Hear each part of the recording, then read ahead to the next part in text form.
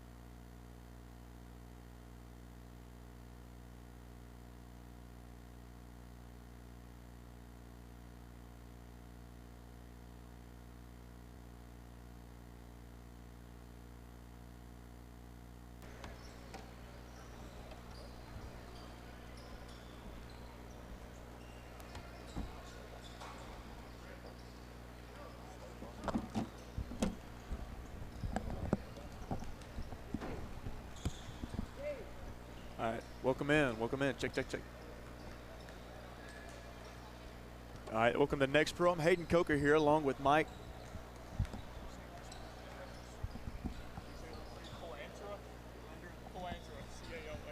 All right, welcome to the next pro. I'm Hayden Coker here with Mike Calandra here in Detroit, Michigan. Here with Next Pro Hoops. First up, we've got Team CPSA and 1 of 1 Detroit 17U. Both teams on the Pro 16.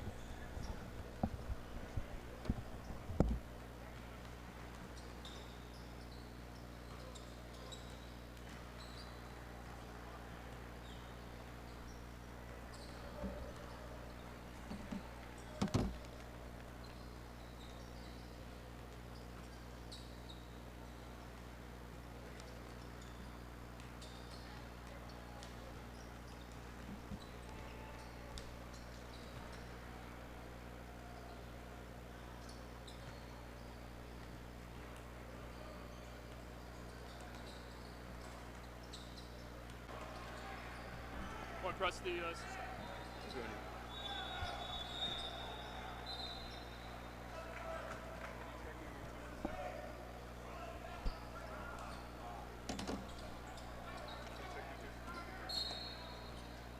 So I pause the stream, so just restart it. Exit out. Yep.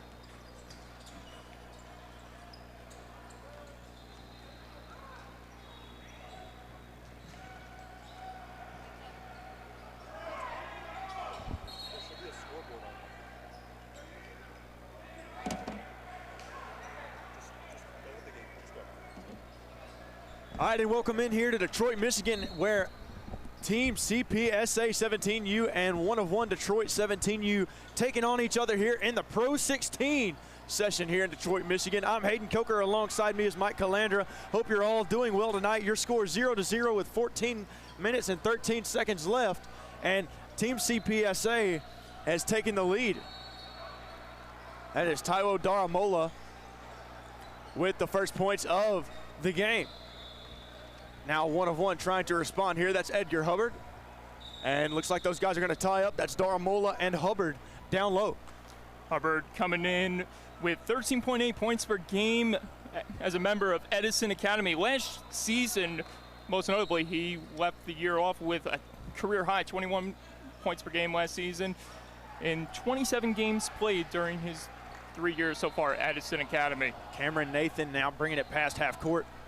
Here is Team CPSA, and the shot, 3 ball up and good. He nails it.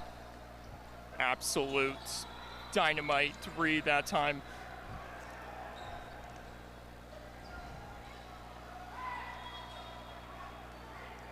Now here we are going the opposite direction. And another 3 ball. Can he nail it? He does. So back-to-back 3 balls by McCree. Great execution so far by the team in whites, as you had a feeling that this team was going to come firing on all cylinders. Detroit 17U, PRO16 in their backyard, Hayden.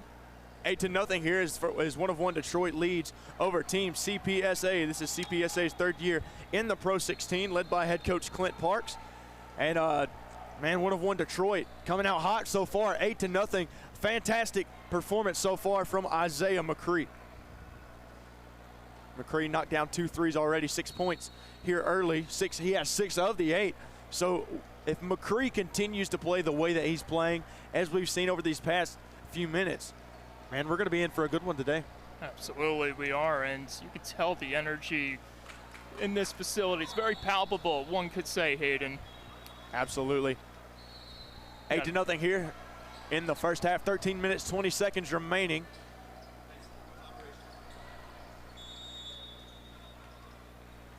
Augie Sugarman with it. And Sugarman across court. He's picked up by McCree. Coleman out the other side, and it's tipped out of bounds by Maxim Minor. And that'll be Team CPSA's ball.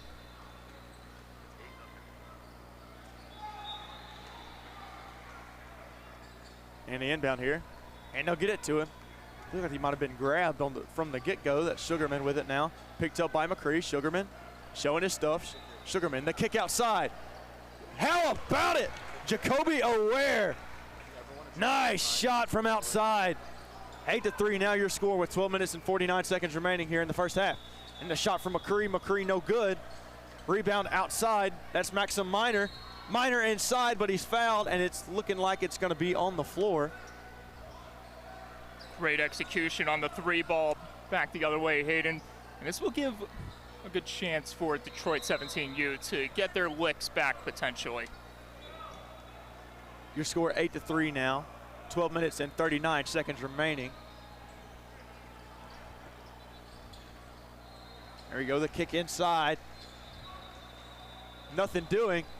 And now, how about the defense here? CPSA the other way. CPSA with it. Daramola, the kick outside, stolen away. Now going the opposite direction. 1-of-1 trying to make a little noise. McCree with it. McCree inside, the kick. Now he drives. The kick back out to McCree. McCree for 3. No good off the backboard. And now we're going the other way. On that one, Hayden. Now the opposite direction, and Mike, now we finally get a chance to kind of facilitate ourselves. We've got some crazy basketball, some fast-paced basketball here over the past few minutes. But now it's looking like we're finally going to be able to get things going in a slow and steady manner. All I can say is thank goodness for the break and play, because there's a lot going on up here. Here we go, Jacoby Aware with the inbound to Augie Sugarman. Now back to Aware. Aware on the far side. Aware with the 3. Contested, no good. Rebound and a foul. Aware just missing the mark on the deep ball that time. This will give Detroit a chance to bounce back and maybe create some noise the other way. All right, we got Edgar Hubbard to throw in here, and he's going to inbound it to Isaiah McCree. McCree been the fire starter so far for this 1-of-1 Detroit team. McCree having a little trouble with it first, but he corrals it and gets across half court. And the way that McCree's been playing so far is something that Detroit needs, and in a desperate measure. Now inside, and the N1. How about it?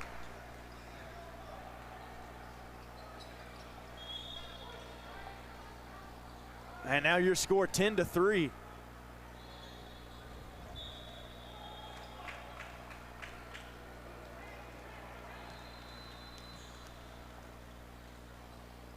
First free throw up, and it is good. 3-point play.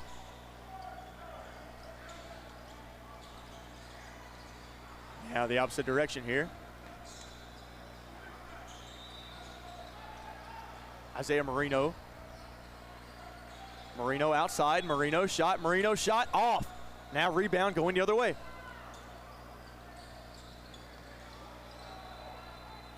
And that shot airballed, nothing doing there. And that's one thing that they're gonna have to clean up. That is one thing they will have to clean up, nothing doing on that side of the ball after the airball. Oh, you said it best, Hayden, but luckily you got players in the interior spot waiting for that rebound to come, and fortunately a foul was called, getting them to the line, and that's going to get them more points on the board, that is for sure. Here score 11-3, 11 minutes and 9 seconds remaining here. 12-3 your score now. After the first missed free throw.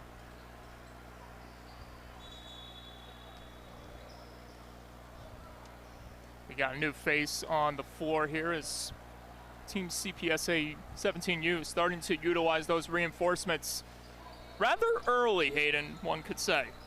And the shot there, no good. Now going the opposite direction. Aware with it. Aware drives. Aware showing off some handles here. Now Aware tried to find his man inside. Hit the kick outside. And the defense inside too strong though. Free ball, no good, off the mark. Now the opposite direction. Now here we go, that's McCree. McCree has that stolen away, going the opposite direction is Caden Jones. Aware with it. Aware up, no good, and they don't call the foul. And I was for sure they were gonna call a foul on that one. McCree, the kick outside, no good on the three ball. There's some crazy action end to end, Hayden, and it's gonna pick up in just a few seconds. Now Caden Jones trying to find something. Nothing doing so far. Cameron Nathan. Now Aware the kick back outside. Playing ring around the rosy here. Caden Jones with it. Caden Jones trying to find something. Shot clock, no good, and a shot clock violation on Detroit. Not what you wanted to see there that time for Detroit. And this will give a chance for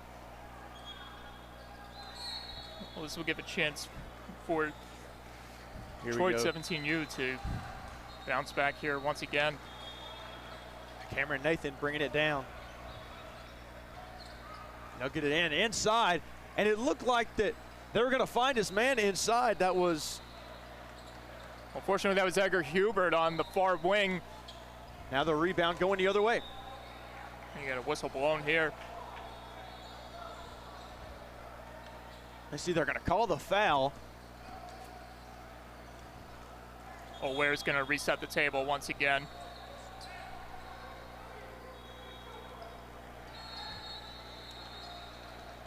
All right, here we go, opposite direction. That's Jones, Caden Jones. The kick back outside. Nothing doing, now inside. Can Jones make something happen? No, down low, nice putback. Great penetration in front by Team CPSA. Detroit will look to utilize some of their offensive strategy. And three ball, nice stroke. How about it? Nice stroke from Hubbard. They just did that. Now Caden Jones on the other end. Caden Jones, the kick outside. Now the opposite direction. Jones trying to find something doing, nothing doing. Inside at the elbow, no good. Now going the other way.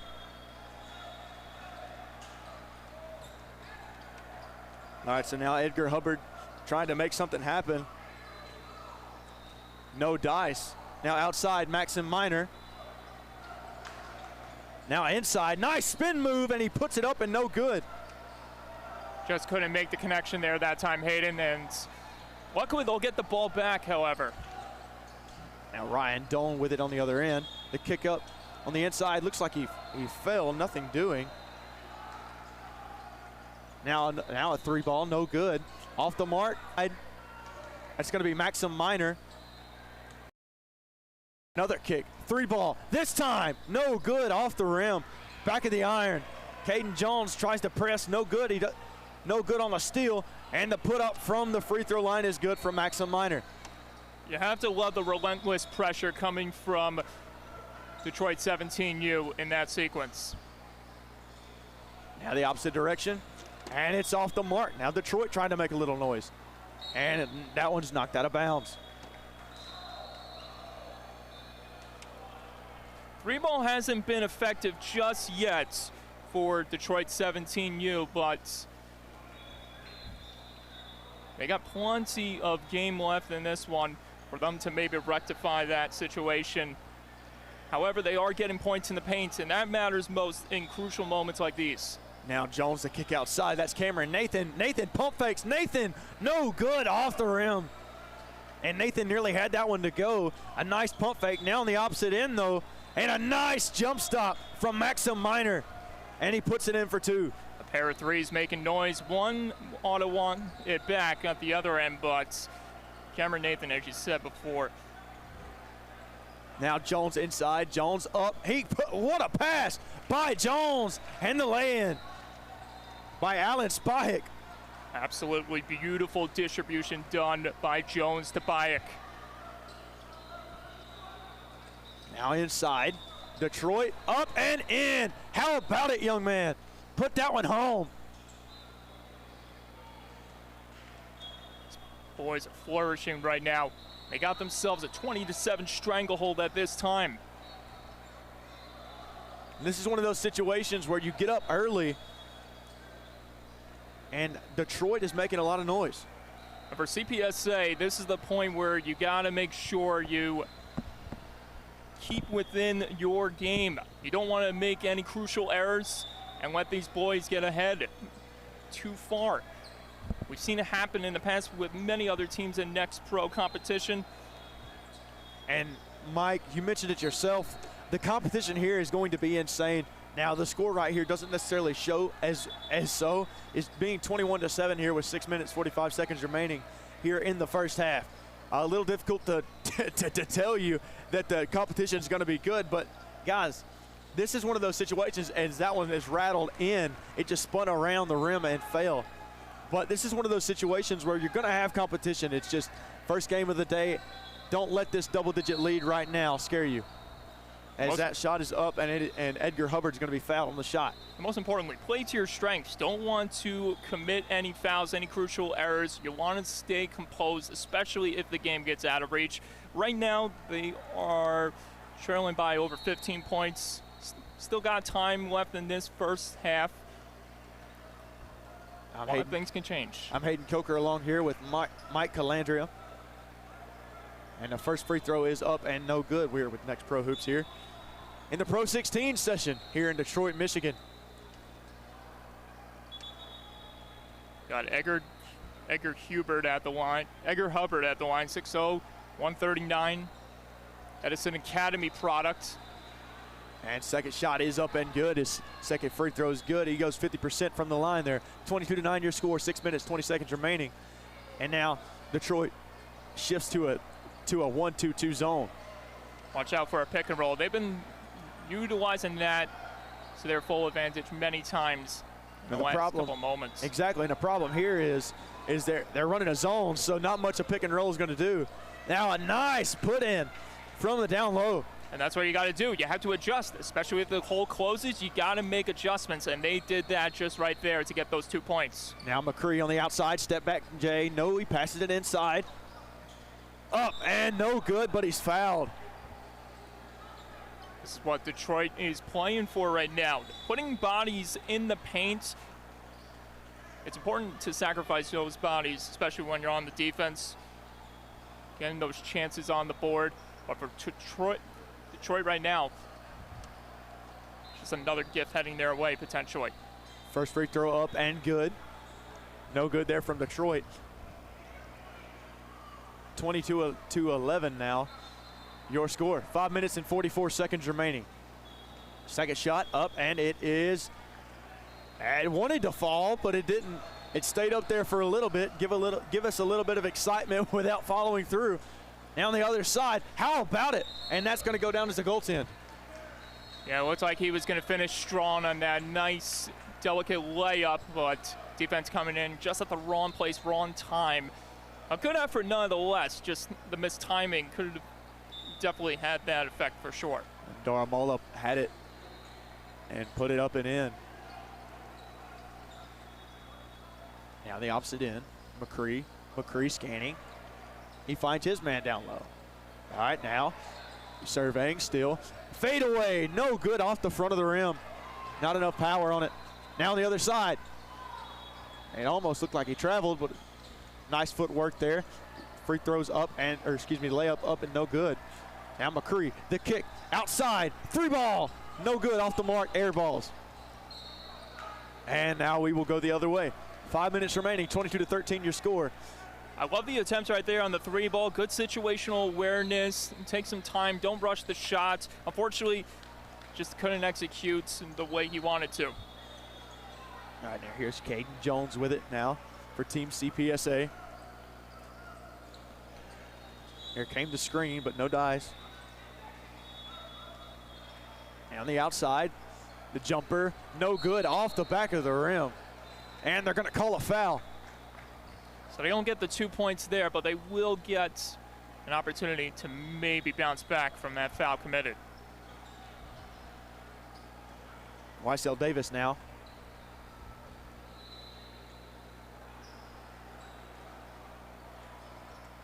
Check that, that's Daramola. Going to be heading to the free throw line.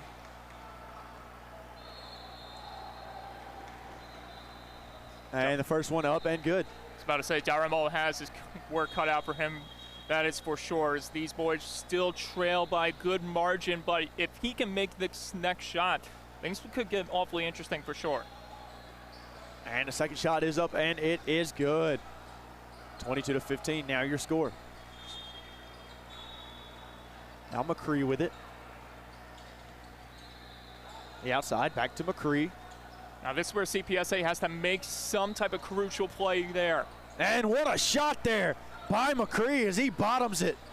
Beautiful. Really nice shot. Beautiful step back jumper to get those 2 points, Hayden. Now Caden Jones. The opposite direction, screen there. So they shift out of the zone and back in.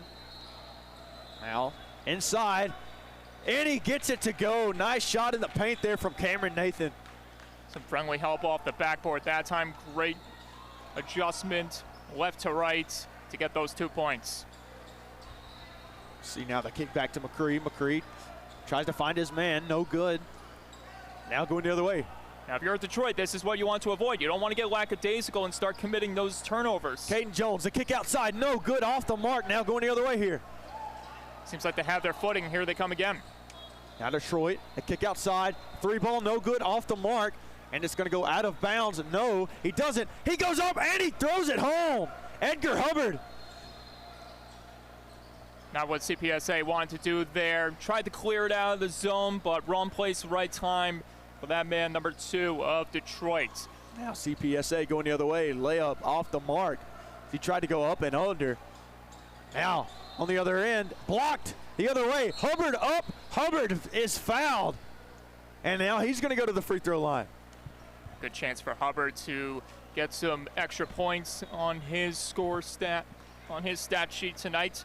Elevated and detonated just beforehand. Now here we go, your score 26-17 now with 3 minutes remaining here in the half. First shot is up and it is good. Nice work at the free throw line from Hubbard. As I mentioned at the top of the broadcast, one of those perennial top scorers, the point guard, shooting guard out of Edison Academy. As I mentioned, 21 points per game last season. That's a season high during his high school playing career. He's played over 27 games played. And here he is on the big stage. Second free throw up and good from Edgar Hubbard. Now the opposite direction. All right, CPSA's got to put something together here. A nice little run at the end of the half would change this game completely. For CPSA, it's Caden Jones with it now. Now on the opposite end. Nice passing here from CPSA. Yeah, good defense as well here from Detroit. CPSA continued to sling it around. August, no good from Augustus Sugarman. Now the opposite way here. See, I feel like they panicked right there. They could have had a little more room to get another pass off and maybe get a better chance to get 2 points. Now let's see here. They're going to call I believe it was a foul on the floor. Okay, looked like it was a clock issue maybe, I believe. But it's going to be CPSA's ball, or excuse me, Detroit's ball. Now inside, the drive, and puts it up and in. Really nice spin move down low as Detroit extends the lead. Good job by Doan in the interior, able to elevate and put up 2 more points on the board for his squad. And the opposite end, CPSA inside, no good. Now the opposite way. Here comes Detroit. Edgar Hubbard with it. Hubbard looked like he was fouled. And now in the opposite direction, and CPSA climbing back into this one. Might have had too much steam in the engine there, and the defense able to move him off the train tracks that time. Caden Jones hit on the opposite side of the court and was able to put it in. That time no good from Detroit. Now CPSA trying to put something together. Opposite end, Daramola puts it home. How about it? A huge bucket for Daramola, as the deficit starting to dwindle down little by little. As we got a timeout, this will give a chance for both of these teams to recuperate, especially if you're Detroit, because one thing is for sure they don't want to see is this lead to collapse on them, especially when there's so much time coming ahead when the second half begins. All right, now here we go. Your score 30-21 here. 1 minute and 41 seconds remaining here in the first half.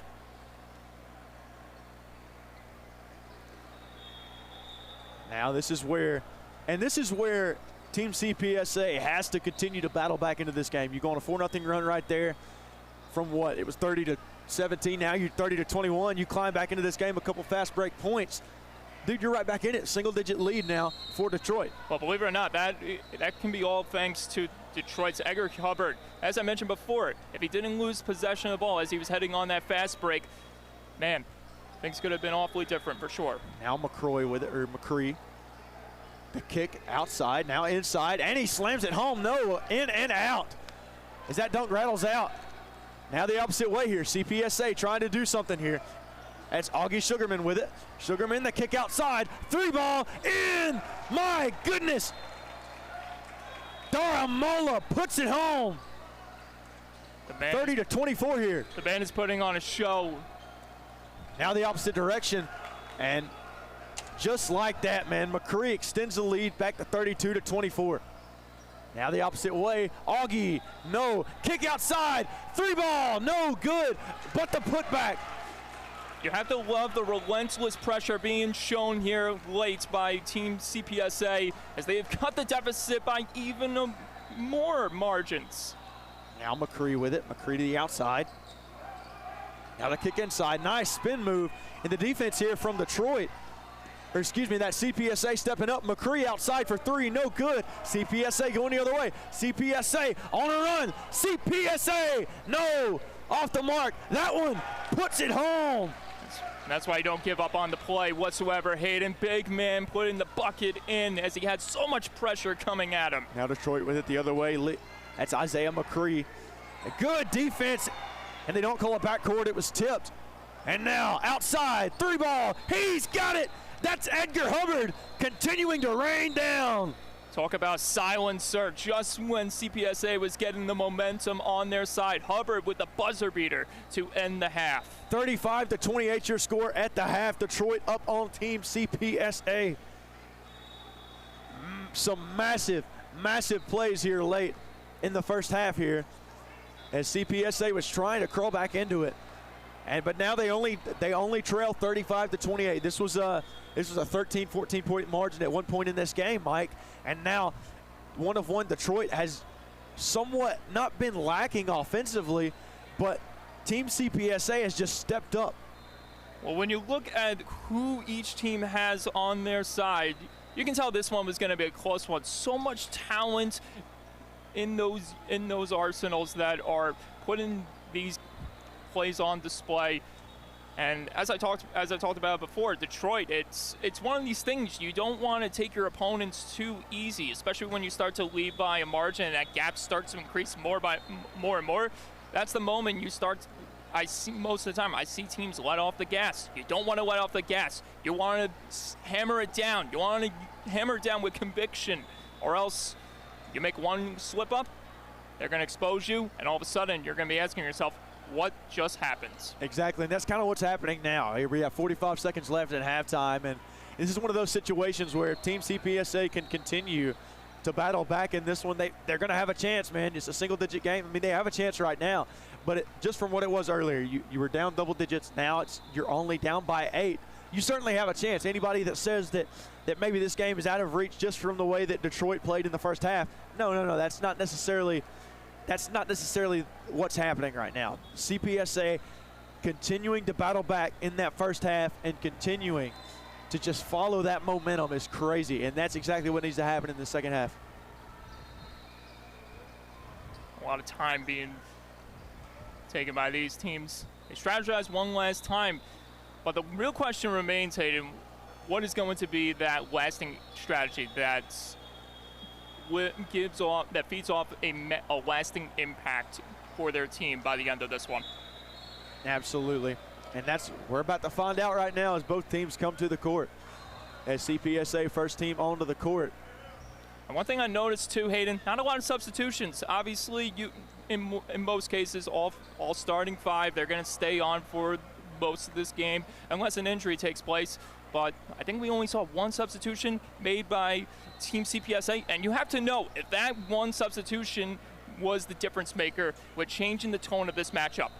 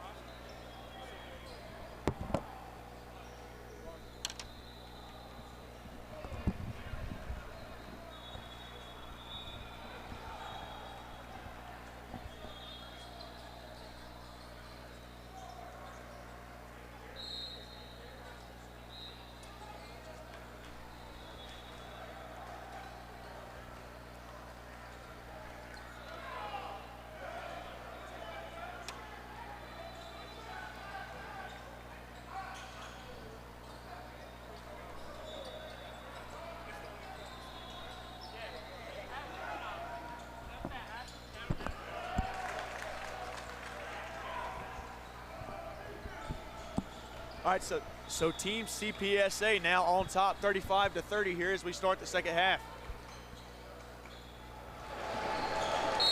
Now the opposite direction, and we've got a foul called.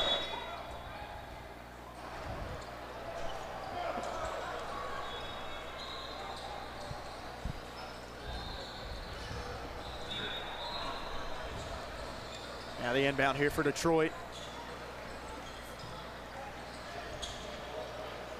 Just couldn't get the layup to go that time right there. And this will give CPSA a chance to bounce back the other way. Check that. This is Detroit now with it. Now the 3 ball. And no good on the shot. Wow, it looks like it. Yeah, I was going to say no good. I thought they were going to call a foul. Well, that was Weissel Davis, so you are wrong on that one with those 2 points as he floated in the air that time to get the lucky bounce off the backboard. Really nice shot there from Detroit as they pull in 35-32 now. CPSA continuing to make that stride. 3 ball outside, and it is no good off the mark. But it's rebounded by Team CPSA. Now Detroit the other way. Detroit the other way, trying to make a little noise. Weissel up, and he's fouled. Excuse me, that's Edgar Hubbard that was fouled. Not what you wanted to see there if you're CPSA, especially when you're trying to close the gap and cut it to a smaller margin, because this is going to give momentum back to the side of Detroit in this one. Now Hubbard going to go to the line here for Detroit. First shot up, first shot off the mark. as they missed the first one. 14:36 remaining here in the second half. 35-32 your score. Team CPSA is up. I'm Hayden Coker alongside Mike Calandria here with Next Pro Hoops. Second shot is up, and it is good from Edgar Hubbard. Good chance now for Team CPSA. Try to put something together to remain on top. Now let's see if Team CPSA can continue to grow this lead, and really nice job inside by the guard there. A beautiful finish done that time by the team in white. Oh, watch that. Now the other way, here's Team CPSA trying to grow their lead. There it is, up, no good, rebounded by Detroit. A strong effort by Cameron Nathan, but too many bodies in the way preventing him from finishing the job that time.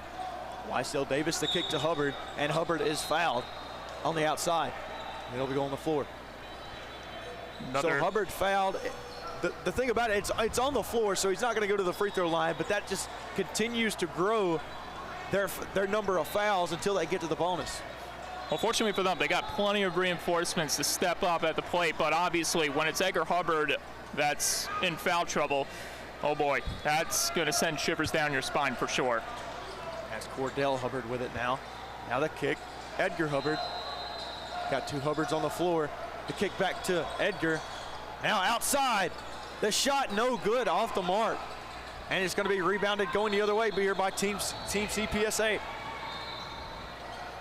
Now the outside. The shot up and good. How about it, Jacoby O'Ware? They're generating the noise that you want to see out of this team. Now here we go the other way. Detroit trying to make a little noise. Your score 39-33 with 13 minutes and 16 seconds remaining here in the second half. I'm going to let those seconds dwindle down just a bit, and boom. Now Ryan Dolan back into the game here for Team CPSA.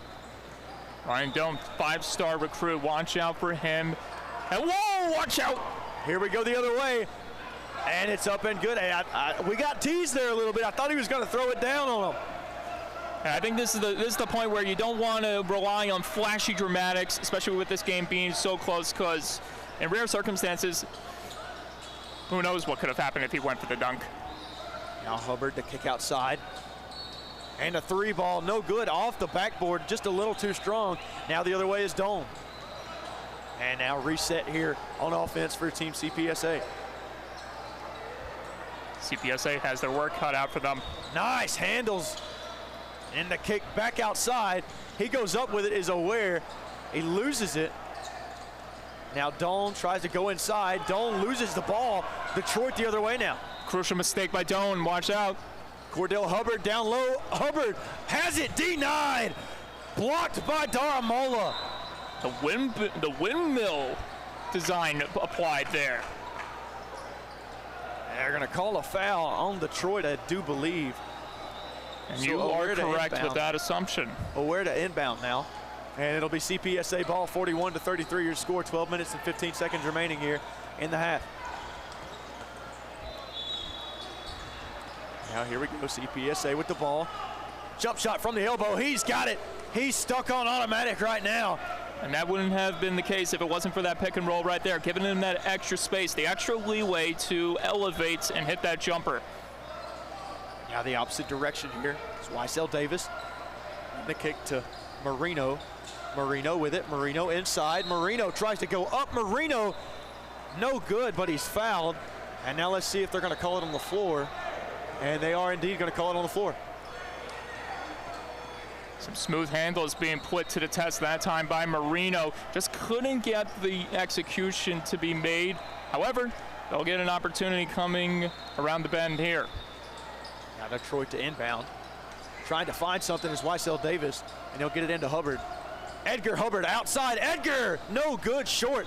He tries to get the rebound, and he does. Nice offensive board there from Hubbard. The kick outside, three balls long, and below is fouled. Wysell Davis puts it home and one. A crucial bucket there that time, and that is why you have those players in the interior looking to grab a hold of those rebounds and trying to commit those offensive plays especially for the defense to make those mistakes. Now Wysell Davis with it here. After he made the bucket and was fouled, and we'll see if he can connect on the and one. He does. So 3 to the point total there for Wysell Davis. Your score 43-36 now, as 1-of-1 Detroit is slowly trying to climb back into this game. Team CPSA Aware with the screen and with the pick and roll. Now the kick outside. That's Cameron Nathan. Looked like he was going to shoot it, but he doesn't. Now outside, 3-ball. Off the mark, no good. Rebound going the other way here. That was Willie McQueen with the rebound. Now outside, Hubbard loses it. And they're going to call it off. They're going to call it off of Hubbard. It'll be Team CPSA ball. Sorry to cut you off there. That feed just a little too aggressive for the hands of Hubbard, and this will give a chance for Team CPSA to strengthen their lead by even another point potentially. We'll see how this one goes. Now CPSA, the kick outside. There it is. The long 3 off the mark, no good. And that's going to go out of bounds on CPSA. Now I don't want to spill any negative energy here, but that is one of those things where you cannot rely on. At this point, when you're up by a small margin, you don't want to rely on that 3-ball. Those 3-balls are waiting for rebounds to be contained by your opponent, and this is what could potentially happen once they run it back at the table here. Now here the other way, McQueen inside. McQueen with the pass. Nice pass down low to Cordell Hubbard as he puts it home. And here comes Team CPSA with the 43-38 lead. And like you mentioned, you don't want to become too reliant on the 3-point shot, especially up by 5. You got to get something going. That's what you have to do. You just got to put your body on the line. Yeah, it's going to take a lot of bumps along the way, but you just got to do whatever you can to get to the basket. And he does it there, and he just misses the lay-in. And now he's going to go to the line to shoot 2. So Team CPSA now 43-38 is their lead. 10 minutes and 12 seconds remaining here in the game. First free throw up, and he bottoms it. Nice job at the free throw line. That's 1 extra point right there for 11. Now if he can cement this free throw sequence with a second bucket, that's going to give some confidence. That's going to feed some confidence in for this Team CPSA and he's played really well today too. He hit 2 threes early on, has been kind of quiet from range, but now he gets to the free throw line and sinks both of them, and that's exactly what you need to do in that situation. Well, if there's one thing about good players is that they are willing to adjust, especially if the defense starts to get an idea of, okay, they're going to start relying on the 3-ball. All right, maybe I got to fix things up here. And that's what 11 has been doing here on this court. McQueen had it inside, but he's denied, and it'll go the opposite way as it bounces off McQueen's foot and out of bounds. So now Team CPSA will have the ball 45-38 with 10 minutes remaining. And once again, 11 with the possession. Let's see what he does here. CPSA got to find something to continue to extend this lead. Long 3, no good, off the mark. And now you're going to go the opposite direction here. Detroit has it. Detroit inside. And it looks like he's fouled, but no, he gets it to go on the nice floater. And I hate to say it, CPSA was just waiting for trouble to commence that time. Still relying on that 3-ball. 45-40 your score now. Aware with the drive. Aware trying to go inside. Looked like he lost it, but it's picked up by Cameron Nathan. Now they kick outside. Back outside to Doan. Doan the kick to Aware. Aware trying to find something. Nothing doing. Detroit now with the steal. Now the other way. He puts it up. No good. Was surprised they didn't call a foul. Cordell Hubbard went up and almost seemed like he got knocked down. And now 3-ball the other way. No good. Rebound by Cameron Nathan. The initial scoring opportunity by CPSA, all I can say is a little too selfless, passing it around the arc that time and causing the turnover to happen. Luckily for them, Detroit didn't capitalize. Olafaiso checks into the game now here for Team CPSA. Now the opposite direction. Doan inside. Doan puts it up. Doan no good. Rebound. How about it, big man? Come into the game and get you some grub. Olafaiso with it early. What a way to make a statement, especially when the lead was starting to be cut in half. Now on the other end, how about it? Liam Wilson for Detroit puts it up and in, and he's got a chance for 3 and to cut the lead to just 4. And just when you thought Olaf Fisoy was about to make something happen on the defense after converting on the 2-pointer the other way, you said it best. Liam Wilson said, "Not so fast, my friend." So Olaf Fisoy checks into the game, and he automatically contributes offensively, and then Liam Wilson, he checks into the game and he contributes offensively as well. 47-42 your score after the missed free throw.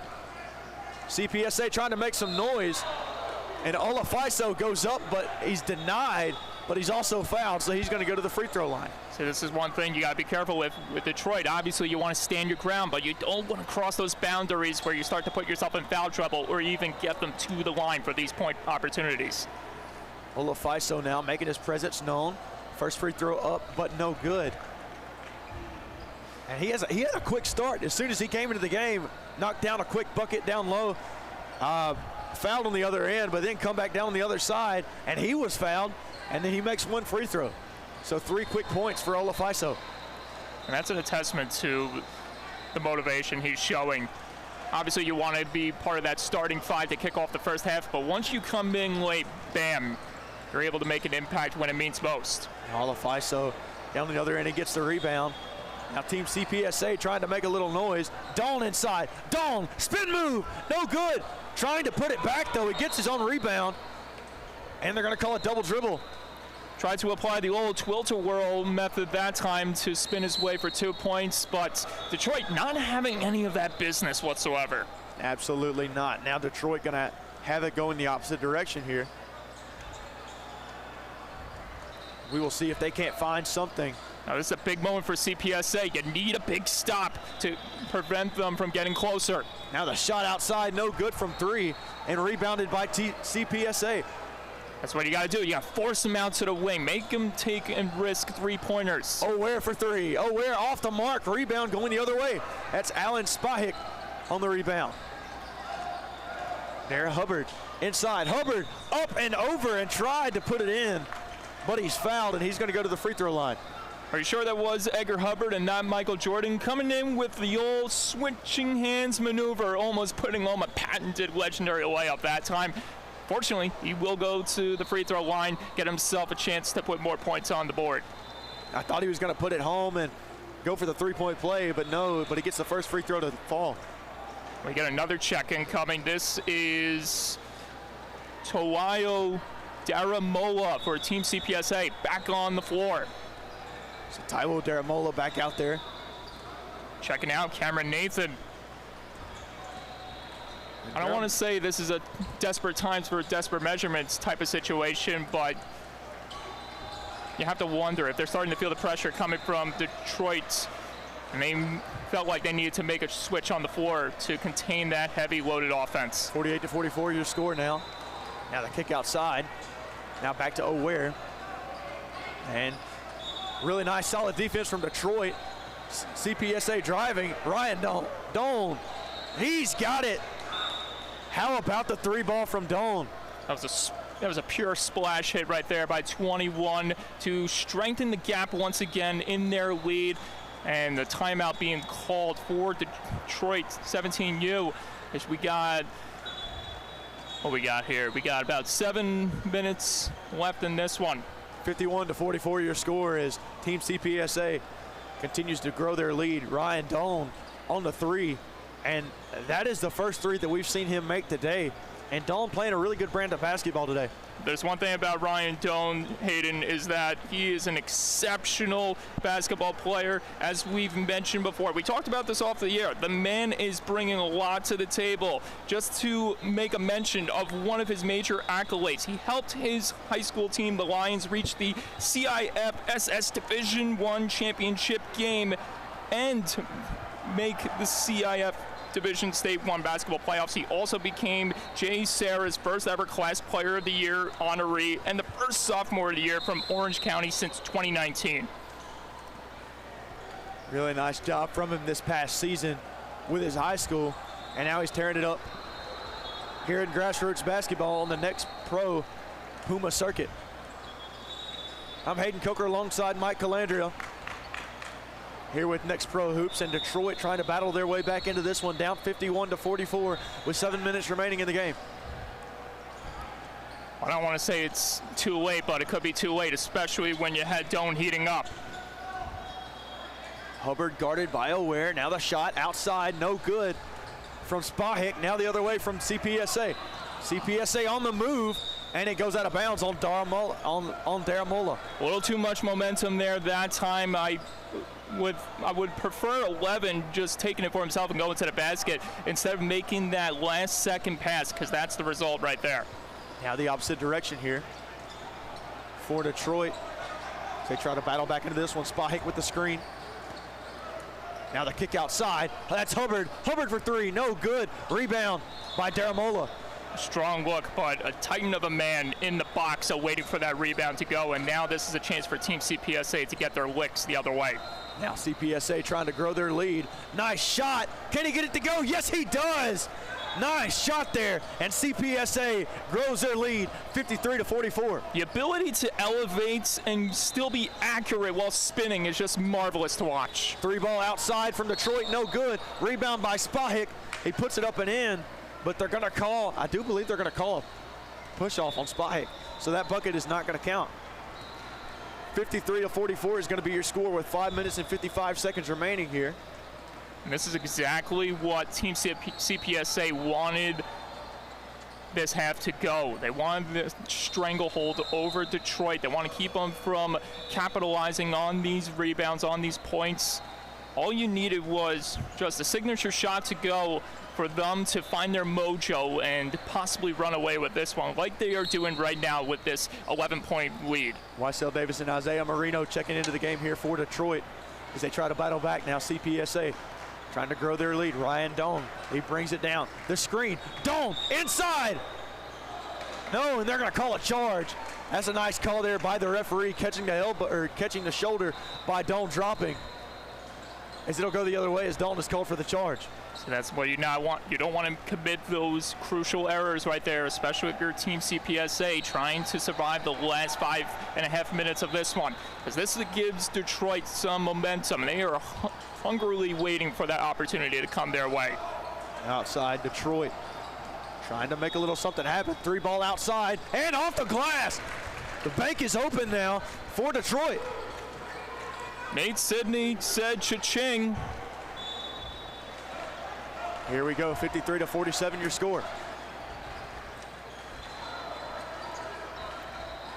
6-point lead. CPSA inside, and the tough lay. Oh my goodness. Magic down low by Team CPSA. And that was all started by Doan with a beautiful screen to set him up for that drive to the basket. Now on the opposite side, they're going to call it out of bounds. And it'll be Team CPSA's ball.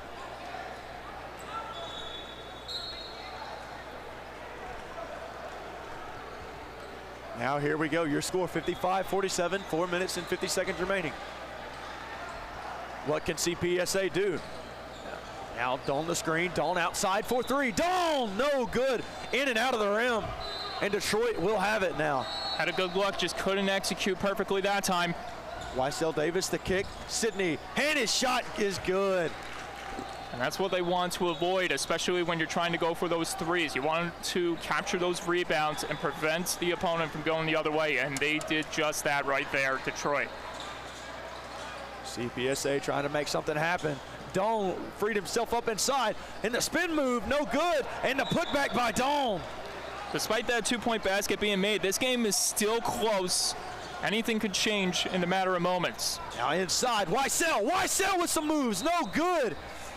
Rebound going the other way here, and Wysell Davis is on the ground and hurt. Yeah, three guys elevating.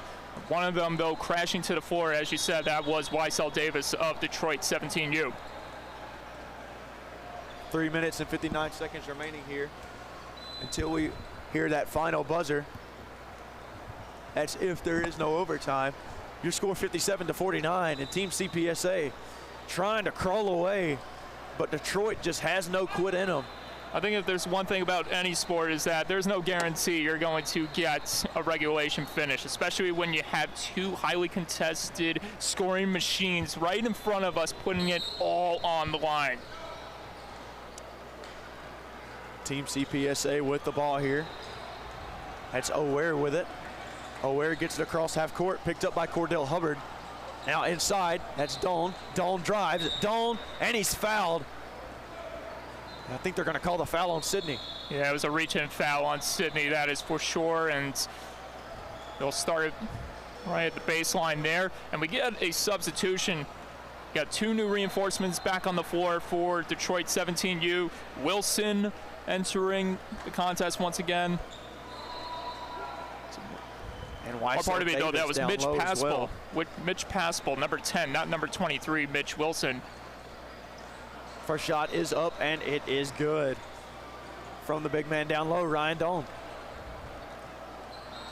That's what you want to see out of Ryan Doan, getting those crucial points, especially late when you're trying to finish off strong. Good brand of basketball being played today from Ryan Doan as he gets a second free throw to fall.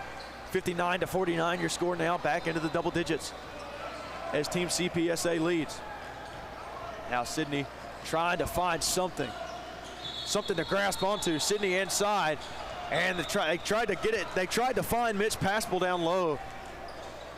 Sydney tried to was putting on a lot of dance moves there, but as you mentioned, the pass just not perfect, especially in those swarm of bodies blocking his path. And a big chance for Team CPSA to counteract the other way. Now here we go the opposite direction here, Team CPSA. You see the screen set by Jones. There's another one by Doan. Now, really nice job passing it around here. And it looked like Olafaiso was hurt, and he does look hurt. So Olafaiso was down on the floor for a while, but now he's back up and good. Oh my goodness, what a shot there! And CPSA's lead grows. What a shot as time expired on the shot clock. You said it best, the ability to elevate and pour it down that time and potentially cap off what could be a big victory here for Team CPSA. Sydney inside, Sydney gets it to go, and one. My goodness, what a play down low by Sydney. But not if Sydney has anything to do with it. It's back to a 10-point deficit. 61-51 now your score, 2 minutes 46 remaining here. Here comes Cameron Nathan back on the floor. Cameron Nathan's one of those guys, just so agile. He plays the game really, really well as he comes into the game for Caden Jones. Team CPSA led by head coach Clint Parks, and the one of one Detroit led by head coach Derek Bryant. As Sydney going to go to the line here to try and capitalize on the three-point play. And a free throw up, and it is no good, so only 2 points there after what could have been 3, but it's going to go out of bounds on Team CPSA. Chance for Detroit to counteract, but instead we're going to get a timeout called here, and I believe that's being done by Team CPSA. They know the pressure is still on them, even with it being a 10-point game. Absolutely. 61-51 your score, 2 minutes and 45 seconds remaining. I'm Hayden Coker along with Mike Calandra on the call. We're here with Next Pro Hoops in a massive PRO16 event here in Detroit, Michigan.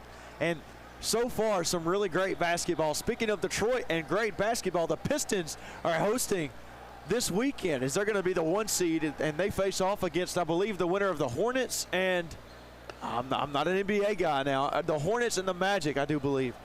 Tomorrow, and not tomorrow, they're going to face off against them, I do believe, on Sunday. So that's massive for the city of Detroit. Well, the one thing I can assume about that you bring up the Pistons is no wonder why traffic is so crazy over in Motown right now. and that's one thing that was pretty eminent from the start. We left the airport and we're trying to get onto the freeway, and you could just tell it was going to be rough as we started onto the freeway. I mean, it was just rough, man. And but that's Detroit traffic. Absolutely, but I will say, as a Long Islander, it can't be any worse. Well, from somebody that's from Asheville, Alabama, I can promise you I don't deal with that on a daily basis. Detroit now with it, trying to climb back into this game. Now the shot outside, 3-ball, no good, off the mark. Doan with the rebound, going the other way. And it looked like that Nathan was going to be able to slam it home, but the pass was just a tad off. He had to pull the brakes just at the last moment, or else the ball was going to go away and out of bounds. Now O'Ware with it. O'Ware trying to fend a man off. O'Ware inside. O'Ware goes up. O'Ware has it blocked, and it falls harmlessly to the ground. And now the opposite direction for Detroit here. O'Ware may have gotten away with a couple of those pushaways that time. Cordell Hubbard inside, and he finds Isaiah Marino. He goes up and he's fouled. So Marino going to go to the line to shoot 2 now for Detroit with 2 minutes and 5 seconds remaining. This is a big chance for Marino to get his squad back in this. 6'6", 180 out of Detroit Country Day. What can he bring to the table here late with 2:05 left remaining? First free throw, airballs it. Wow, you don't see that very often. So the first free throw no good from Marino. And we will see what he can do on the second one. In a lot of those cases, it's more mental than physical, and you can tell the pressure is piling down on these guys. Second free throw up and good from Isaiah Marino. And no time is running out for them to potentially complete a major comeback. Marino coming out of the game. Liam Wilson subs in for Detroit. Now CPSA tries to get it in, and he finds his man O'Ware down low, or down across the court, but it's knocked out of bounds. Almost had a pair of twos colliding there into the bench that time. Yeah, Edgar Hubbard was guarding him that time and knocked it away. Did a nice job too, so really good job defensively from Hubbard, preventing the 2 points. Doan to inbound here as he gets it to O'Ware. Now the kick to Daramola. Daramola inside, has it stolen away now, going the other way. Here we go, can he save it? No, and that was a prime example of pressure there. Absolutely, just a little too strong of a pass, getting out of reach of the intended target, Wysell Davis, and had that pass been perfect, man, he could have broke free, went to the net, and closed the gap just a little bit more as we close in on the final moments of this game. 1 minute, 48 seconds remaining here, 61-52 your score. Here comes Team CPSA trying to extend their lead. The pass outside, guess who? He's got it! How about it from Cameron Nathan? I was about to say, 11 had room to take the shot, but instead he distributes to the open wing where Nathan was available to put it home for 3. Potentially the dagger in this one, as you just said. Now inside, that was Liam Wilson who was blocked. And it went out of bounds on Detroit. So now what seems like the final breath of air has been knocked out of the lungs of Detroit. And now Team CPSA just trying to grasp onto this win. 64-52 your score with 1 minute and 15 seconds remaining here. And it appears if all danger has faded away here as Team CPSA slowly drains out this clock. And the shot is off the mark. Now going the other way is Sidney for Detroit. And Sidney will put it up. Sidney no good, but he's fouled by Ryan Doan. And Sidney's going to go to the free throw line. Sidney was all gas, no brakes right there. Fortunately for him, he draws the foul, but all signs point to it being just a little bit too late for them to climb their way back in this one. However, mistakes can be made, and if they can expose those mistakes on Team CPSA's end, hey, a miracle could happen. 64-52 your score. Now it is 64-53 as the first free throw is up and good, as the lead from Team CPSA is now shriveled to only 11. The 6'1", 190 point guard small forward out of Huron, Michigan. And second free throw, it is up and good. Now your score 64-54, 10-point lead here. Now you got a timeout being called. 10-point game as you just assessed right there. And this is one of those timeouts where Detroit has to facilitate their guys on the court. They've got to draw something up defensively. They've got to facilitate those traps. They have to put something into place for them to continue to force a turnover or two. But right now it's just looking like it's too far out of reach. 64-54 your score with 55 seconds remaining. But one thing that you can say that is an advantage for Detroit in, as you said, facilitating those traps.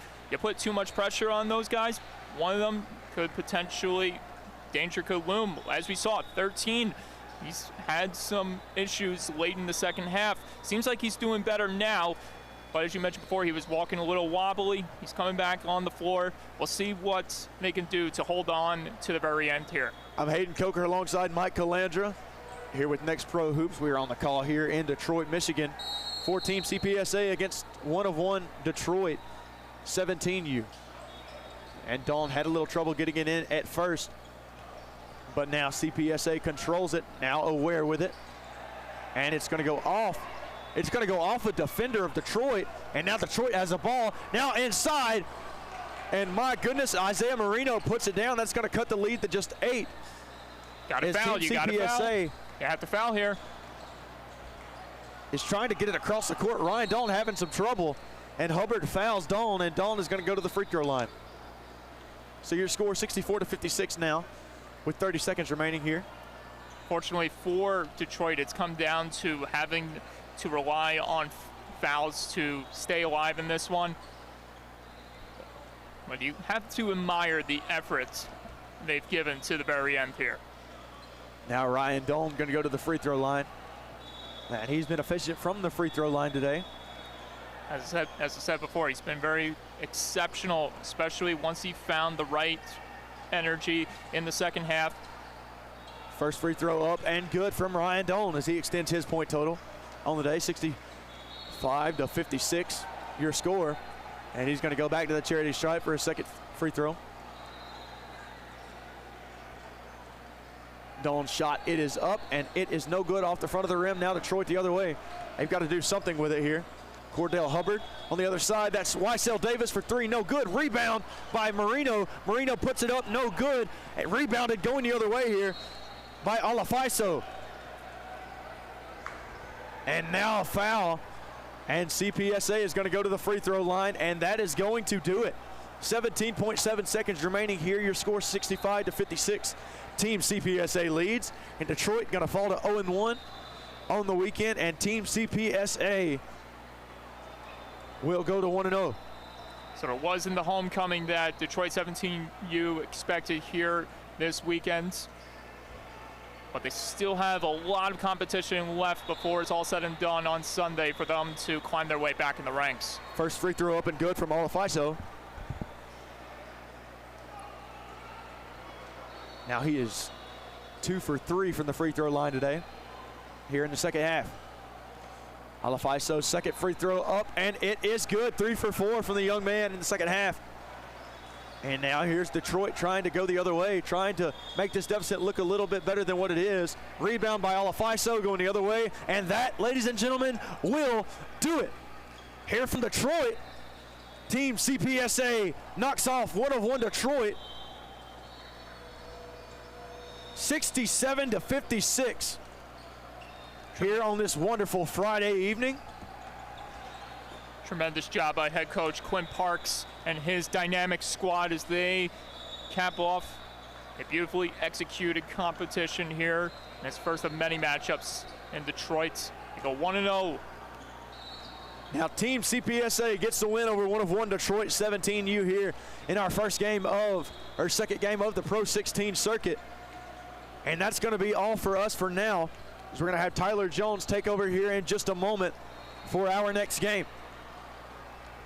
I'm Hayden Coker with Mike Calandra. We will see you guys here in about an hour and a half.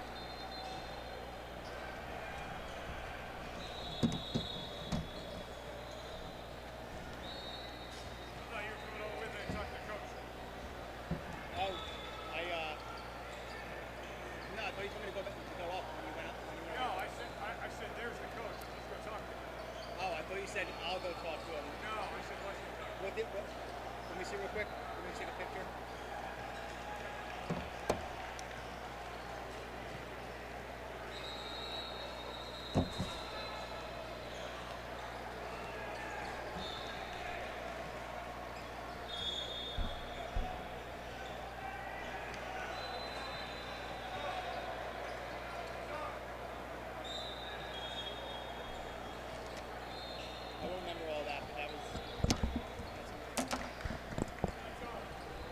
Yes. Thank you.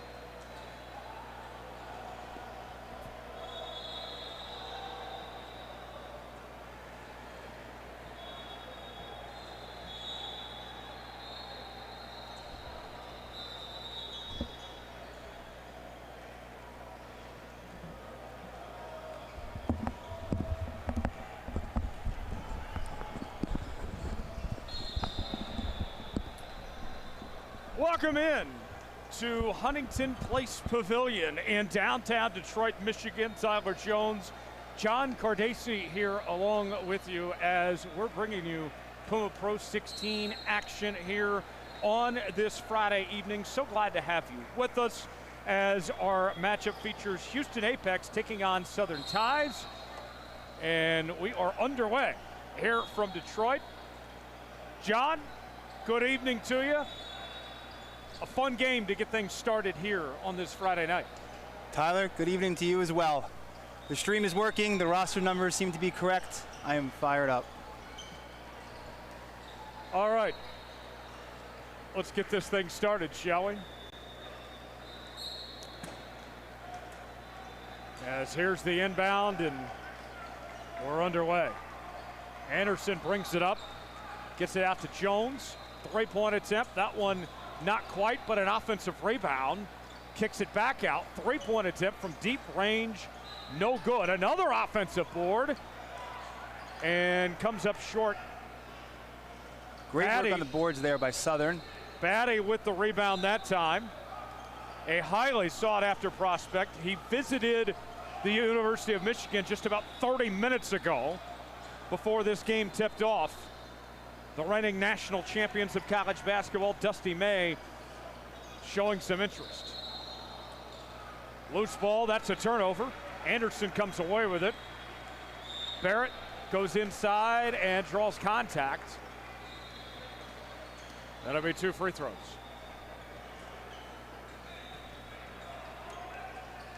As Barrett will go to the line.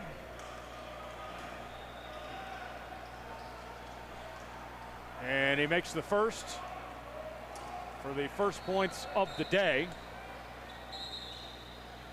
for Houston Apex. Second attempt. Up and good, goes 2 for 2 from the line. 2-0 lead to open up for Houston.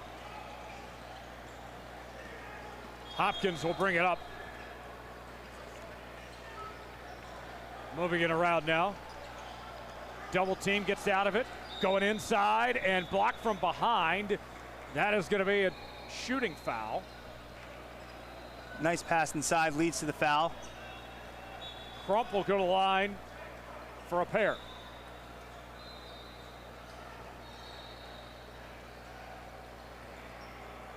Crump makes the first.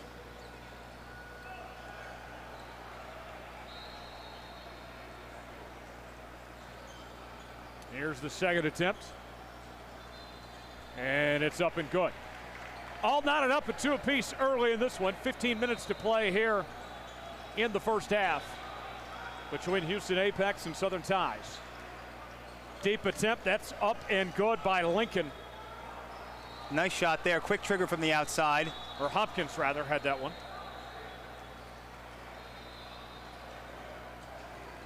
Lincoln brings it up the other way.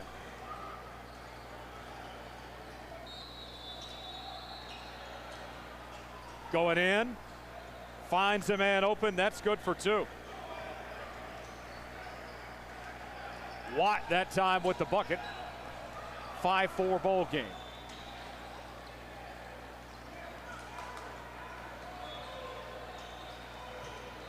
Kicks it out, 3-point attempt, money. Another nice shot from the outside for Houston, I believe that is. That was Anderson, who's known as the best shooter on this team. 3-point attempt. No good. Offensive rebound. Going inside, throws it up there. Missed it. Rebound going the other way. Good offensive boards, both ends here. Can't seem to lead to a couple of points, though.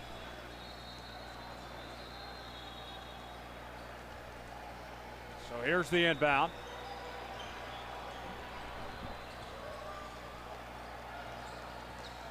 Finds an opening. Lost a handle on it. That's a turnover. Batty comes away with it. He'll bring it up. Batty for 3. Got it. Showing off why Michigan is interested, that's for sure. A big-time 3-pointer. That gives Southern Ties an 8-7 lead with 13:15 to play in the first half. 3 on the other end. That's good. Nice answer by Houston. It may not be raining outside, but it's raining inside here in Detroit as we have an 11-7 ball game to open up with under 13 to go in the first. Batty, jumper. Off the mark. Offensive board, puts it up there. That falls in for Watt. There you go. There's an offensive board that pays off. Both teams said before the game they like to run and gun, and they were not kidding. 20 points here early, not even 3.5 minutes into the game. 3-point attempt. No good. Rebound going the other way. Watt gets it out to Hopkins. Hopkins slicing and dicing. He says, how do you do? Going the other way now.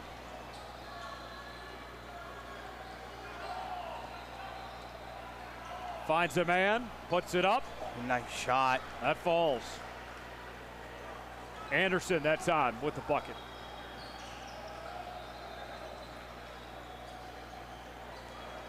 Hopkins with it, top of the key. Hopkins steps up. No good. Rebound the other way by Anderson. Anderson will bring it up. Go one-on-one, throws it up. Thought he had a foul. I thought so too, Tyler. That was a tough no call there. Watt runs right into a double team, missed it. Offensive board by Hopkins, and that's good for 2. 14-13 is our score. 11:24 to play in the first half. Fight for the loose ball. Batty comes away with it. Duffy goes in and draws the foul. That'll be 2 free throw attempts.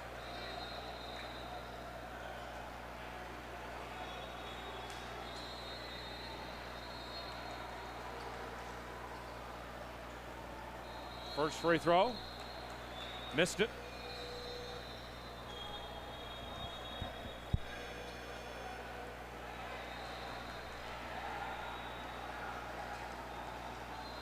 Here's the second attempt. And he's got it. All knotted up at 14.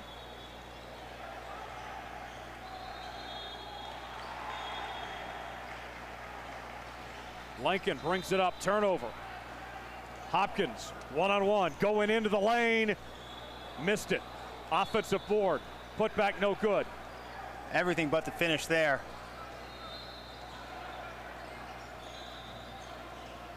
Savoy with the board that time. Loose ball, and that's going to fly out of bounds.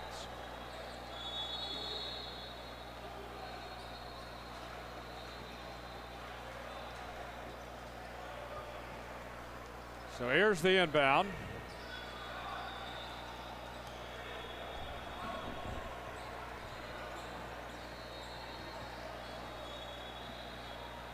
As they'll bring it up. Hopkins with it.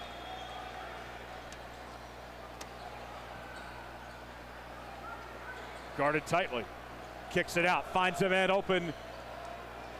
No dice that time for Duffy. Great pass, good look, just a little strong on the three. Sloppy possession by Houston there. And a nice finish at the rim by Batty. That gives Southern Ties a 2-point lead, just over 10 minutes remaining in the first half.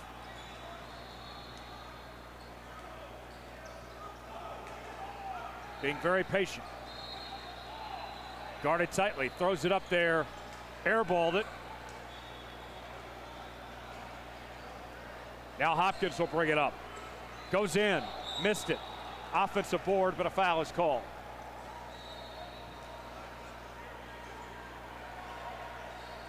That will send Watt to the line.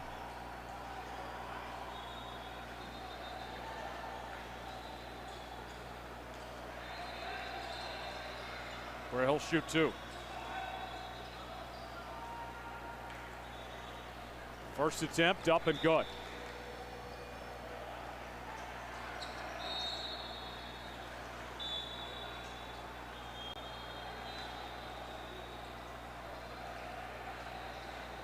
Second free throw.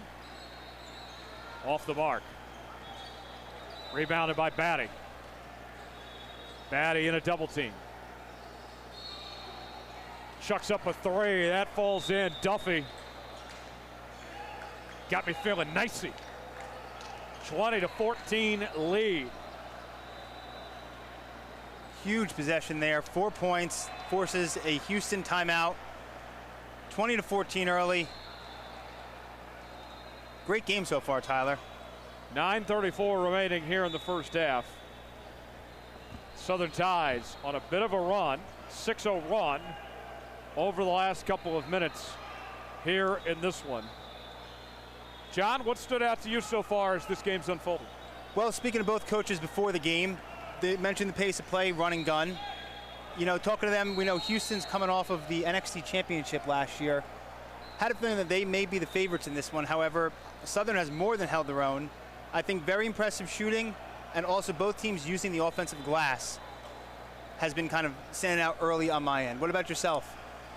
Yeah, I've been impressed with what we've seen from Batty. He's clearly the best player on the court, making his presence known, can shoot it from anywhere. He's also looked good inside. We'll see what can be done to contain him here in this one. But you mentioned Houston Apex. Curtis Stewart, the head coach, last year won the NXT championship. This is their first year playing in the PRO16. And there was a big point of emphasis from them how much they earned their way into being in the PRO16 and being a part of this league. A huge accomplishment for them to get the call up this year after winning the championship. Yes, he certainly did emphasize they were not handed anything. They were looking forward to competing on this stage. Free throw up and good. That cuts the lead down to 3.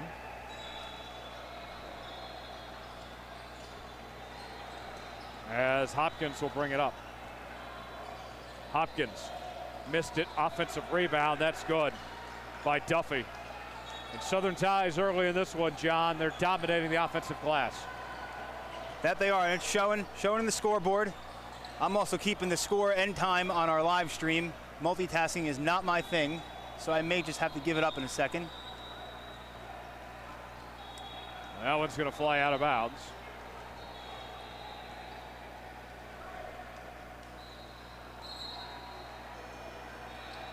So Hopkins will inbound.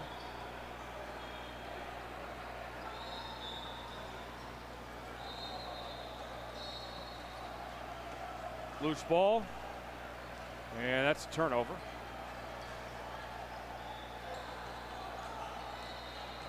Spins, puts it up, got it. Turnover to points, keeps you right in the game. Good possession for Houston. Lincoln with the bucket that time. Going in, draws the foul. That will send Watt to the line to shoot 2 off the shooting foul. This has to be 3-4 trips to the free throw line for Southern so far. Keep getting to the line, it'll pay off well. First attempt up and good. Extends the lead, 23-19 for Southern Ties with 8:25 remaining in the first half. Second attempt, knocks it down. Makes them both. So Apex with it now as Lincoln brings it up. Gets it out to Jones.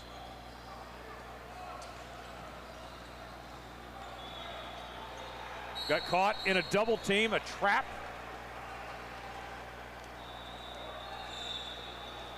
And that is going to go to Southern Ties as they had the possession arrow.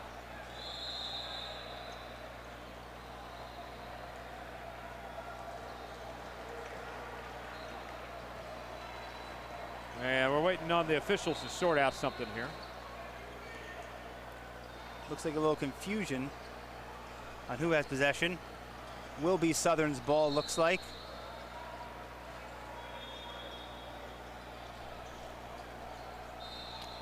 So here we go. Here's the inbound.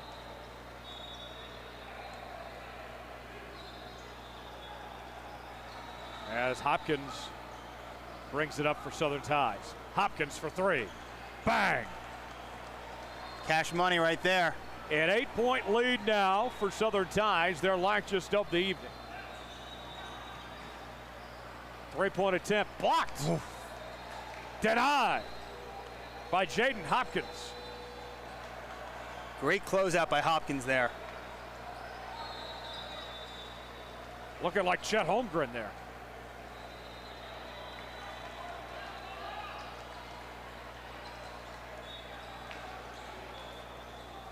Apex will inbound. Lincoln with it. Going in, missed the easy layup there. And that one's going to fly out of bounds.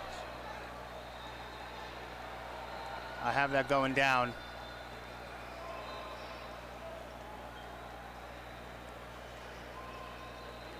So Houston Apex will have it. Nice defense by Houston there.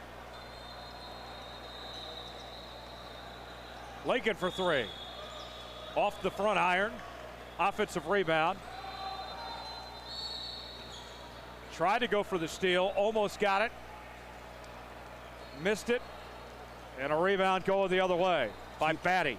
Keep talking about those offensive boards, but they just can't seem to convert in this first half. Batty at the top of the key, guarded tightly. Thought about it, moves inside. The jumper, no. They keep possession, 3-pointer. That will work. From nearly NBA range, that was deep. Hardiman that time. And the lead is at 11 now. Houston needs an answer here. Right on cue. And they got it. Kel Scott with the 3-point bucket. Hopkins brings it up. Hopkins goes in. And the nice putback by Crump.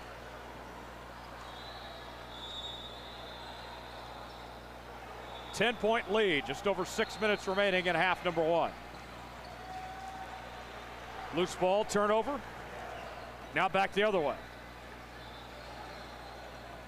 Both teams a little careless there.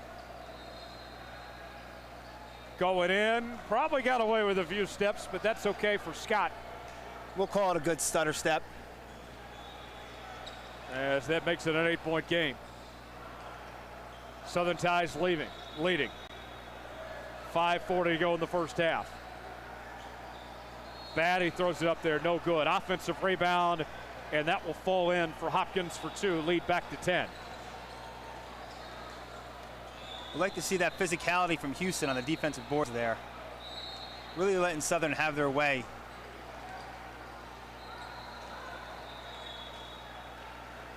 Three-point attempt. Too much on it. Offensive board. Couldn't hit that time. Crump with the rebound. Here comes Hopkins. Hopkins, triple drive inside.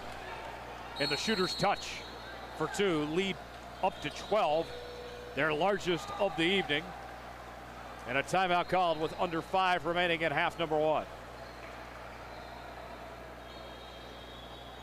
Well, John, we're seeing Southern Ties really start to insert their will. That we are. I think if you're Houston, 5 minutes to go in the first half, you're down by 12. You really want to get this lead to single digits going into halftime. Give yourself a fighting chance in the second half. Both teams have played well. It doesn't seem like a blowout watching it, but I think just the small things, Southern converting on the offensive boards where Houston just can't seem to get the ball to fall over the last couple of minutes. Glad to have you with us here on Puma Pro 16's coverage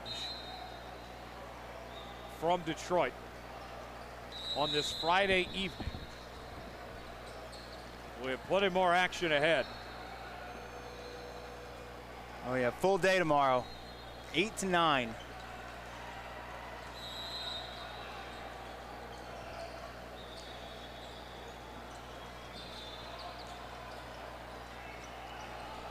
Couldn't make that happen. Hopkins comes away with it. Hopkins spins, throws it up there, got it. Another nice finish. Lead up to 14. Oh, that's a goaltend. Got there a little bit late, so they'll call the goaltend.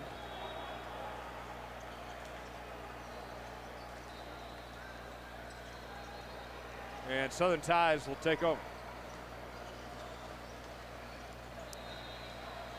Hopkins brings it up. Out to Cooper Kelly. Three-point attempt. Missed it.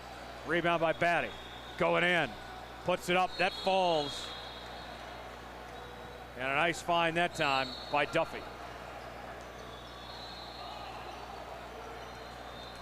Three-pointer. Off the mark. Fight for the loose ball.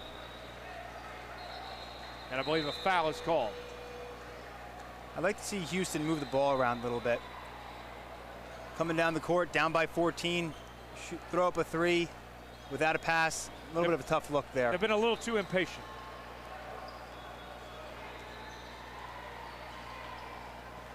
Duffy brings it up.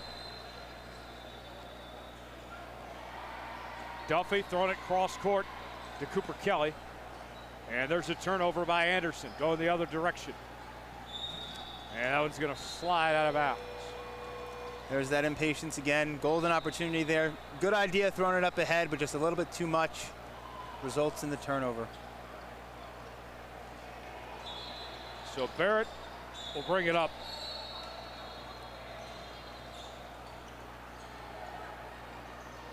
Three-point attempt. And no good by Barrett. Offensive rebound. The putback. Not quite. Blocked. Oh, what a swat. What a job that time by Lincoln with the rejection. Ball remains with Southern Ties. Cooper Kelly with it. Cooper Kelly finds a man open. That's going the other way. throws it up. No good. Second chance effort. Oh. Missed it. Houston can't buy a basket right now. Doing all the right things, though. Throws it up. And that one falls for Duffy. 42-26. Largest lead of the game for Southern Ties with under 3 remaining in the first half. Deep three. Way too much that time. Duffy passes it. Tried to go for the alley-oop to Crump. Not that time. Jones. Out to Savoy. Feeds it in. And that falls off the rim for Jones. Three-point attempt. Tough look there. Yes. No good that time. Going the other way now. Throws it up. And that one's going to work for Savoy. Carter Savoy, a D1 talent. Let's see what he can do to get his team back into this one. Down by 14, under 2 to go in the first half. Hardyman with it. Puts it up. That will work.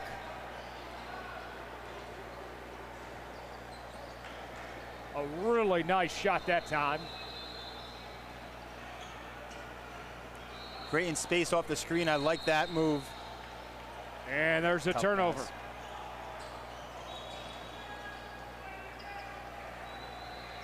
Cooper Kelly brings it up.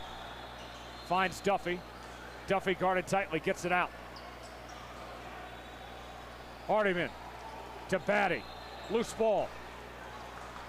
It stays to Southern Ties. Batty kicks it out to Cooper Kelly. Thought about the three. Goes to Duffy. Missed it. And a rebound by Barrett. Final minute of the first half. Tried to go with the floater. Missed it, but draws the foul. That will send Lincoln to the line to shoot 2. I like that. Go to the basket, get fouled, score with the clock stopped. Move the ball a little bit. Stop settling for threes. Try to chip away and get yourself back in this game. Let's see if you can convert on these 2 free throws here.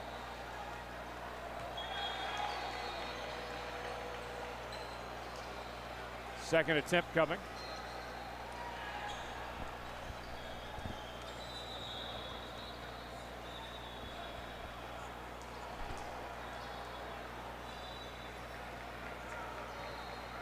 Here's the second attempt.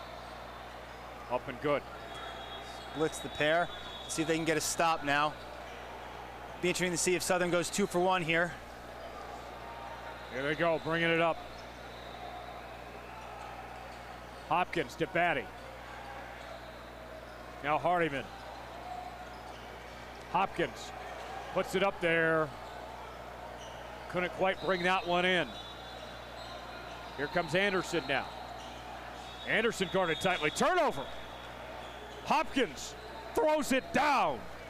Jaden Hopkins standing out in this first half. What a play. Put the jelly on the bread and spread it. And another turnover. Hardyman missed it. Try to get the putback, not quite. They have numbers the other way. And that's a turnover. Final seconds, throws it up. And that will do it for the first half. Southern Ties in complete control, up 47-29 here after one half of basketball. We're live here. It is the Puma Pro 16 circuit on this Friday evening. Appreciate you all joining us. As we have quite the show so far from Southern Ties in this one with what they've been able to do at this point. John, what's kind of your thoughts in that first half? Thoughts in the first half. Southern really impressive. Really impressive on the boards. Going to the rack, hitting their threes. Haven't missed much. I do think Houston still has a chance in this game. 60 minutes in the second half. They have the chip away. They played some good basketball. They just couldn't seem to get the shots to fall. I think if they can get a couple shots to fall, cut this lead in half with around 8 minutes to go, we could be in for a good finish despite the lopsided score at halftime. Well, with that said, though, down 18, they don't have much time. They got to get going quick. That they do. Certainly don't have much time to waste. I think the first 4 to 6 minutes of this half will be crucial. I just had someone from Dawson's camp, by the way, come up to us. Last name is pronounced Batty, not Batty. Moving forward, we do apologize for that. He's looked fantastic. He really has. As I said earlier, you can see why he took a visit to Michigan today. Really impressive. Certainly stood out, both on offense and defense. The tee's been very good. We'll see if he can keep things up here in the second half as we're just about to get underway.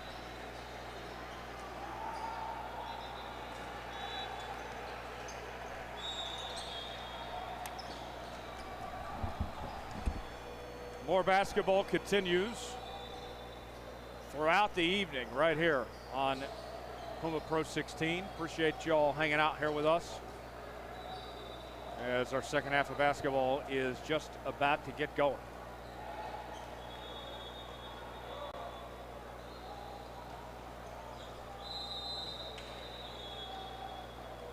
Southern Ties will start with the basketball first, as Duffy will inbound.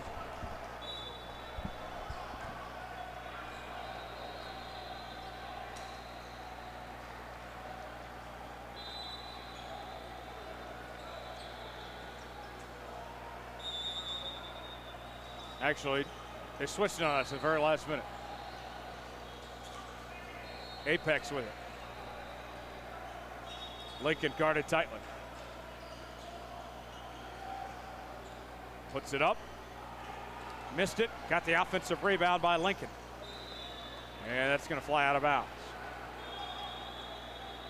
Good offensive rebound. Let's see if they can draw something up with the out-of-bounds play here. Get a good shot. Good look. Barrett will inbound.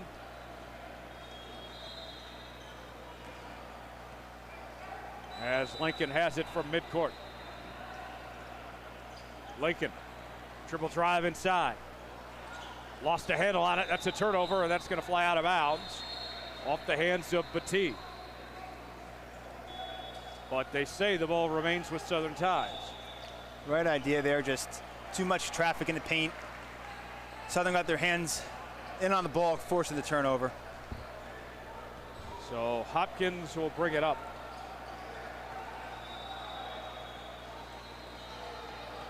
Three-point attempt. And that falls off the mark. Hopkins at the top of the key. Jumper. No. Southern slowing it down a little bit. I'd like to see them continue to play their game. Still 15 minutes to go. I know they have a large lead. Sometimes you get too complacent. It can be a little dangerous. Throws it up. No good. Foul call.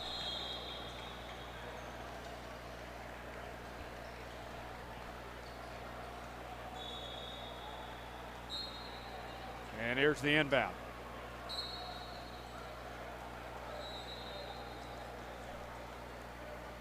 We'll wait a second, let them get organized.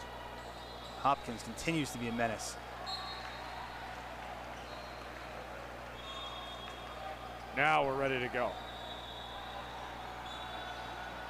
Savoy brings it up. Barrett at midcourt.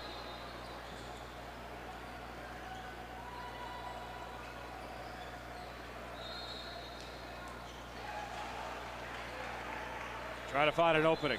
Three-point attempt. Barrett too strong. Rebound by Batty. Batty with it. Loose ball. That's a turnover. There you go. Barrett comes away with it. Now Barrett lost it. Just cannot capitalize. Continue to not be able to capitalize on good defensive plays and good offensive rebounds. Pushes it forward to Hopkins. Count it.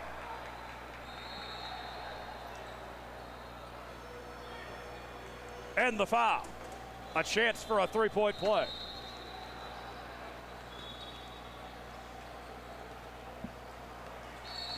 such an impressive play that we had fans tripping in the stands in excitement.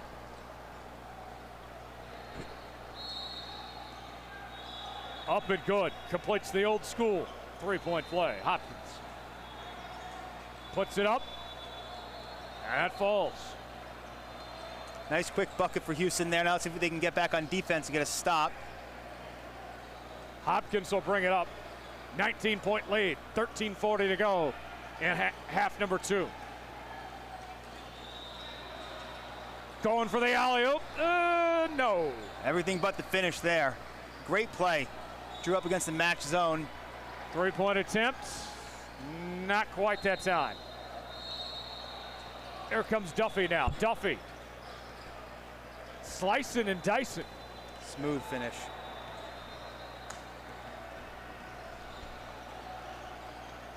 Lincoln passes it.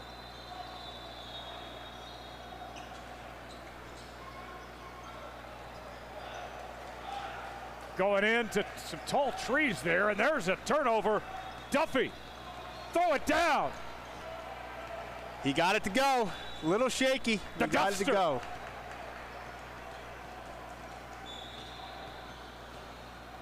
Back the other way, Jones. Three-point attempt. That'll work for Savoy. 20-point ball game. 12:30 to go. Southern Ties leading. Hopkins passes it out to Batee. Batee, cross-court pass to Hopkins. Now to Watt, being very patient.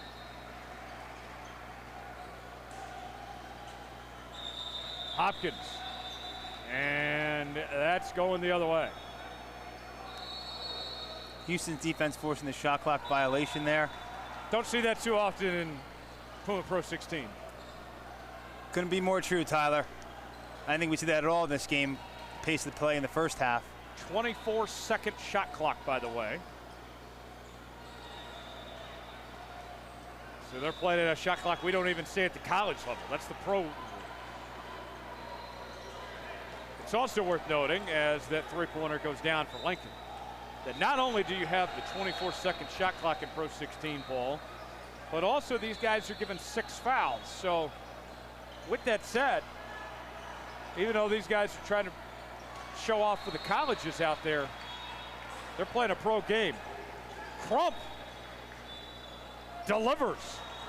What a finish there. And I do like the 6 foul rule. Teams travel from across the country. Kids don't come here to get fouled out. Let everyone play. Deep three. That's what Houston needed. Time to go hunting with Hunter.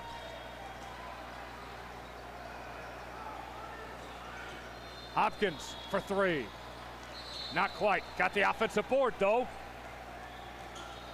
Batee passes it. Three-point attempt. No good. Fight for the loose ball. And a foul's called. Houston has to figure out a way to get a rebound. Just letting Southern have their way under the boards. Second, third, fourth chance opportunities. Here's the inbound. Three-pointer. No. Duffy.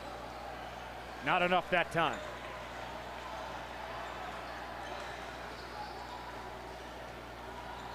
Scott. Going in. And Lincoln missed. Another tough look there for Houston. They can't find any open looks. Credit Southern, they're playing great defense. And every chance Houston gets, just Houston's not spacing the floor enough. I have to agree, and they have to capitalize. They have to capitalize. Right there is a perfect example. Rebound right to him, off his hip, out of bounds. 3. A good inbound play. Cooper Kelly. You're not going to get back into this game doing that. Have to take advantage of the opportunities, especially the ones that are handed to you. Goes up there, draws contact. That will send Lincoln to the line for 2.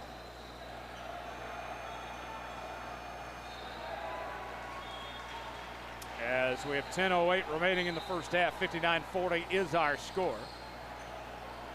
No free throw attempts. Three-pointer. And Lincoln missed. Watt with the board.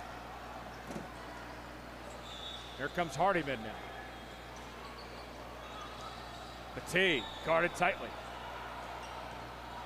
Step back jumper blocked. Lincoln denied that. What a play, what a swat. Head coach Curtis Stewart told us about Jay Lincoln before the game, showing off some of that talent right there. That was impressive. Barrett will inbound as Jones brings it up.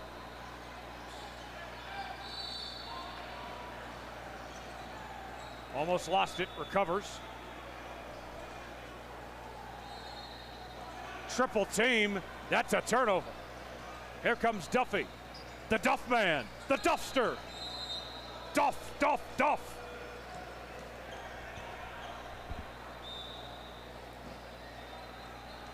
What a finish there.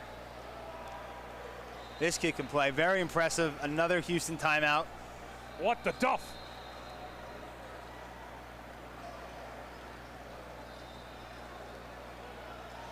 (61-40), 9:25 remaining in this second half. Southern Tides, they're just doing everything right. That they are. What did we say at halftime? Houston has to try to cut this to 8 to 10. About 8 minutes left. Simply hasn't happened. Still 9:25 to go. Anything can happen, but might be getting late a little early here. They got to do something quick if they're going to get back in this ball game. 9:25 remaining. 61-40 is our score. Southern Ties on top.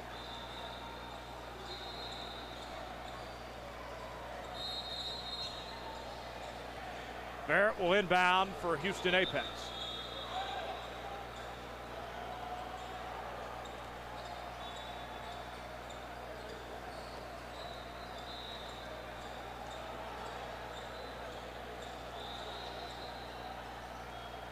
And here we go. Looks like we're working something out at the table. Not exactly sure what. Clock is right, score is right. Let's get on with the show, my friends.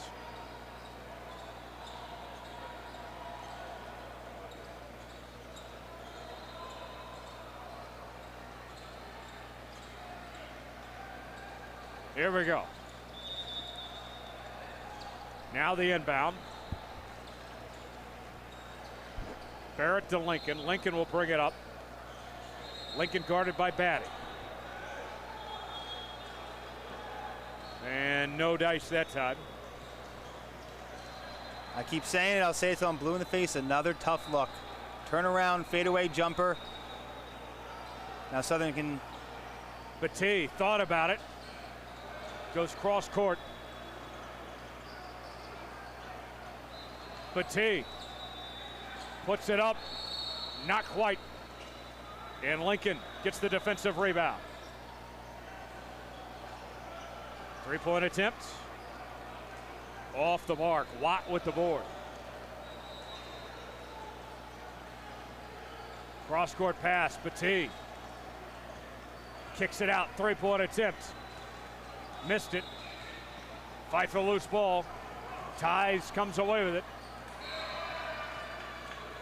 Here's Petit now. Petit, 2 on him. Gets it out. Three-point attempt. How about that? That was 8 miles out in Detroit. You like the Eminem reference there? Oh, I got it, Tyler, absolutely. Okay. Had to make sure that we get you cultured around here. Lincoln puts it in for 2. 22-point game, 7:45 remaining.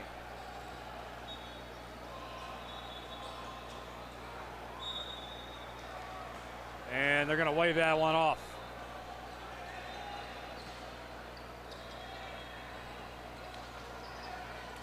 Oh, no, they count it. Correction. It looked like they were waving it off at first. Instead, it's going to be a chance for a three-point play. One at the line. Got it. Money. A little bit of a ticky-tack foul there, I'd say. 24-point lead.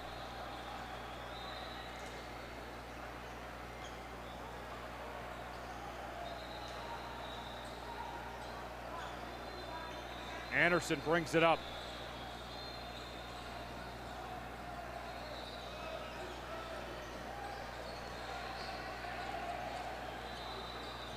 Moving it around now. Puts it in. Nice bucket from Barrett. Great shot there. Shot it with confidence. Catch, shoot. Nothing but the bottom of the nylon. Batee with it now.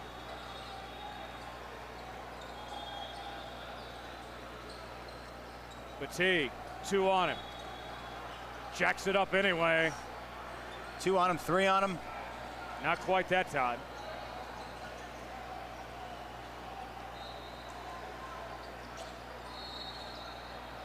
Here comes Apex now. Tried to get out of the double team, almost lost it. Scott. Handle on it, and that one flies out of bounds, but it will remain with Apex. If you're Houston, you may be down 22, but you know what? Show me who wants to play hard. Show me who still wants to play, who still wants to be out here, who's going to compete until the very end. It's a long weekend. Just because this may not be your game doesn't mean you can't get confidence for the rest of the weekend.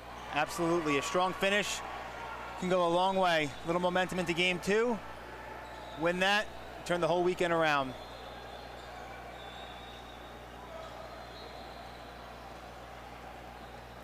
So Anderson will go to the line, where he'll attempt a pair. And he missed the first. Playing with the mask on can always be a little uncomfortable if you're not used to it. Where's Future when we need him to tell him mask off? Up and good. 22-point ball game, under 5 remaining in the second half. Hopkins will bring it up.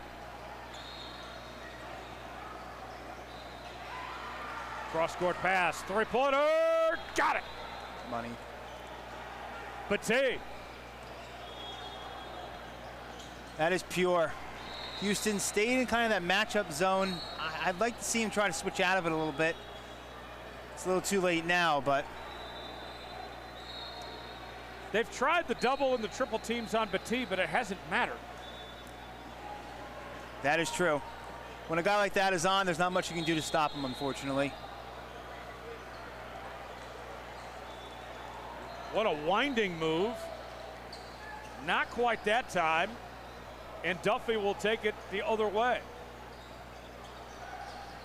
Batee, 2 on him, finds the open man, throws it down.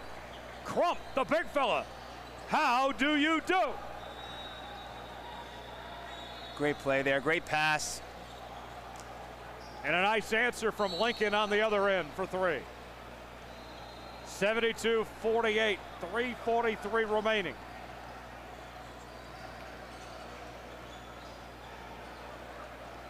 Fight for a loose ball, that's going the other direction. Here comes Houston now. Jumper, got it. There you go. Hunter still hunting. What I'd say earlier, if they could just get a couple more shots to fall, it could be a different game. Doesn't feel like this is a 20-point difference right now, to be honest, Tyler. Crump with it for 2.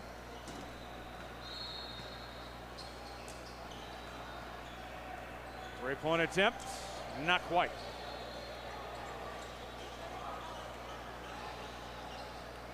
Batee. Being very patient, working that clock now, under 3 remaining, up by 22. And we got a timeout call. Well, what's impressed you from Southern Ties? They've done everything right, it seems. That they have. Batiz certainly stood out. Hopkins has played great defense, getting turnovers, converting him in transition, playing great defense. There's not a lot not to like from them.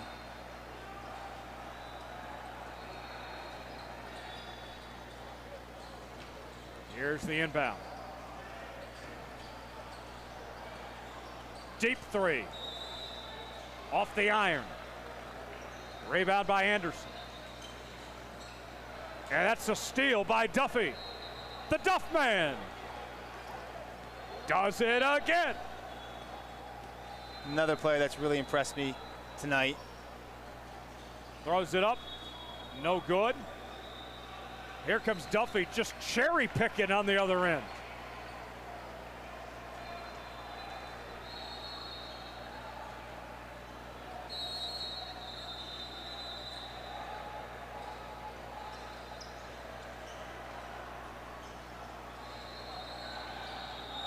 And a timeout call.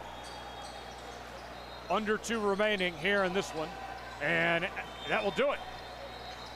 That's the final, folks, as we got the equivalent of a run rule here. 78-52. Southern Ties with the victory. Final thoughts? As I said all game, impressive from Southern. I think we will see more out of Houston in the coming, the 2 coming games after this. Definitely think that they didn't play to their potential tonight. Appreciate you all joining us. I'm Tyler Jones. For John Cardacci, appreciate you joining us. We'll be back later.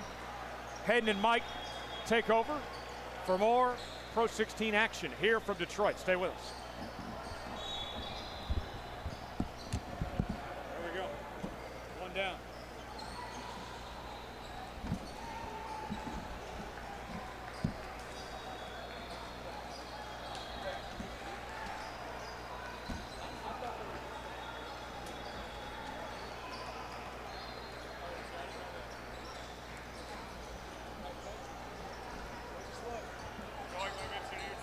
Yeah, I was like, I didn't say you by name. I didn't call you out by name.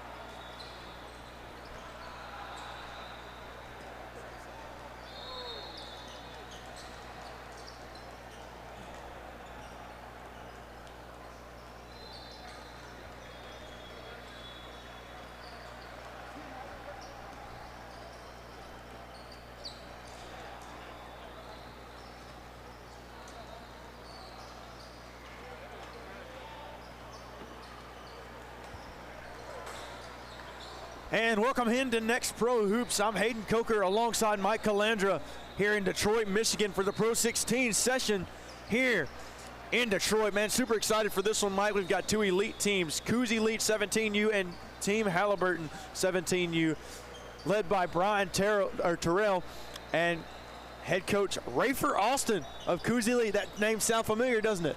It absolutely does, and you can tell us more about it, Hayden. So, man, Coach Rafer Austin, obviously legendary street baller, and as well as played on 6 teams in 12 NBA seasons. So excited to see what this team for Cooz Elite has to offer today. Team Haliburton as well. They've got some absolute dogs. Number 4, Zeke Jones, one of the main guys that I'm looking at today. Howard Williams as well. But number 4, Zeke Jones, made first team All-State this past year, averaged 25.9 points per game, and had just received an offer from Northern Illinois. Then you have 6'7", the 6'7" Howard Williams, who actually played and took part in the overtime elite combine. So that was pretty fun there. And then on the Cooz Elite side, Mike, what do you have for us?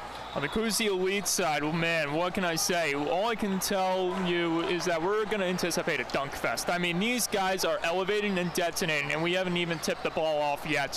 One player I'm looking out for is 6'7" forward Kayvon Stack, but more importantly, as you mentioned in the beginning, Reese Alston, son of a 12-year NBA vet, and that lineage passed down to him as he'll look to shine on the brightest stage here today. As you mentioned before, as we talked about off the air, the ceiling is high for the kid. Dozens, and I mean dozens upon dozens of NCAA D1 offers coming his way, and we're going to see why that is the reason once this game gets going. Also looking out for Kayvon Stack, like you said, and then Broderick Wyatt, who I think is going to play a massive part in today's game, as we are just 10 seconds away from both teams coming onto the court and tip-off ensuing. You have Cooz Elite 17U, Team Haliburton 17U, here at the PRO16 event in Detroit, Michigan. I'm Hayden Coker alongside Mike Calandra with Next Pro Hoops. We have an absolute nail-biter on our hands today. I wouldn't even say nail-biter is the right word. I think the word you're trying to think of is a barn burner. I think that more appropriately describes what we could be seeing once this ball is tipped off here. Well, you're absolutely right on that end. And we were about to see here number 21, Chris Rupert, going to be tipping off for Team Haliburton, Team Hallie, and then for Team Cooz Elite, it's going to be number 21, Rock Cal. Rock Cal, this St. Michael High product, is going to put some marvelous stuff on display here. We're going to see if Rock Cal can rock out today, and he wins the first tip. But it goes to Team Haliburton, and Team Haliburton looking to get on the board early. Can they do it? Yes, they do. Chris Rupert puts it in for 2. Wasting no time at striking when the iron is hot, as the putback gets put home. Now here we go, Cooz Elite with the ball here. Broderick Wyatt with it. Now he's going to kick to Reese Alston. Alston holds several Division I offers. He's going to kick to the opposite side. That's Wyatt. Wyatt for 3. No good. Off the mark. Rebound. Ibikunle back outside. No good from Alston. And now Team Hallie the other way. Team Hallie with it stolen away by Cal. Now the opposite direction. Alston puts it up and he leaves it in. One thing I noticed from the get-go is the triple coverage on Alston. No surprise there. They don't want him to get points on the board here today, and by no surprise. Got a jump ball there between Alston and Ferguson. Two very good players in their own ways. And Reese Alston right now, like we said earlier, holds several offers, but some of the top 5 from 247 Sports: Louisville, Purdue, Wichita State, Houston, and Kentucky. And we were talking about this off the air. Perhaps he may be the answer to Houston gaining that elusive national championship. Only time will tell. Kick outside to Cal. Cal back to Alston, and it's going to be Ibikunle outside with it. Now Martin inside. Martin uses a baseline and puts it in. Cameron Martin, how do you do? The elusiveness of Martin to drive in with that much speed, but essentially tight-roping the baseline, as you just said, to get that one to go. The back door was open for sure, and then the air ball on the opposite side from Zeke Jones. as that's unlike him. Not what we've seen so far this year in his high school career from him, but it's going to stay with Team Halley. Now the inbound from Ferguson. Now guess who? Stolen away. That was Ed Bullock with it, stolen away, and Cal had it. Now Wyatt with it, the handoff to Austin. This team has a multitude of giants on the floor. It's insane. Now Austin guarded heavily from Ferguson. Ferguson doing a nice job, but Austin penetrates up and in. Austin, wow. Reese Austin showing just how dynamic he is. I mean, we are in Motown, right? Channeling in his smooth criminal to the test there. There it is, Ferguson inside. He kicks back out. 3 ball. No good off the iron. Rebounded by Wyatt. Now here we go. Now Wyatt down inside. Wyatt penetrates, and it's going to go off his leg. Team Halley will take over. No, now he's going to overrule it. So he overrules, and it's going to stay with Cooz Elite. I think there was one thing that we were talking about off the air about Broderick Wyatt is the man is a bully when he comes with the ball in his hands, especially when he drives to the paint. Doesn't care who's in his way. He's going to go to the basket no matter what. 3 ball off the mark by Martin, but Martin plays some really good defense. It does go off him, and Team Halley will retain, but still really nice defense there from Martin. Ed Bullock to throw it in for Team Halley. Be guarded by Bullock, and now guess who? Reese Austin and James Ferguson on one another. Now Austin throws it down! Reese Austin! Showtime! Now here comes Ferguson the other way. Now this is going to get interesting here. Now Ferguson and Austin have seemed as if they're already nipping at the bits of each other here early, as Rupert puts that one in from Team Halley. Nice job by Rupert off the boards. Great precision by Rupert to get the points to go. Now we'll see how Cooz does going back the other way here. And Cooz playing very smooth right now, as Wyatt tried to drive inside, but nothing doing. Now here's Austin, double team. Cal outside, Cal for 3, no good. Rebound, Ikunle, and one young man. See, this is why Cooz, we were talking about this off the air, a threat to be reckoned with, a force to be reckoned with, I should say. I mean, these guys have plenty of guys in front of the net that just barrel their way through. I mean, how are you going to stop that when that's coming towards your path? You hit the nail right on the head as Sheldon Calvin now comes into the game here for Cooz Elite. And the free throw up, and it is good from Ikunle. See, it's very interesting that right from the early going of this one, we're seeing Team Haliburton strategize, change things up a bit on the floor. Calvin is denied, my goodness, by Howard Williams. And Williams stared at him while he was on the ground there. We talked about Howard Williams earlier and just how solid he is standing at 6'7" and using his frame. But now Team Halley will have it, and they're going the other way. Now here we go, Team Halley. Howard to kick outside. That's Zeke Jones for 3. Zeke Jones off the mark, rebounded by Cal. And now here the other way, here's Reese Austin. Austin beats his man, the kick outside, 3 ball. No good, off the mark. And oh my goodness, Ikunle tried to throw it home. Now Austin with it. Austin goes up and slams it home. Solid defense from Austin. His second big jam of the half. We haven't even reached the halfway point of this first half. So many highlights already. Cooz Elite playing with fire here early. It's Will Goolsby into the game now for Cooz Elite. Ikunle out of the game. So you got one less threat to worry about if you're on Team Haliburton, but how are you going to be able to contain this inferno is the real question. Now this defense from Cooz Elite is extremely nippy right now. Howard Williams inside. Howard, the fadeaway shot, no good, off the mark. Rebound by Ed Bullock, and he puts it up and in. Great work by Bullock, getting there in the interior just at the right time. That's what you got to do. Get people in the paint when those rebounds can be contained. Your score 13-6 here. Cooz Elite leads. Reese Alston with it. Alston tries to drive. Alston kicks outside. The shot, Cobbin, no good, off the mark. Rebound by guess who? Reese Alston, baseline. Alston kicks outside. Cobbin, no good. Now the other way for Team Halley.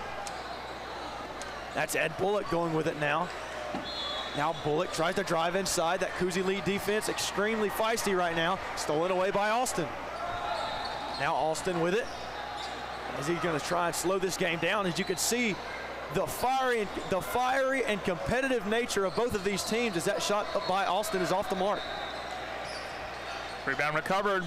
Now here we go. Here's Rock Cow with it. Rock Cow appears to be fouled down low, and he had his shorts grabbed by Ed Bullock. It did appear. And Mike, before we say anything else, look at the crowd surrounding this court right now. Are you surprised? I can't say I am, Mike. I cannot say I am. I'm Hayden Coker alongside Mike Calandra here on Next Pro Hoops. We are seeing a future NBA product awaiting in the wings. Sheldon Cobbin, the pass. Inside, no good, off the mark there from Cason Hall.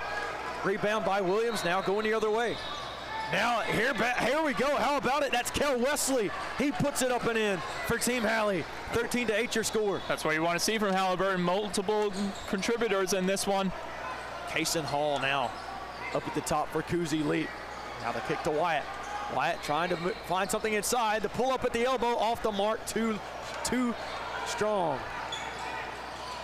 It's another thing that makes Wyatt so special. Not only can he play bully ball, but he can also show some of that precision from far range. Kel Wesley down low to JT Meyer, and he puts it up and in. 13-10 now. And Reese Alston being on the bench seemingly having an effect here. Only a Haliburton three-pointer prevents this from being a tied ball game. And now they're going to call a moving screen on Broderick Wyatt. Now Team Halley fighting back in at 13-10 here. 9 minutes and 17 seconds remaining here in the first half. I'm Hayden Coker alongside Mike Calandra with Next Pro Hoops here at this PRO16 event in Detroit, Michigan. Now here's Wesley the other way. He'll kick to Keith Johnson. Outside shot, no good, off the mark. And there's going to be a foul down low called on the floor. Now I do believe they're going to call it on, it looks like Cason Hall. I love the confidence showing by Johnson there to try to go for the three ball. Unfortunately, not able to execute the way he wanted to. However, he's going to get the possession here at the baseline. We're going to get a substitution as well. Yeah, substitution. Rock Cow coming back into the game here for Sheldon Cobbin. And Cow down low. Now that big man is back down, and now maybe the presence of him will be felt. Now outside, Team Halley trying to battle back into this one and possibly tie it up. And the floater, no good, going the other way. Rebound by Rock Cow. And Cason Hall going the other way for Cooz Elite. Yeah, three giants elevating right there, grabbing a hold of that rebound for Cooz. Now Hall with it. Hall inside. Cow. It looks like it went off of Cow's arm, and it'll be Team Halley's ball. You are correct there, and what a moment for Haliburton to maybe turn things around. All they got to do is assess the situation out in front of them, avoid turnovers. Maybe, just maybe, they could take over just at any moment. Christian Bartle now onto the court here for Team Halley. Now Will Goolsby out there as well for Cooz Elite. As Keith Johnson takes it in. Now outside, three ball off the mark, no good. Rebound, who's gonna get it? Cooz Elite comes away with it. That's number 22, Broderick Wyatt. Now the other way, here's Wyatt. Wyatt inside, using his frame. The kick outside, three ball off the mark, and it goes out of bounds off Cooz Elite. What a play by Wyatt there, as we talked about off the air, using his body to his full advantage, creating space, separation with the defense, and allowing him to make that connection with the intended target. Just wasn't able to execute properly. So we get a timeout called. Your score 13-10 here with 8 minutes and 12 seconds remaining. Cooz Elite currently leading. But, buddy, let me tell you, Team Hali is coming back, and they're coming back with a lot of fire. They certainly are, Hayden, and maybe this timeout is what they need to find that right play to put them in the perfect spot to potentially take over this game here in the first half.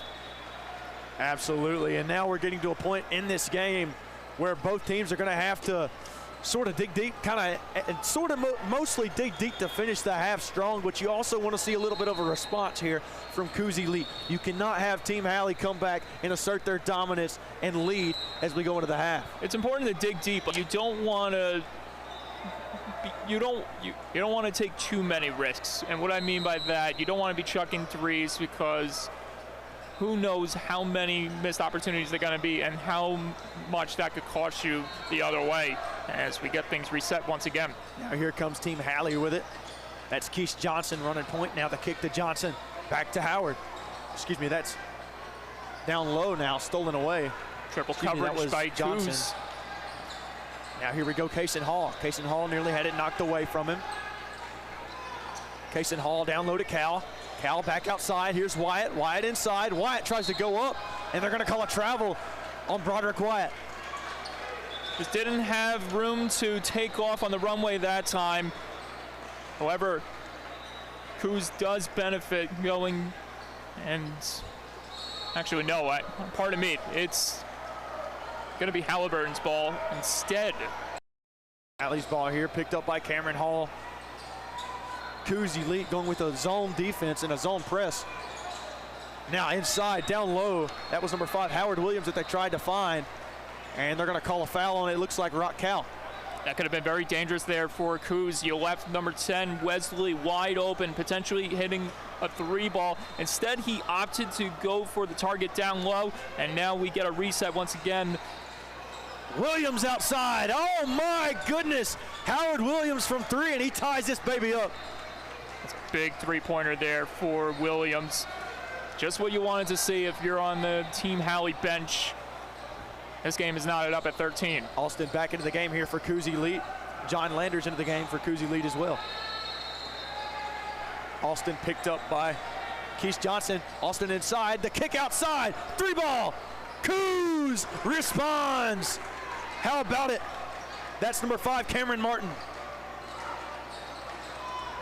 Now the other way, here's Team Hali trying to make something happen. That's Kel Wesley with it now. The kick to Williams, off the mark, too strong, and Cooz is going the other way. Here's Austin. He finds Wyatt open. Wyatt trying to go down low. Wyatt with the Euro, and he's fouled down low. This time Wyatt is going to get the foul that he intended to go for. He's going to get a huge chance here at the free throw line. As we talked about off the air, he's a very his body to his full advantage, but he can be elusive just when you don't expect it. Now Wyatt here at the free throw line for 2. First shot up and good for Broderick Wyatt. His first free throw of the game is good. Now if you're Haliburton, how, after this shot is, whether this shot goes down or not, how do you regroup here? Now second free throw no good, 50% from the line. 6 minutes, 36 seconds remaining here in the half. Rupert, the kick outside, 3-ball, no good, off the mark. And some poor shooting here from Team Hali. Now Austin with it, the kick to Wyatt. Wyatt for 3, Wyatt off the mark. Now Team Hali with it, going the other way. And Kel Wesley's gonna be fouled down low by Cameron Martin. Both of these squads are going for broke, but I must say, you have a lot of time left in this, not only in this half, but in this game. It should be used appropriately instead of just taking these massive risks when you have this much clock left in this first half. Johnson to Ferguson, Ferguson back to Johnson. Now Zeke Jones with it. Jones been awful quiet. Ferguson tries to drive inside. Didn't seem like there was anything doing there, but he found something. He found an open shot, but no dice there. John Landers with the rebound. Found trouble too. 3 players guarding the paint that time. Ibikunle with it. Getting a tongue twisted there, aren't you, Hayden? I'm telling you. Here's Reese Austin. Austin inside making something happen. They'll pass to Rock Cal. Now Cal trying to find something down low. He'll kick to John Landers, and they're going to call That 3-second violation down low in the lane. I have to say, I'm very impressed with Alston, by no surprise. And he's channeling in his inner Jackie Moon, the old blender method, trying to put everyone in the rinse cycle. And I mean, we are close to Flint, Michigan. Let's see, you speak of Jackie Moon. Yanni Ibikunle and Moon share the same number. But I think Ibikunle is a little bit better than what Jackie Moon is. I'll give you that. Just a little bit. Just a little bit. Here comes Team Halley with it. Now on the opposite side of the court. That's Kel Wesley. Now the kick outside. Looked like he wanted to take a three. No. He goes inside, has it stolen away there. That's Cameron Martin. Cameron Martin the other way. Martin goes up. Martin with the Euro. Has it blocked. Now Williams the other way. Here's Team Halley. And Team Halley add 2. That's James Ferguson, who will add 2 to the point total for Team Halley. That's 17-15 now. 5 minutes remaining here in the first half. We've seen so many dunks already in this first half. I was expecting Ferguson to slam it down, but instead he goes for the layup. Alston tries to find something outside. The kick to Ibikunle, no good on the 3-ball. Now Team Halley going the opposite direction. Here's Howard Williams. Williams inside. Williams puts it up, and he's fouled. So Williams now going to go to the free throw line, 4-2. Tried to go with the old sky hook maneuver there. Doesn't get the lucky break. However, he will go to the free throw line, and he'll try to put some points on the board here. Williams does a nice job of using his frame down low, creating space, and that's what he did there, and he drew the foul. First shot from Williams, up and no good, off the back iron. 0 for 1 from Williams from the charity shot. You got 2 players checking in here on Cooz.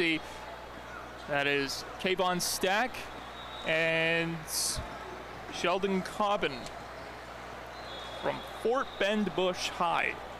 Second free throw up for Williams, and it is good. He sinks that one. Your score now 17-16.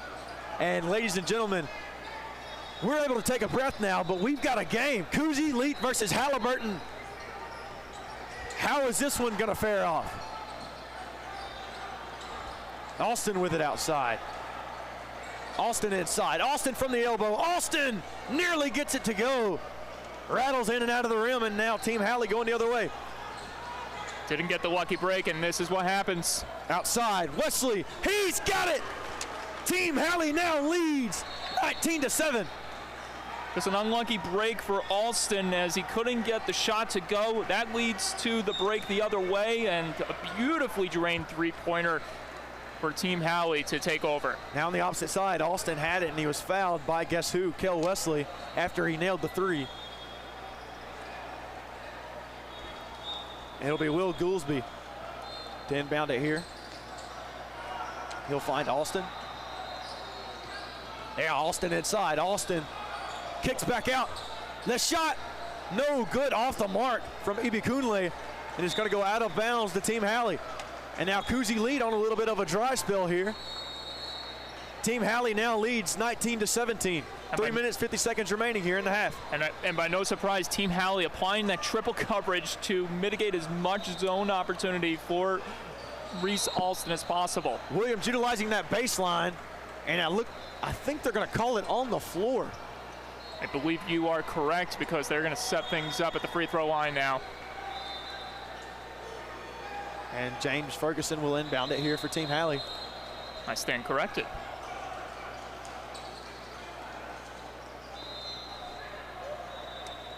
Coach Ray for Alston instructing his team. And no, you're right, so that they did have it lined up as if they were going to shoot free throw, or if they were going to inbound it, but now Williams is going to go to the line. Potential contact was made against 5 Williams, and because of that, he gets this opportunity here to add to the board. And he puts it up and in for the first one. And Williams in the bonus, or so Halley now in the bonus. So Team Halley from now on, here on out, throughout the rest of the first half, they will go to the free throw line. Stack off the floor, back checking in, Broderick Wyatt. Broderick Wyatt. Williams for the, let's see, that's his 3rd made free throw of the game. And the second free throw is good. I was going to say, how apropos, that one rattles in for Team Halley on the free throw line, but it couldn't do just that for Reese Alston of Team Cooz. Now Alston on the other side, fouled again by Kel Wesley. I want to say that's his 3rd. Now Wesley going to have to be careful here. That's his second foul on Reese Alston. He's got 2 more fouls to give, and this is not what Cooz wants to do. You don't want to be in foul trouble this early on when you're practically this close in the score margin. Watch out. Now here's a steal. Guess who the other way?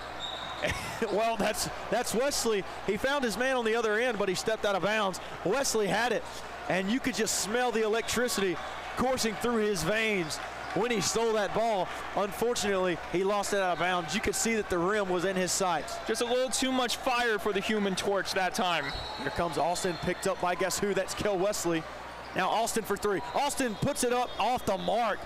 Alston not shooting it well here in the first half as it goes off of Cooz Elite.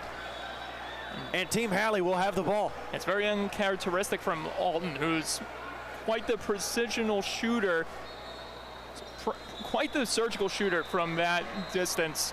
And this is going to benefit Halley once again, right to the free throw line. Now Rock Cow coming in for Cooz Elite. He subs in for Sheldon Calvin. And now James Ferguson going to go to the free throw line for Team Halley as they now lead 21-17 with 3:15 remaining here in the first half. First shot up and good. And now just a couple more fouls and it'll be 2 shots. But for now it'll stay at 1 and 1. And James Ferguson for Team Halley looking to knock down his second free throw of this appearance at the charity stripe. And it's good. He knocks it down. Nothing but net there from Ferguson. Have to feel that the confidence is very high for that young man Ferguson as his team starting to lead comfortably 23-17. James Ferguson with some nice defense for Team Halley. He stole it from Kaysen Hall and a foul the other way, and Team Halley going to the free throw line yet again. That's number 4, Zeke Jones, who will shoot 2. And this is what you don't want to be in if you're Team Cooz, finding yourself committing all these fouls. You already have 1 player in foul trouble. This is not what you want to be doing, especially against a team like Team Halley, who will take advantage and expose those miscues every time it comes to them. The 1 and 1 off the mark, rebound by Kaysen Hall going the other way, guarded by Ferguson, the outstanding defender. Now the other way, that's Rock Cow with it. Cow mishandles it first, but he gets it back. Watch for the pick and roll. Wyatt to Alston. Alston drives inside. The kick down low. That's Rock Cow, but Rock Cow traveled. And Team Halley will take over. I was about to say, great situational awareness by Team Halley. You had a feeling that Rock Cow was going to slam it down. Instead, they have the right man in position to prevent him from doing just that. Now James Ferguson with it now for Team Halley. Now Wesley for 3. Wesley, he's caught fire. That young man is feeling himself. Now the other way, your score 26-17. Cooz Elite down. Alston makes a move. Alston up. Alston, no good. And my goodness, we're seeing some heat. You said it best, my friend, and I think one thing that's really catching my eye on is the hype all around before this matchup began was about Reese Alston. And I hate to say it, that has changed now with the way Kel Wesley has played. The man is firing on all cylinders, as you just said, and he's putting his team on his back. But Cooz, they still got plenty of strong players in and not in foul trouble to keep them within reach. Alston sinks 2 free throws, and now Team Halley will inbound it. Now going the other way, here's Williams. Howard Williams. Looks like he almost had it stolen away, but he keeps with it. Now Wesley! Oh my goodness! Heat check from Wesley. Now Alston the other way. Your score 27-19. Now how about it the other way? Nothing doing for Alston. Now Cameron Martin gonna try and play with fire here. Now the kick outside. That's Wyatt. Wyatt inside. Wyatt, no good. Rebound by Williams. And he took a hard fall. And I believe they're going to call a travel here on Williams. I have to bring up Kel Wesley for a moment here, Hayden, because coming from Long Island, we've been dealing with a heat wave, and I was sweating my mind off there. But I think I'm sweating even more with him on the floor right here, right now, with the way he's playing here in this first half. We're heating up, man, and he is heating up quickly. him on the court, there's fire everywhere. Electricity from Team Halley right now. Cooz Elite trying to respond now. Now Wyatt with it, the kick to Austin. Austin showing off his handles. Austin, the three. No, he kicked to Kaysen Hall. Kaysen inside. Kaysen denied.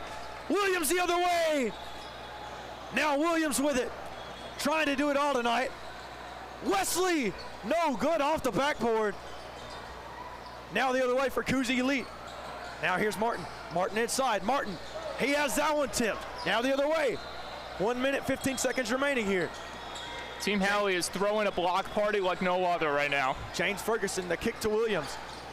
Williams, the trap set by Martin. Let's see, the trap set by Martin and Broderick Wyatt. It goes out of bounds on Cooz Elite. It'll be thrown in here by Zeke Jones. This is a crucial possession here with 13 seconds left on the shot clock. You need to get something off before it expires. Ferguson picked up 3/4 of the court by Cameron Martin. Now the pass down low. There's Wesley. The kick to Williams. Williams for three. Williams, he gets it to go! Team Halley catching fire here late in the second half, or first half. Just insane playing here by Team Halley. Now Reese Austin trying to make something work. Ibi Kunle down low. Wyatt. Hall for three. Oh my! Back-to-back threes here from Cooz and Team Halley. Now here comes Williams. Williams for Team Halley. And it's stolen away by Cooz Elite. Wyatt with it. Ibi Kunle. Ibi Kunle trying to find something. Now the kick. And he looked like he tried to kick it outside to Austin. May have got a kick in there too. Potential foul committed here. We get a substitution going late in the first half for Cooz. And you have to wonder if that substitution is going to carry over into the beginning of this second half with these new players on the floor. Aaron Smith now into the game for Cooz Elite,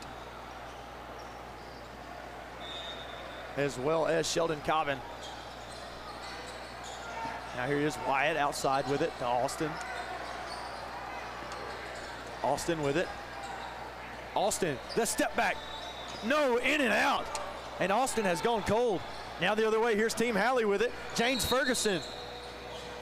And that is the end of the first half. And absolute electricity here from Cooz Elite and Team Halley. Team Halley up on Cooz Elite 31-22. I'm Hayden Coker alongside Mike Calandra here with Next Pro Hoops. And oh my goodness, what an end to the first half that was. I think the expression on Reese Austin's face says it all. It's not the first half that Team Cooz expected it to go, and a lot of that can fall on the fact that these guys are just not able to connect with the three ball. They're letting the chances get the best of them to Haliburton, who is just finding ways at getting on fire at the right times. This is a phenomenal PRO16 event so far. 31-22 your score. What stood out to you in the first half, Mike? What more can I say about Kel Wesley? I think he was the last guy that I had pinpointed on my stat sheet that was going to make a major impact. I think for me, I was focusing a lot more in pregame on Howard Williams. By no surprise, the kid has a high ceiling for him, but I'll tell you one thing, Kel Wesley, he is showing a lot in his game here today, and I think that's what you want from Haliburton. You want everyone to contribute in all areas of the courts, especially against a team like Cooz, who is that much dominant on the floor, so much power in their arsenal, and with Kel Wesley, tune engine for Haliburton, the possibilities are endless. Wesley may not even be the biggest impact player. There may be another one coming, and that is a testament to the supporting cast that has been presented by Brian Terrell for Team Haliburton. Absolutely, and with the way that first half went, if Kel Wesley can just continue to stay on the path that he is, I'm sorry, but this is Team Halley's game to lose. Absolutely. Anything if you want for him, the moment he loses that momentum is the moment where things can flip like a switch, and all of a sudden Cooz could just take over and play like how we expected them to play. Right now, they are in another dimension in how this game has transpired so far. Absolutely, and Mike, I gotta say, this might be the most excited I have been for a second half in grassroots basketball. Next Pro Hoops here, second half, PRO16. I'm Hayden Coker with Mike Calandra, Cooz Elite, Team Hali. Here we go. 16 minutes to determine who wins this. I just want to make a major correction. That was the first half, by the way. The graphic did say second half, unfortunately. That's on me. Now here we go down low. Team Hali trying to assert itself in the second half. No good from Ferguson. And now here comes the other way. Cooz Elite with it. Down low. Ibikunle nearly slammed it home, but just off the rim. And now the other way. Team Hali doesn't extend their lead. It's blocked by Wyatt.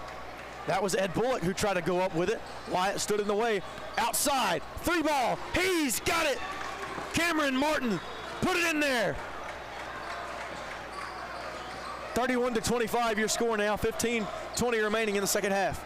That's a big shot for Martin. Now Rupert with it. He hands to Williams. Now Cal tries to come with the trap. Williams with the jumper. He puts it in. Automatic from Williams. Beautiful display of precision and grace that time by Williams, able to elevate and get the 2 to go down. Now Austin finds Cal inside. Cal goes up and he's fouled. Just when it seemed like Cooz was starting to come to life and maybe a different energy being shown by them, Haliburton gives it right back to them and shows them, hey, this is where we left off on the first half. Going to be more business coming down your way. Now here we go. Cooz Elite with it now. That was Austin to throw it in, to inbound it. Here's Wyatt. Watch out for the pick and roll. Wyatt inside. Wyatt is fouled, and they're going to call it on the shot. So Wyatt now going to go to the free throw line for his first and second free throws of the second half. And this is one thing for Team Haliburton they can't allow to have is committing fouls, especially in the second half. You have the game in hands at this very time, but when you're going up against an opponent like Cooz, you should not let your guard down, even when you're exposing them and catching them off guard. This is the time you defend the zone, and you show them you mean business. 33-26 now your score after the second free throw was missed, but Wyatt made the first one. Here comes Ferguson, guarded by Austin. Ibikunle picks up Williams. Williams at the free throw line. Williams, he's on fire. You can't stop him. And now they're going to call a foul on Team Hali, and I do believe they're going to call it on Ferguson. You are right on that, and for Haliburton, you don't want to find yourself in the same situation that Team Cooz is in, with one player at least giving 2 fouls already.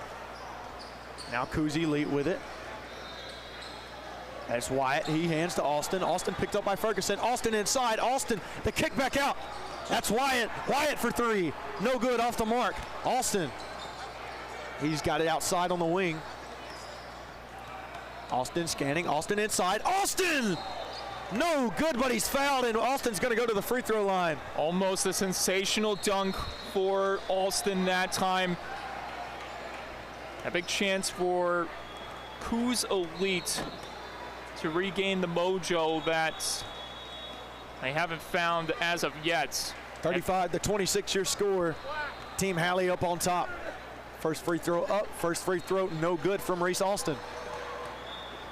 As I mentioned before, very uncharacteristic for Austin, missing a lot of these big chances, whether it be for 3 or even at the free throw line like we're experiencing right now.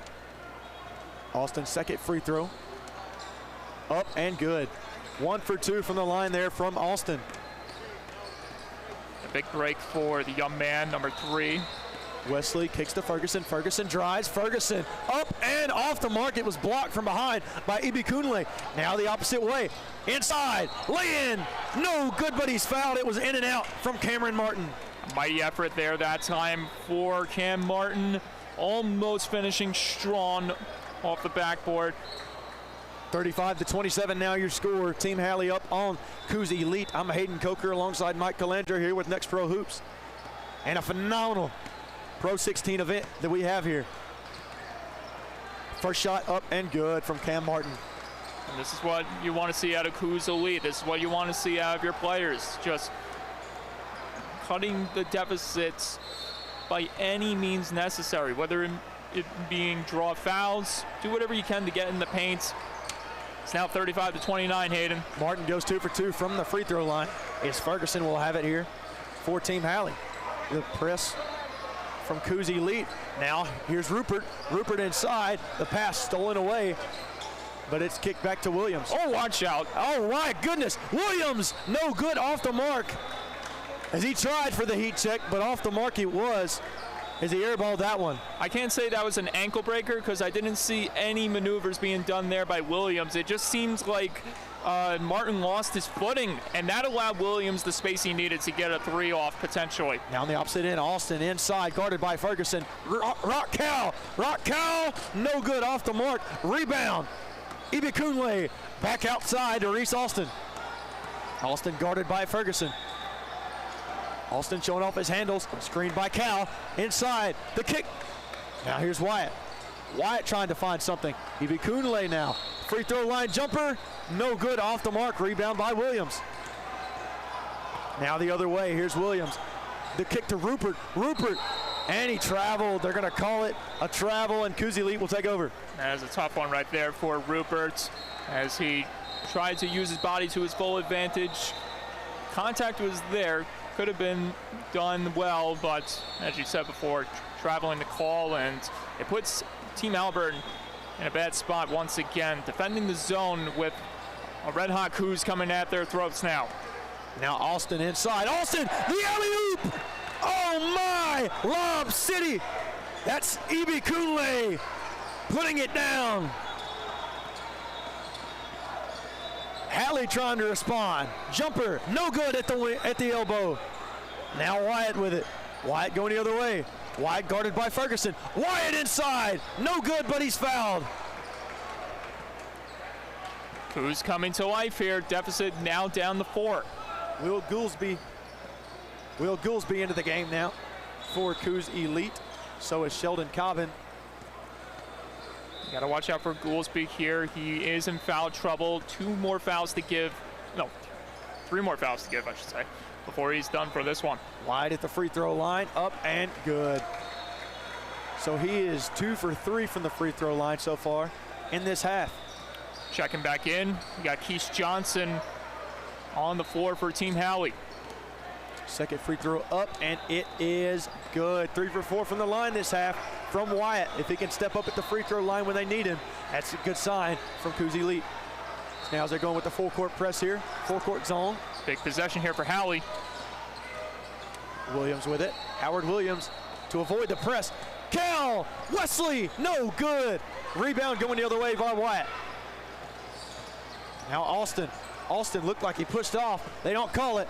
John Landers, no good from 3. Now Rupert on the other end with the rebound, and he's fouled by Ibikunle.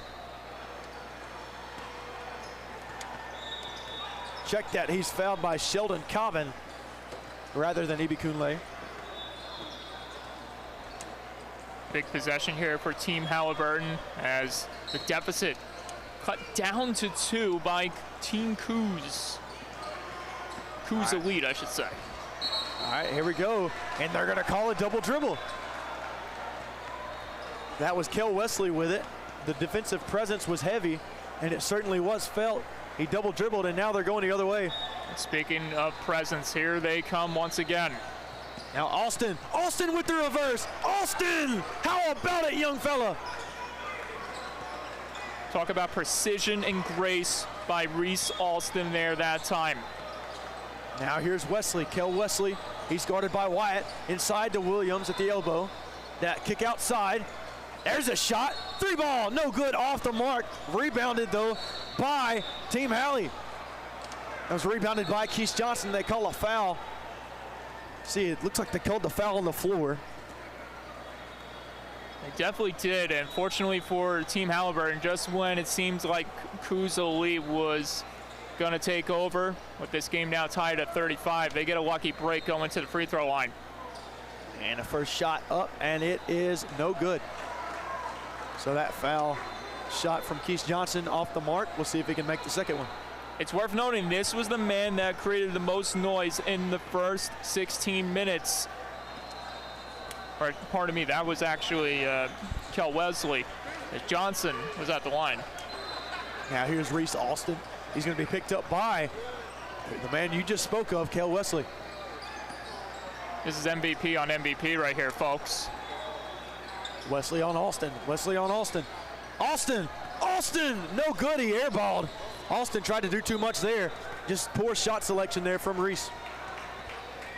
You have to admire the creativity from Austin to get that separation, but as you said, just not a strong enough shot to go that time for three. Now Broderick Wyatt with it. He shows his moves and he airballs that one as Rupert had the defense. And that's back-to-back missed threes for missed three air balls there that time for Cooz Elite. Just take a look as we pause for a second. Take a look at the crowd standing around the court. This is phenomenal. Reese Austin, one of the best players in the country, and then you also have other phenomenal players. For instance, Broderick Wyatt. You have Howard Williams, Zeke Jones, Kel Wesley. As now Cooz Elite goes with the trap and it succeeds. Austin now the other way. Austin, he's got it, and he's fouled. He'll go to the line for the and one. How apropos that this tournament is sponsored by Puma, because it looked like that man got his Pumas ready to go, flying high.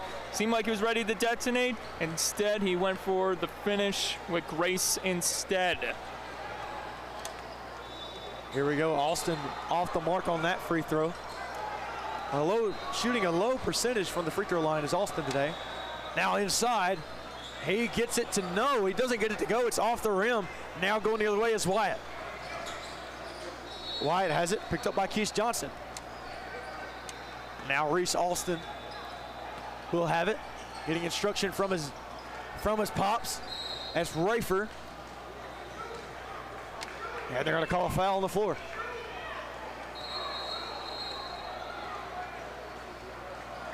Let's see here, so it's gonna be Cooz Elite ball.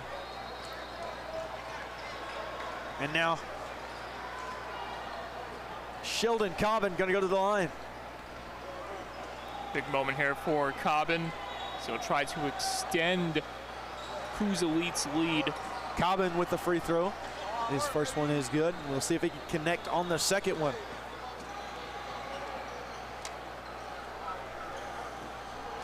Second free throw up and no good. Your score 36-38 now as Cooz Elite leads. And you had the foul on Sheldon Cobbin on the other end on Keith Johnson.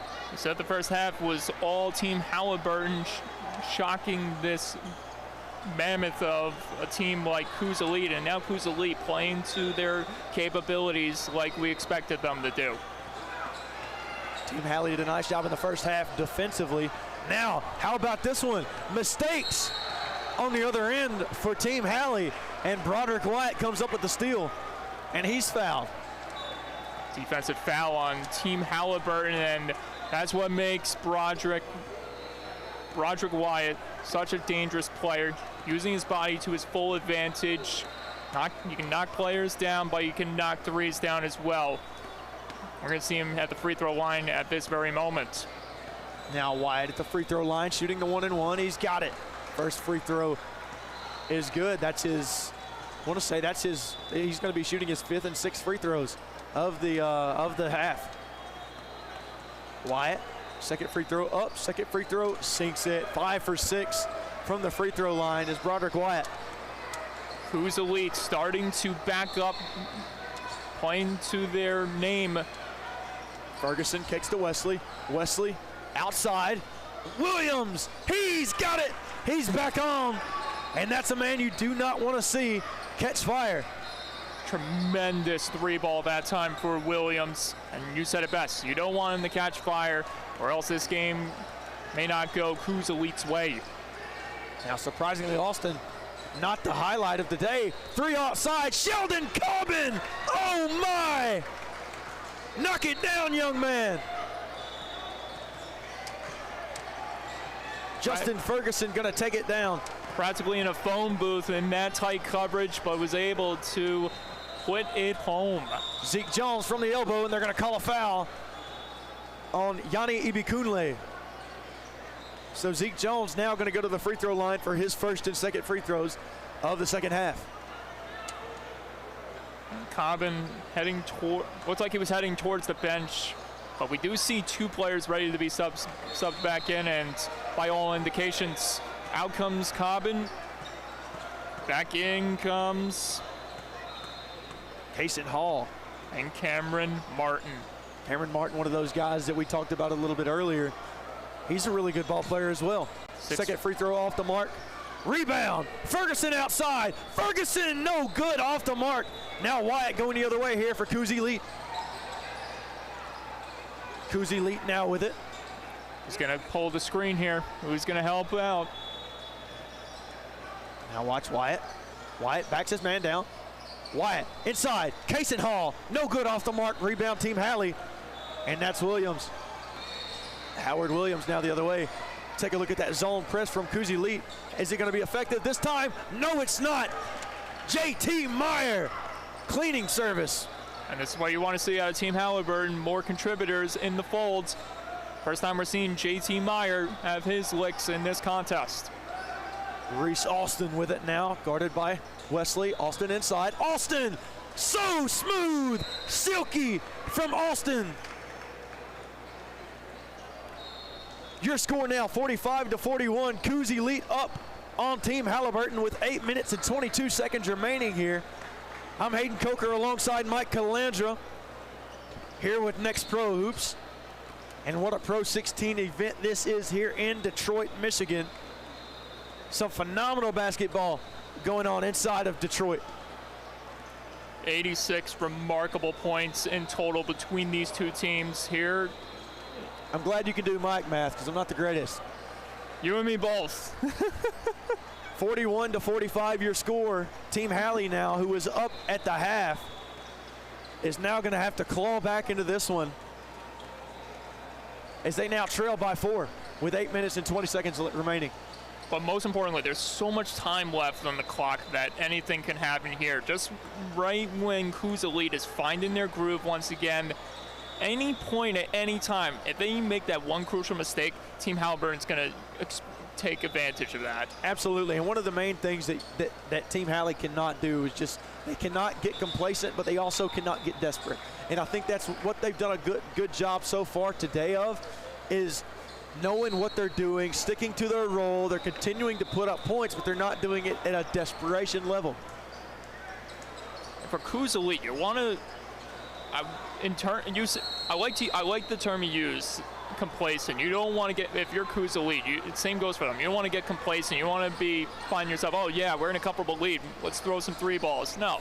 Wesley at the elbow. Wesley no good. Rebounded going the other way by Ibikunle. And Wyatt going to take it across the court here for Cooz Elite, followed by Austin. Want to play to your full strengths. Wyatt drives down low. Wyatt, no good. He gets his own board. Wyatt goes up and he's fouled. So Wyatt now going to go to the free throw line for his 7th and 8th free throws of this half. A near Herculean effort that time by Roderick Wyatt. Full body on display, almost getting another basket to go. Instead, he's at the line, as you just said.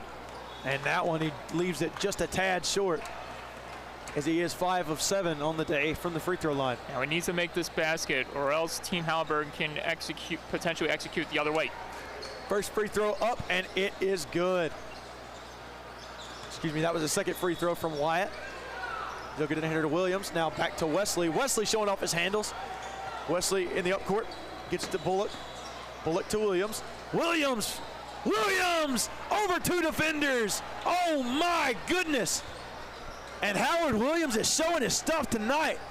There's a difference between a good player and a great player, and Howard Williams exemplifies that to the fullest right there. Making that adjustment, knowing that the pressure was coming to him, and because of that adjustment he made, he was able to shoot for a clear basket. Austin found Ibikunle down low, but he was fouled by Kel Wesley. And Kel Wesley now in foul trouble as Ibikunle goes to the line. And that is the last player you want to have in foul trouble if you're Team Haliburton, the man that has been firing on all cylinders this whole game. First free throw up and good as Kaysen Hall now comes out of the game, and Will Goolsby back into the game here for Cooz Elite.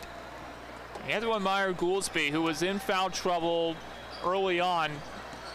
Second free throw no good. Rebound by Williams, and Team Halley in business. Seems he's adjusted and is dialing it down just a tad bit to remain in this one. And now they're going to call a foul here, I do believe. And you are correct. Let's see here. Now the referee's talking. Let's see here. They're talking to the folks at the desk, and Ferguson now with it. Ferguson. Oh my, he nearly had it. Ferguson put the moves on him, and he nearly had it. Now JT Meyer trying to get it to go. He put it up 2 or 3 times and couldn't get it to fall, but the third time he's fouled. The runway was clear there that time for Ferguson, just couldn't finish strong as the gap closed at the last moment, and before you know it, bodies careening all over the paint there. Now we got JT Meyer back at the line. JT Meyer with it now. First free throw up, first free throw good from JT Meyer. As I said before, this is what you want to see out of Team Haliburton, especially when you have a guy like Kel Wesley in foul trouble. Next man up. Meyer, not one of the main guys we've called on today, but he's been no short of good. And you know, when it comes to being a hero for any type of game, especially in this capacity, you don't have to rely on the 3-ball. Just do whatever you can to get points in the paint or even get yourself to the free throw line to keep your team on top. And that's what Meyer is doing. Fortunately, couldn't hit the second basket that time. Rock Cal now back into the game for Cooz Elite. And now Reese Austin going to take it across the court. Picked up by Kel Wesley. Now inside, he drives down to the baseline. Shot by Austin, no good, off the mark, and he's just not having a good day shooting it. Cal was trying to set up the screen for Alston, but just couldn't time it correctly, and that forced Alston to go to the wide wing and try to make a desperate fadeaway shot. And they called the foul down low on Team Halley as they now trail 44-47. And Ibikunle going to go to the line here for 2 shots. And this is a crucial free throw attempt for Ibikunle, because if he doesn't make this, man, that could open the gate for Haliburton to tie things up with a mighty 3-ball. First shot up and no good, rattles in and out of the rim. And now Ibikunle almost forced to sink a second one. Second shot from Ibikunle, no good, off the mark as it rattles around the rim. Now Ferguson with it. Big moment here for Team Haliburton. Bullock, the kick outside, that's Wesley. Wesley, he's got it! Let's see if they'll count it.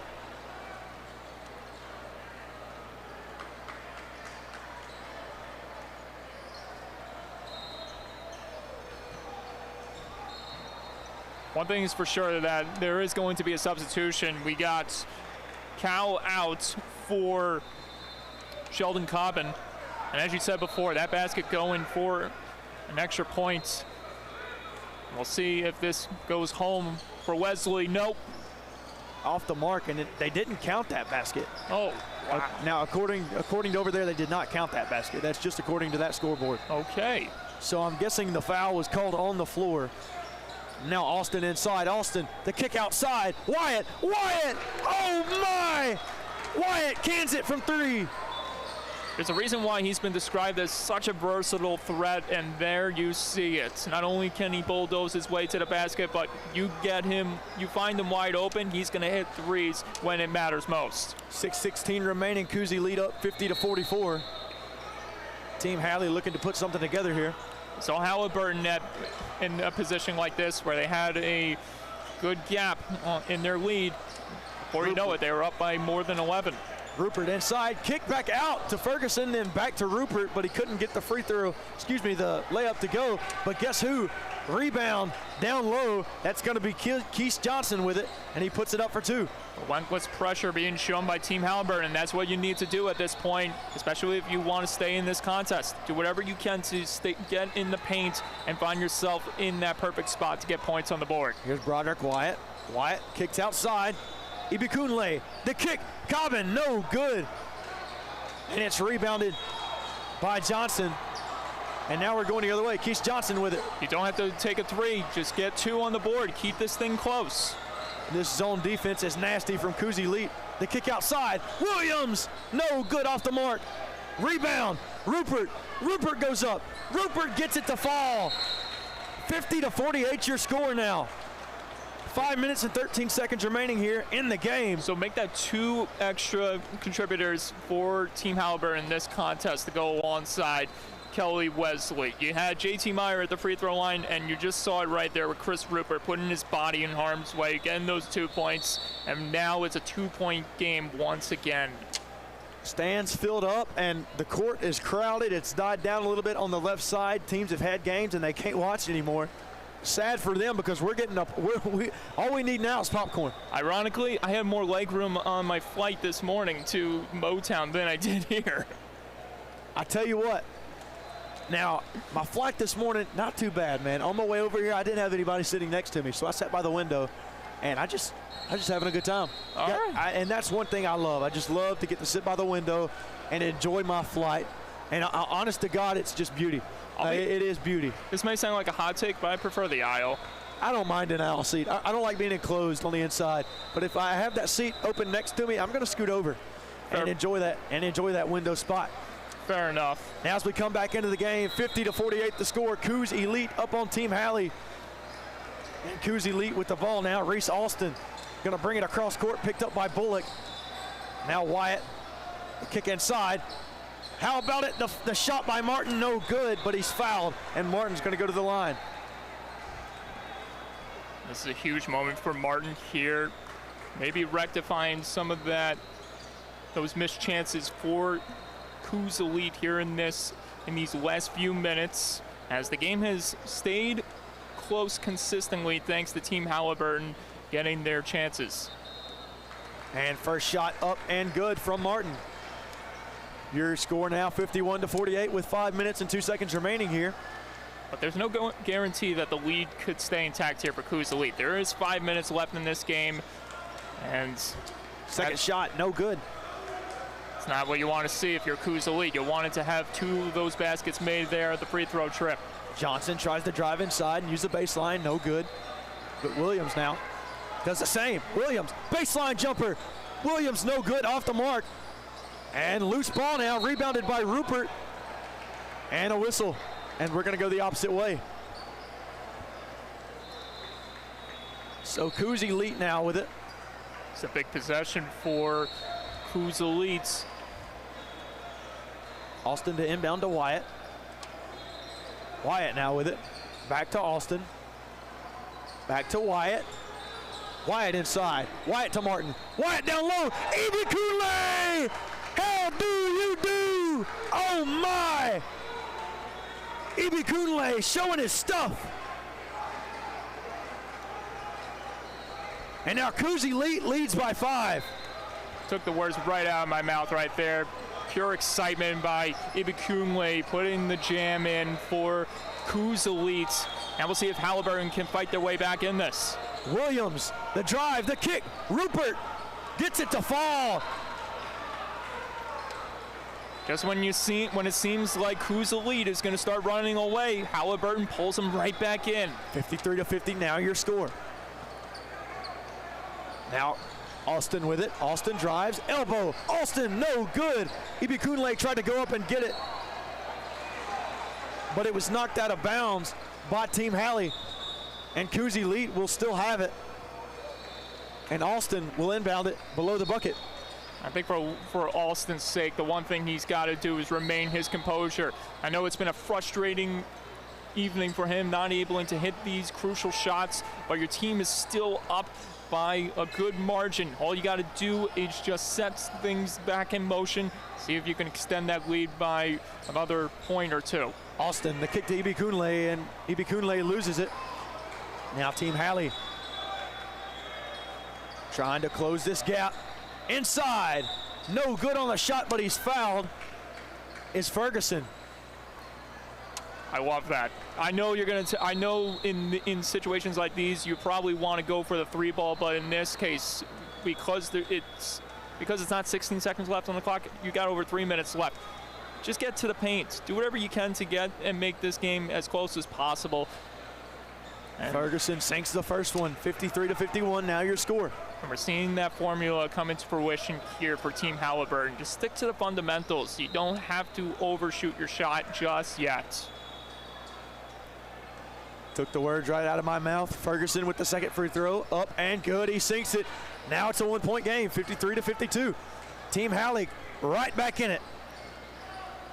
1-point game here. 3 minutes remaining here in Motown.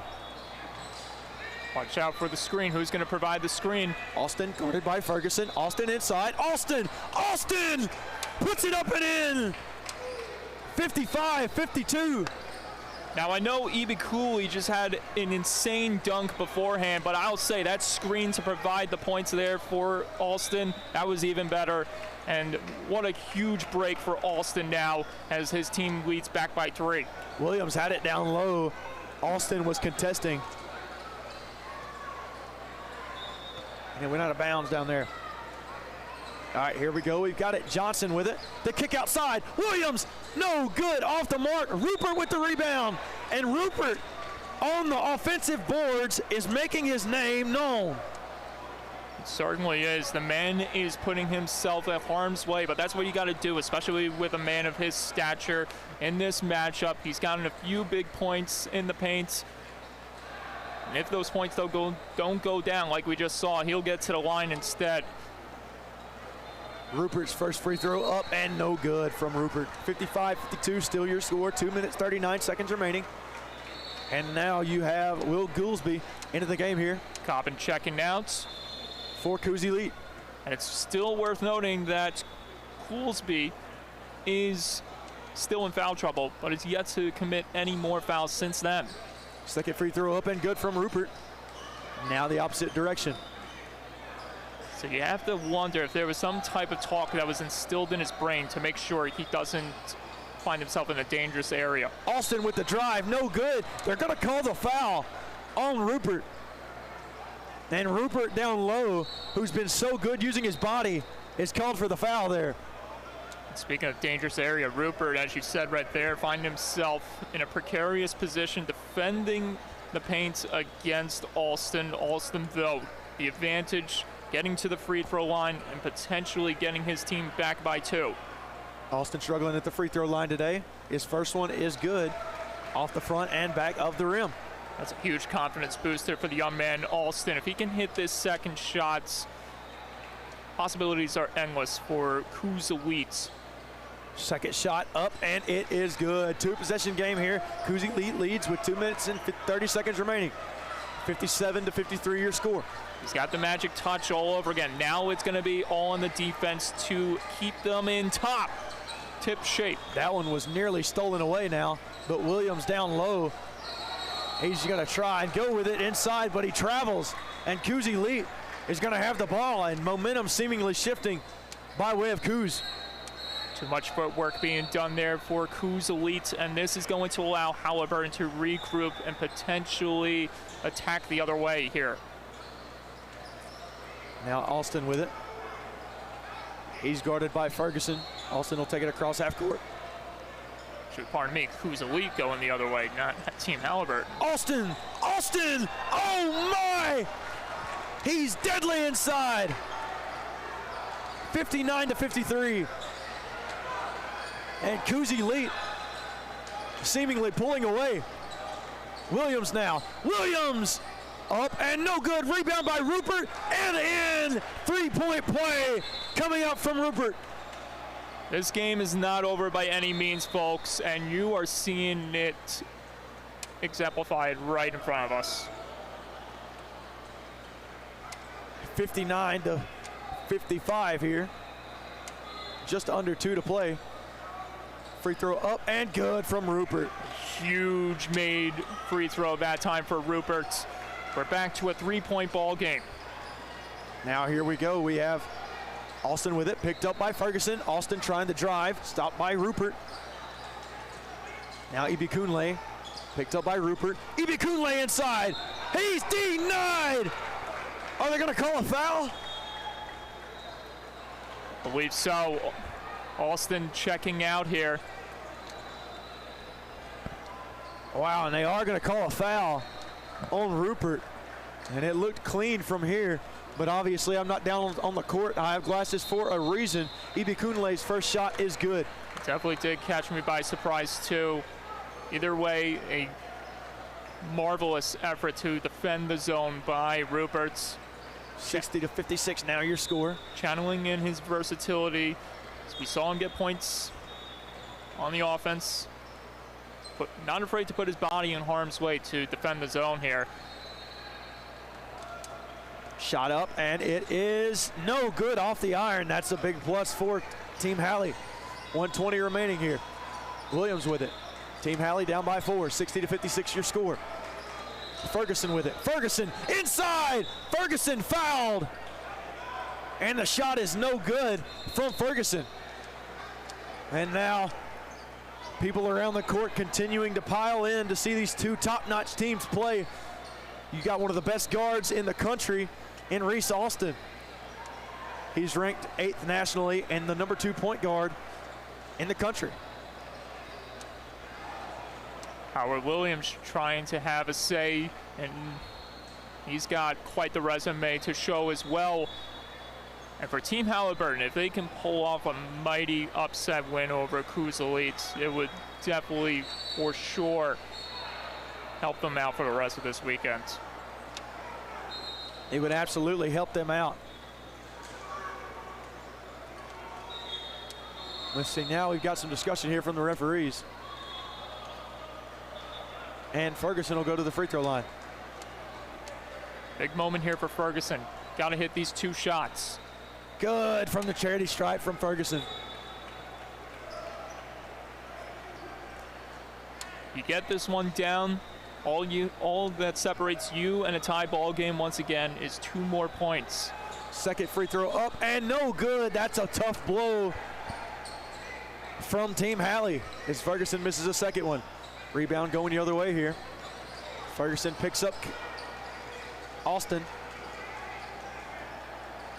Now Alston with the drive. Alston showing off his handles. Now a mismatch on Meyer, and they switch. Alston for 3, no good, and he's cold. Rebound by Wyatt, and he's fouled, and now Wyatt will go to the free throw line. And Wyatt has been extremely deadly from the free throw line this half. He certainly has, and you got to give it to Alston, trying to put home the dagger, but as you can see, it just hasn't been his game all day long here with the 3 balls. Here we go, first free throw from Wyatt here, awaiting. Time running out on Team Haliburton. And first free throw up and good. 62 to 57, now your score. 40 seconds remaining here in the game. Team Halley's got to put something together. Here's Williams. Williams, no good, off the mark. And Cooz Elite has it, going the other way. Alston, Ibikunle now. Back to Alston. Can Alston get it past half court? He can. Guess who? Broderick Wyatt puts it in for 2. The last man you want to have the ball in their hands. Wyatt putting things to bed potentially here. Justin Ferguson, the kick to Williams. Back outside. Johnson for 3. Johnson's got it. And Team Halley is within 4 points. 11 seconds remaining here in regulation. Your score 64 to 60. Cooz Elite will have the ball coming out of the timeout. Now it's But what an effort there by Keith Johnson. It's going to take an impossible shot for them to keep them in this matchup. That is for sure.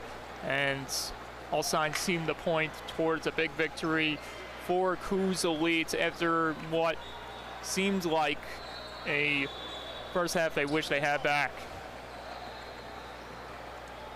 A nightmare first half for Reese Alston after starting off the game with a few big highlights, and it just seemed like the lowlights were just getting the best of him. Now, right where they are at this time with 11 seconds to go, seems like they have the game in their hands. What can we say, man? Next Pro Hoops. Here we are, the Puma Circuit. Elite basketball here in Detroit, Michigan. We're in bad boys territory. You said it best. Motown. This is a Motown throwdown, man. 64-60, 11 seconds remaining. Cooz Elite with the ball. Can they hold on? Wyatt to inbound. Ibikunle with it. They've got a foul. They've got to do something quick. And they finally do. They foul Will Goolsby. And now Goolsby going to go to the free throw line. 5 seconds, 5 critical seconds taken off the clock there. Phenomenal job from Cooz Elite. Playing a little keep away. But for Team Halley, you would have thought that there would have been a foul earlier in that transition. Oh, absolutely. And unfortunately for them, the time has run out for them to put up some type of miracle. And although, wait just a sec. Wait just a sec. I mean, there's 6.5 left on the clock, and if he seemingly knocks this one down, then it's game over. Yeah, there it is. 5-point game now, 65-60. Williams going to have it. Williams, the kick, and a three, no good. Cooz Elite prevails.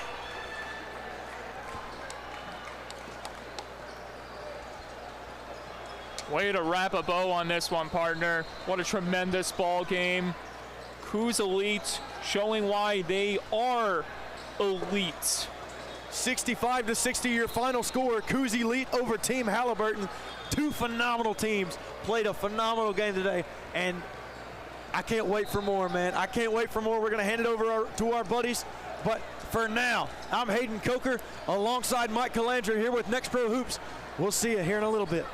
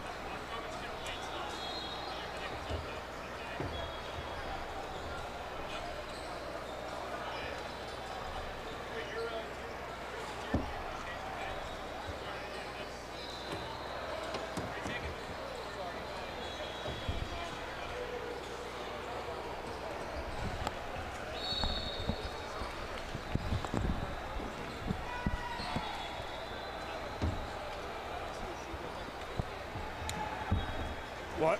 Your sheets. I just want to get the numbers that you get down.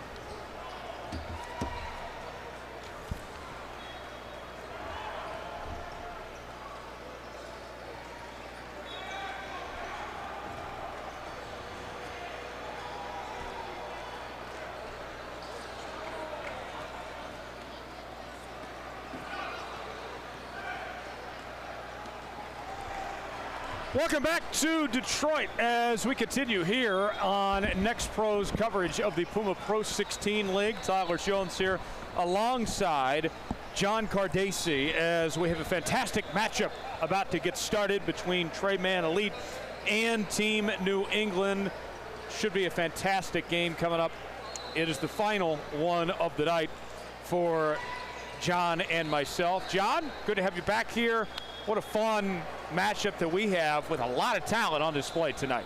Tyler, great to be back, and you are absolutely right. I am really looking forward to this one. The talent is going to be on display. We'll get into it as the game goes on, but this should be an excellent matchup. I believe it is 16U, so class of 2028 compared to the previous games, which I believe were all 17U. Don't think you'll be able to tell based on the talent on the floor, though. The Trey Mann Elite squad, coached by Dwayne Lyles, and the Team New England squad, coached by Paul Fisher. We spoke to both coaches in the pregame.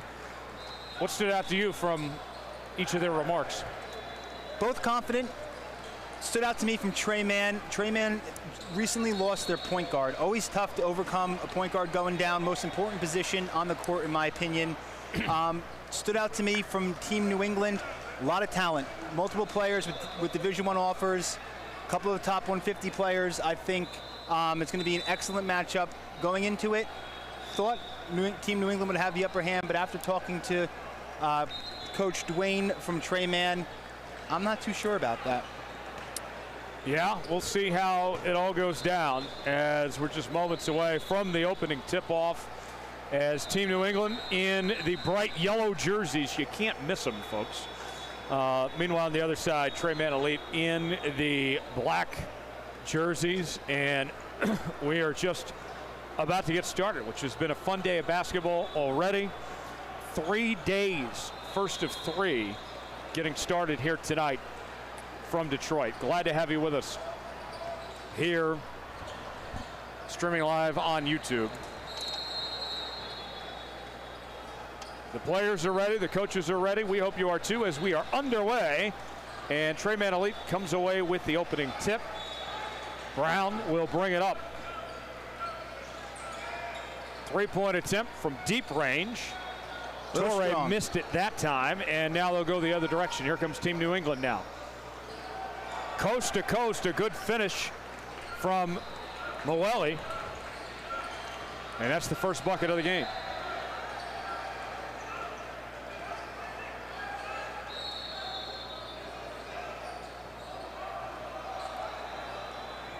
Coach Paul Fisher did preach tough defense from Team New England. Excited to see how that plays out. Looks like they're playing that way early here. Moving it around now, and already going to go the other way. Right on cue, forcing a shot clock violation. That didn't take long. Did not take long at all. First minute of the game. Let's see what they can get on the offensive end. So Ramos will bring it up. Ramos, a high energy IQ guard with about a 6.5-foot frame. Certainly uses his length. There's a turnover the other way. Ramos comes away with it. Fight for the loose ball. And this is going to be a jump. Miscommunication on Team New England. Pass to nobody. Gets lucky as Trey Mann can't convert the fast break turnover.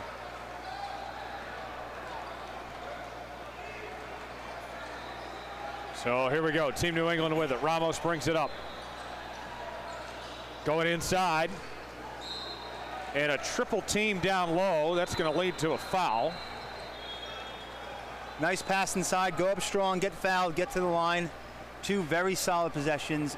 2 out of 3 very solid possessions from Team New England early. Okie at the line. Shooting 2. And he misses the first.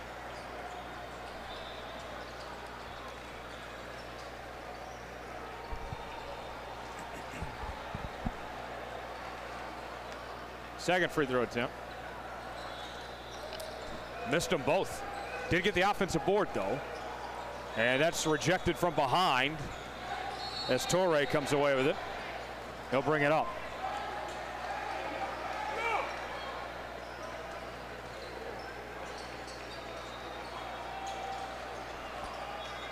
Torrey at the top of the key, kicks it out, 3-point attempt. That's good.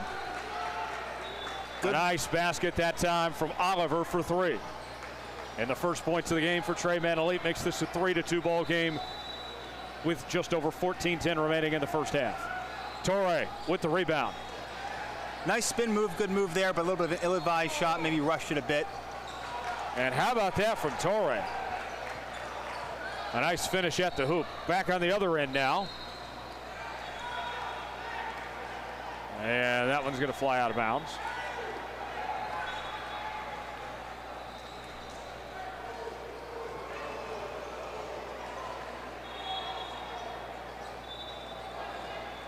Torre was one of the players that Coach Dwayne talked to us about before the game, making his impact early. Mentioned very hardworking, good rebounder. Saw that swat of possession go on defense. Up and down. There's the rebound. Amadou comes up with it.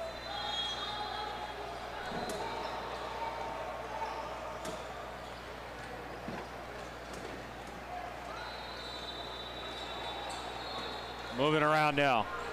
Torre, top of the key. Steps back, jumper. Falls off the mark. Offensive rebound by Stewart. Stewart to Torre. And he slides out of bounds. Tough ending of that possession, but impressive by Torre. Big man, quick feet, created space in that jumper, didn't get it to fall. He's already using his size advantage out there. That he is. Size advantage plus good footwork can go a long way. Moving inside. Kicks it out, 3, too strong. Loose ball, that's going the other way. Here comes Brown. Brown cross-court pass. Setting up the 3. No dice that time. Great idea, though. Love that kick out. They keep the possession. Another 3-point attempt. That one will work from Oliver. Go back to the well. It's the right move. It'll pay off. 8-2 lead for Trey Mann Elite with 12:30 remaining in the first half. And Paul Fisher of Team New England wants to talk. He'll take his first time out here in the opening minutes. So Trey Mann Elite so far showing off from outside early here. Yes, and I love that. I just mentioned last possession. Kicked it out to the corner, got a good look at 3, rattled out, got the offensive rebound. Instead of trying to force it back up underneath, kicked it back out again, and it paid off. Another 3, forcing the New England timeout. Interesting to see if New England adjusts their defensive strategy at all coming out of this.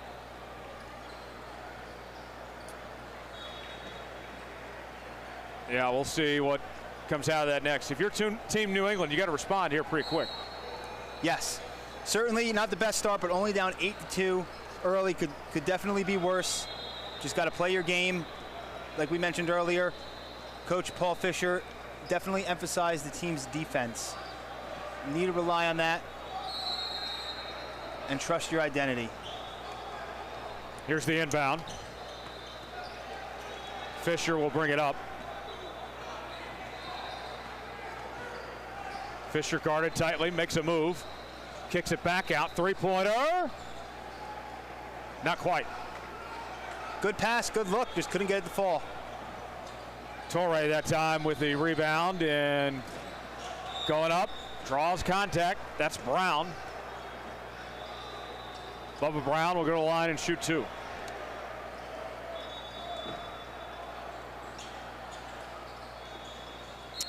Actually, they say it's before the shot, so there's the inbound. 3-point basket. Tough shot there. Going to go in that time. Back the other way. Here comes Fisher. Fisher to Greeny.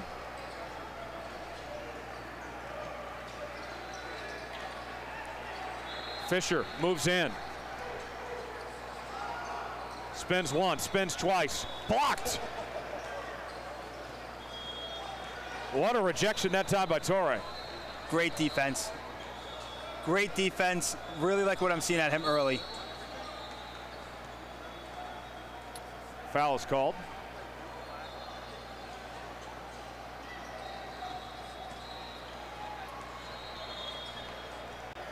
So possession remains with Trey Mann Elite.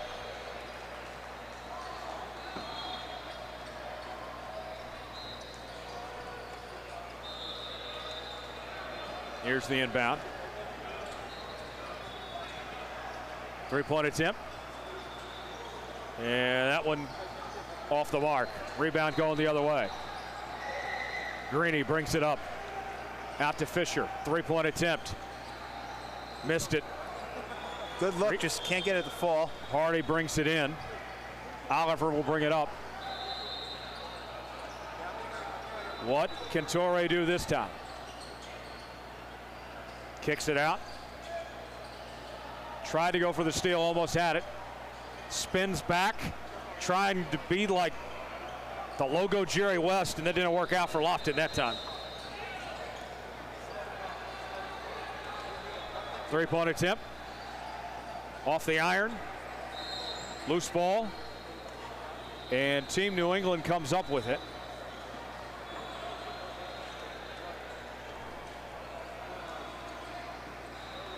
Nice hard-nosed effort diving for it. Looks like it'll be Trey Mann ball, though. Yeah, looks like they called a foul there, so change of possession. As Oliver will bring it up for Trey Mann Elite.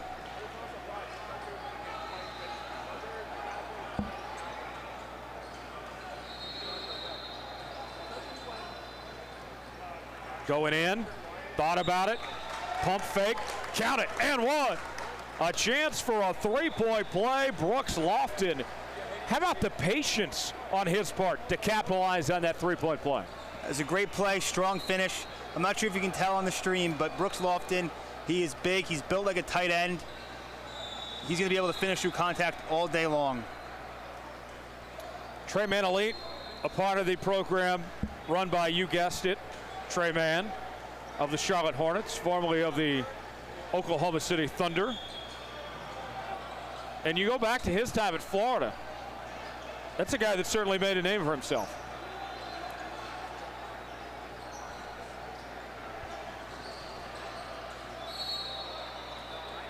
Foul is called. That he has it. Don't get Tyler started about his Oklahoma City Thunder. They stop talking about the game. Focus on that. Yeah, I'll be in the building for game 2 on Wednesday. Are you really? I will be. Who will they face? The Suns or Warriors? We'll find out tonight. That's right. That game goes off at what, 10-10? 10-15 tonight, I believe? Yes, it will be a late one. Missed the first free throw attempt. Second one coming for De La Santa. And he makes the second. 10-3 is our score. Trey Mann Elite on top. Under 10 remaining here in half number 1. Dribble drive inside, and that will draw the foul, sending Oliver to the line, where he'll shoot 2. Nice take there. Saw an opening, went to the rim hard, and got the foul.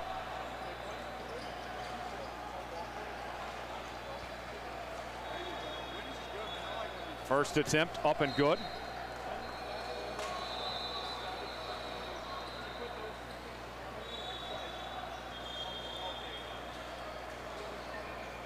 Second free throw. Knocks it in. 2 for 2 from the charity stripe. Fisher brings it up. Fisher guarded tightly there, and we get a foul called.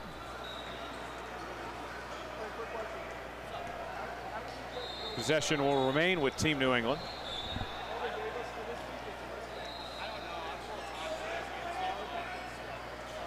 Fisher brings it up.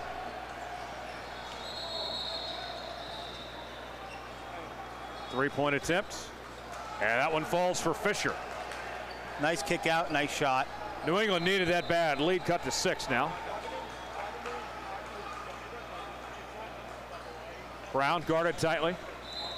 Brown going into traffic. And call him a bulldozer, because he just went right through that wall inside. Looks like we may have a foul call, though. Are they going to stay on the ground? Oh, before the shot. So the basket does not count, but the foul goes against Team New England. And Trey Mann Elite will hang on to it. Here's the inbound. Brown at the top of the key. And that one flies out of bounds. Need a little bit of touch on that one. Rifle that one in from point blank. Straight off the PRO16. What would you call that? Sideboard, banner? Yeah, the banner. We'll go with banner.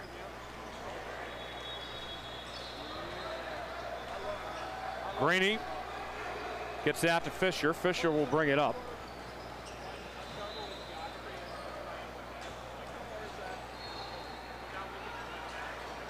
Spins and draws the foul.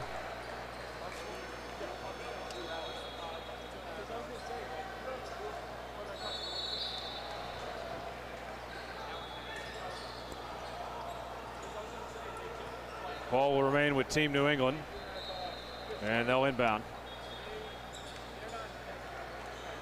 Jumper, no dice that time. Back the other way.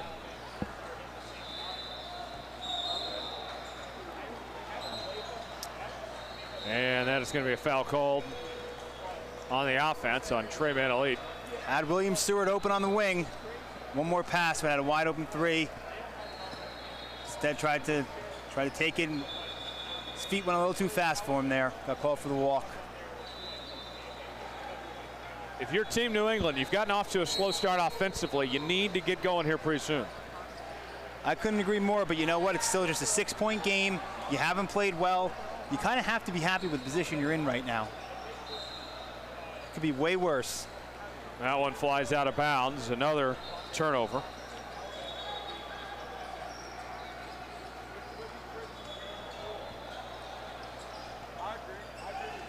One thing to note, it is a travel day for both teams. Yes. Can certainly affect the legs, can certainly affect the shooting. I know I'm feeling, I'm not even playing. Get off an airplane and start hoping. No excuses. Brown out to Torre. And that's a turnover taken away by Ramos. And a turnover the other way. Here comes Stewart. Going in. And a nice finish at the hoop by Brown for 2. That extends the lead to 8 for Trey Mann Elite. Fundamentals there. Corner 3, no. Went up there, got denied by Torre. Torre again continues to impress. Another great swat. Pinned him against the backboard there. Torre, the number 2 player in the country, according to the 24/7 composite and by ESPN for the class of 2028. A 5-star recruit. So far, his offers, though, somewhat limited. Florida State, Georgia, and UNLV at this point. A chance for him over the next few weeks to really impress and up those offers, as I imagine they're going to be coming. Absolutely. If he continues playing like this, they certainly will be. And I do believe Coach did mention potentially Ole Miss and Houston as well. Step back. No. Rebound the other way. And they'll blow this one dead. Looks like they'll get him for a travel. Yes, we do call traveling in the Pro 16.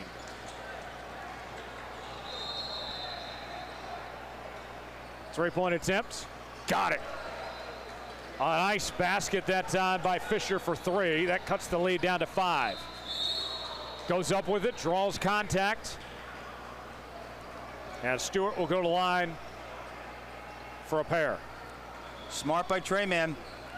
Go right to the rim. Coming off the 3 from Team New England, get fouled, go to the line.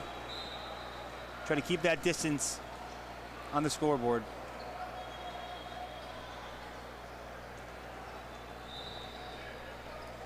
First of 2 attempts. That one no good from Stewart. Yes, and Stewart is coming off high school state championship just a couple weeks ago. Known for his spacing, his ability to move the ball, and on-ball defense. We'll be calling his name plenty tonight.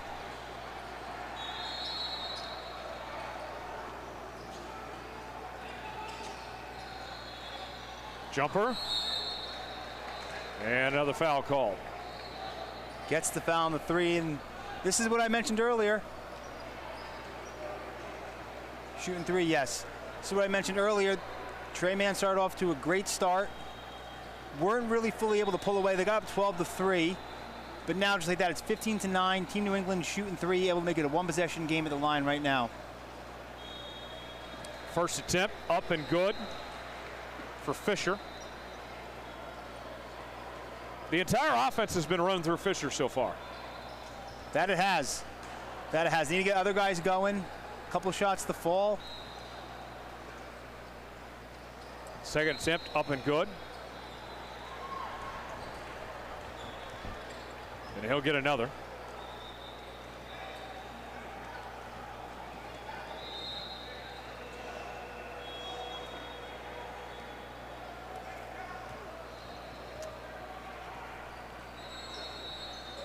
And he makes it.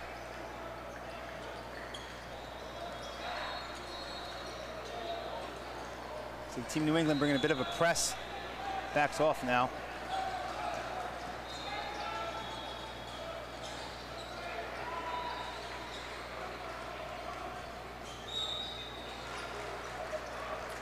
And foul called there. Looks like they got him on a bit of a trip. Sticking the hip out maybe. I like the press idea from Team New England. Change it up a little bit. Keep them on their toes.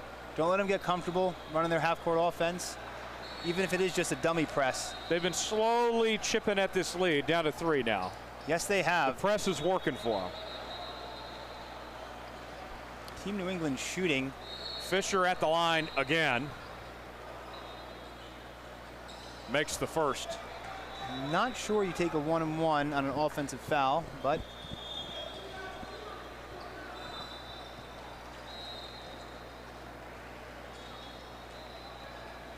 second attempt. Knocks it down. 1-point game. just like that, Tyler. Good run for Team New England. They get right back in this. Offense a little stagnant for Trey Mann Elite. Can they change that? Yes, they can. Torre Hore. Just fine, Mr. Torre. That'll solve your problems. Torre finds out.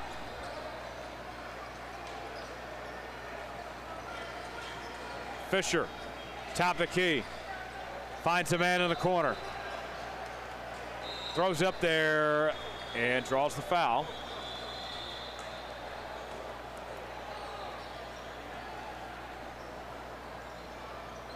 Good aggressive drive. Get to the rim, get the foul, get back to the free throw line. Mueli with 2 attempts coming up.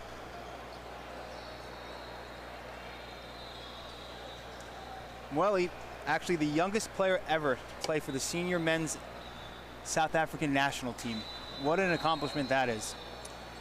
Yeah. He played in 5 games in the FIBA U18 AfroBasket. Averaged about 6.6 points, 5.2 rebounds, and 1 assist per game. Just to be able to play at that level, not be intimidated by the competition. Yeah. Then he played in the BWB Africa 2025 men's event, which is part of the Minnesota Timberwolves' club. Played 4 games there, averaged about 5.3 points per game in that. Incredibly impressive. What we say, 16 years old, playing in that level of competition. I don't know how good you are at math, but you want to guess what year he was born? You want to feel old? Not really, to be honest. 2008. 2008. Thanks for that, Tyler. That is crazy. I still remember 2008 like it was yesterday. That makes 2 of us. Fisher lost the handle on it, recovers. Nice find, and the putback by Mueli.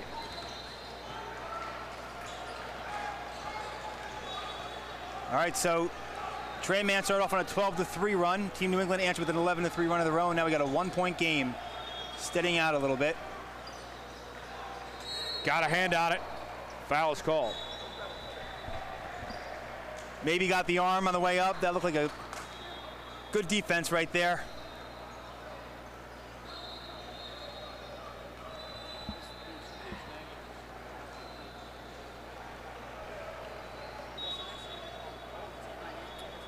Here's the free throw attempt for Stewart.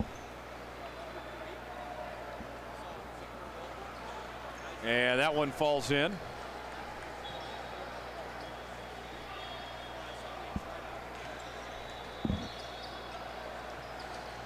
Second free throw coming.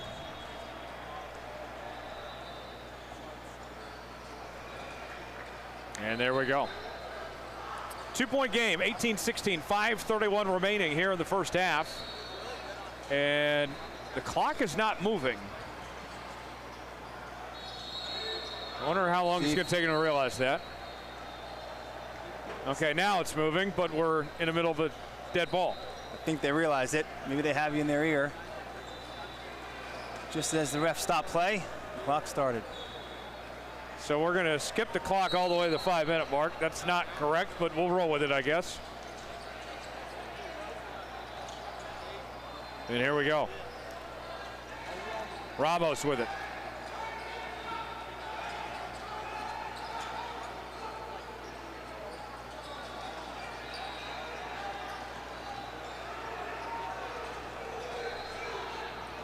Fisher.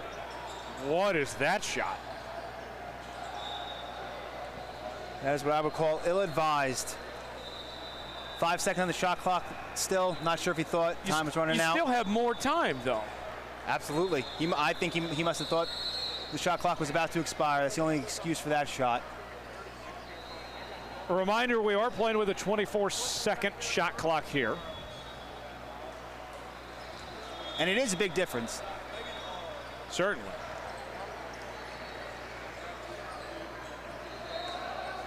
A lot of these guys play high school ball that there's no shot clock. Very true. Adding in the shot clock, different style offense. Can't take your time getting into your possessions.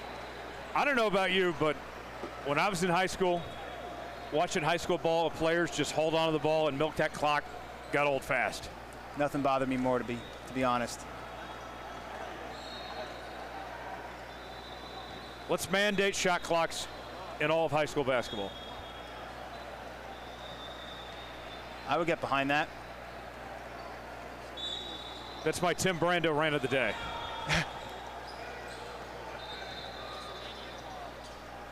Timmy B, if you're watching, good to hear from you. Even in younger rec basketball, middle school, elementary school, they have the rule. Can't play defense in the backcourt. Coaches take advantage of that. Get that out of here.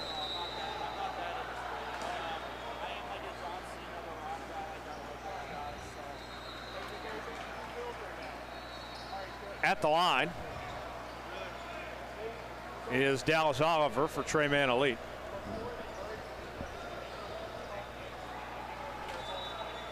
As they look to extend the lead, currently up by 5, and he missed the first.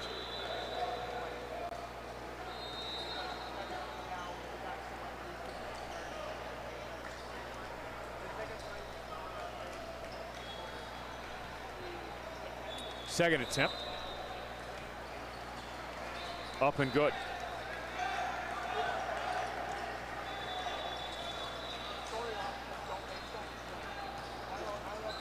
Ramos goes in and draws contact. Smart play. If they're going to call it, go to the rack, go up strong, get the foul again.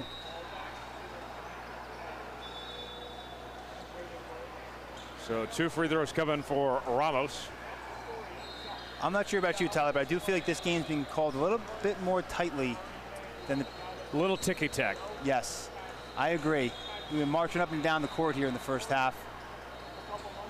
For both teams, though, and that's all you can ask for as a coach, as a player, as the refs are consistent. That, to me, when I'm looking at a game, how it's officiated, I don't care if they let them play or if it's ticky-tack, just be consistent one way or the other. Absolutely. Absolutely. Whatever it is, just stick to it. Drives me nuts. Call it one way in the first half, change it up completely in the second half. Free throw up and good. 4-point game.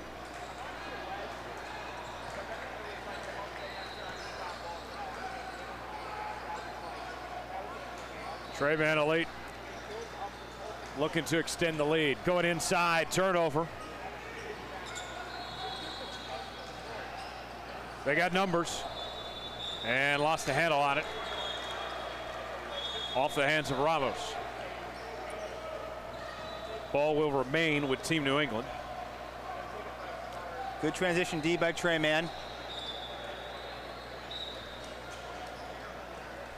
Here's the inbound. Goes up and off the mark. Torre comes down with it. Finds a man open, and a good finish at the rim by Mann.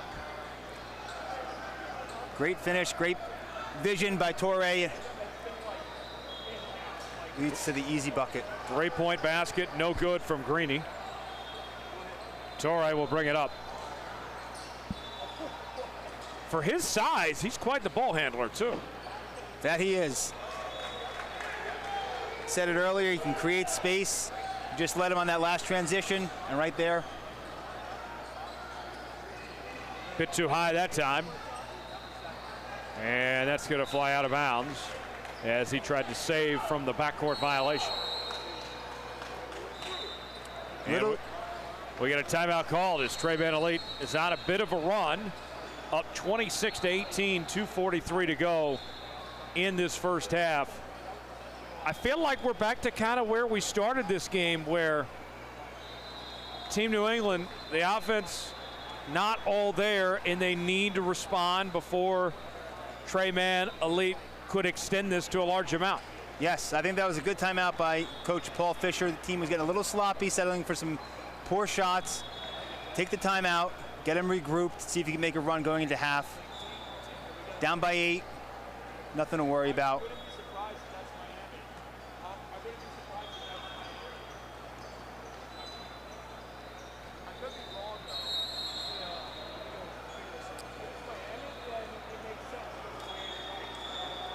What's been your impressions from what we've seen so far today? How have you enjoyed the experience? It's been awesome. The venue is incredible. The talent is through the roof. Gorgeous day outside in Detroit. It's my first time in Detroit. Same here. What do you think about the city so far? Have you had a chance to? I got some deep dish pizza last night at Buddy's. Solid. Have enjoyed some nice beverages, some cold ones out here. I've been impressed with Detroit. This has been a good host. And to give people an idea too, folks, we are inside the Huntington Place Convention Center. Typically when we do these events, we go to these field houses where the courts are all set up and everything.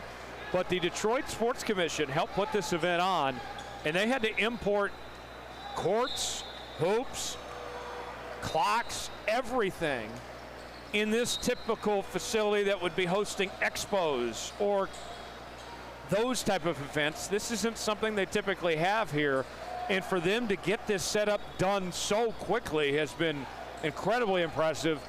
You want to know, it's a convention center. This has a great basketball atmosphere.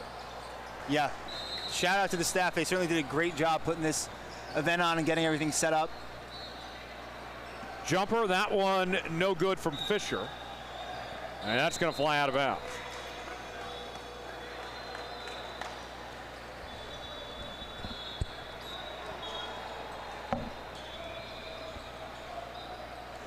Under 2 remaining here in the first half. 26-18 is our score. Trey Mann Elite on top.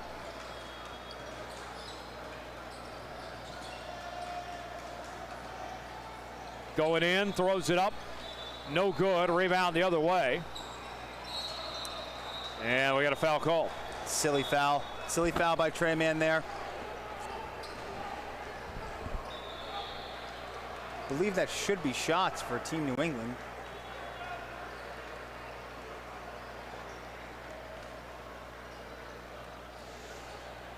Let's see.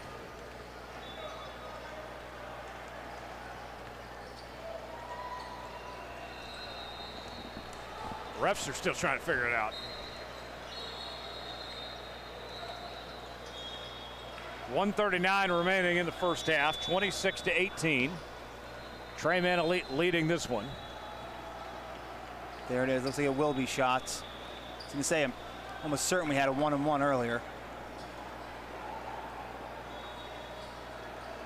Backcourt, silly foul by Trey Mann there. No need. You're up by 8. Just play good defense. Give them free points at the line. See if they can take advantage of it. Olaniba at the line. Missed the first.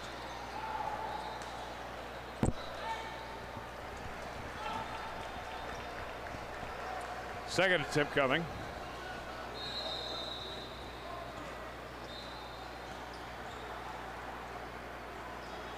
Up and good.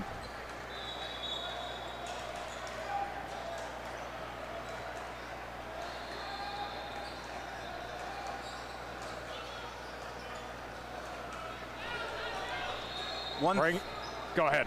I would say 1:30 to play. The clock on the live stream is a couple seconds behind for those watching at home. Missed it, going the other way. Bernstein brings it up. Jumper, no. Again, that will work. Good rebound, bit of a lucky bounce, leads to the wide open three. Greeny cuts the lead to 4, final minute of the first half. Brown with it. Brown gets around the screen, three-pointer, no. They're still going for it. And a good finish by Torre. Torre says, I'll take that. Bounce right into his arms. Nice smooth jumper. At his height, almost every shot's a wide open look. That's a great point, Tyler. Very hard to defend him. John Ramos, how do you do?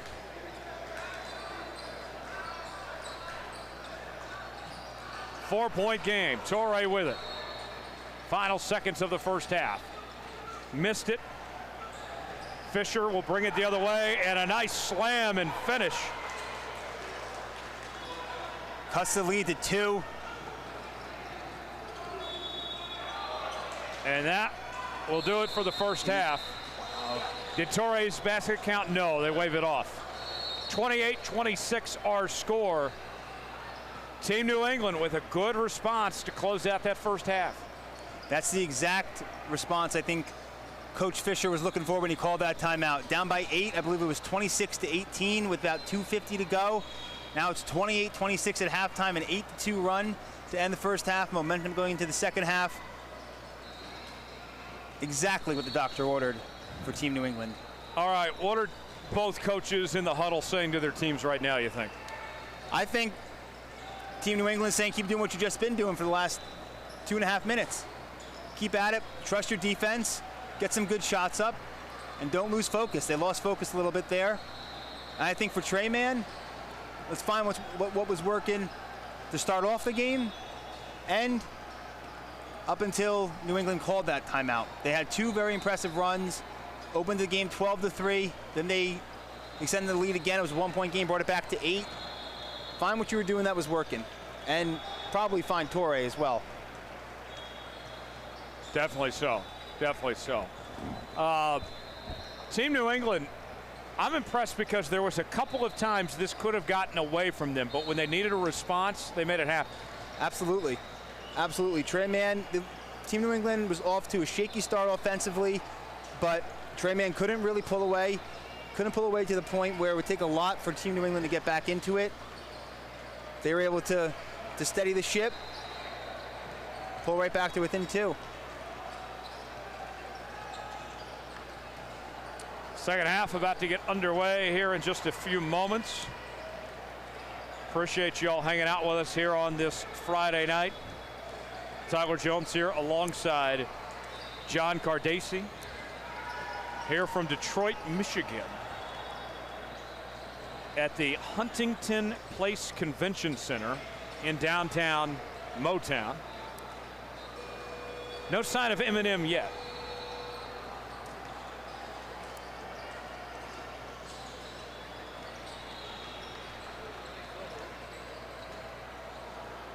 What do you want to do while you're in Detroit, John?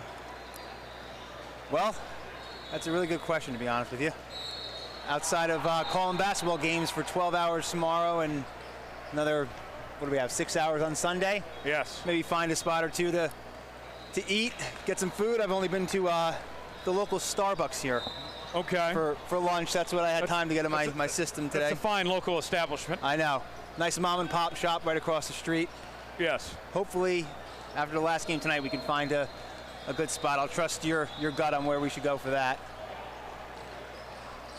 What about yourself?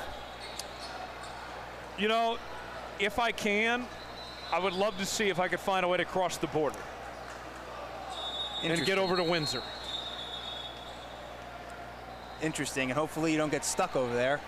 One problem, I don't have a passport. That could do it. That could be an issue. I do have a couple forms of ID, so I figure it might be worth a shot. I got my passport in my backpack right over here to my right. Maybe I'll do it for you. Okay, maybe I can just borrow your passport. We look alike. I think identical. Here we go, second half underway.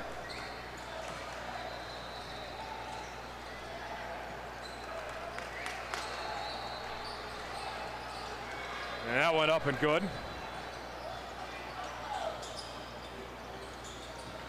Spins, going inside, and got the second chance opportunity.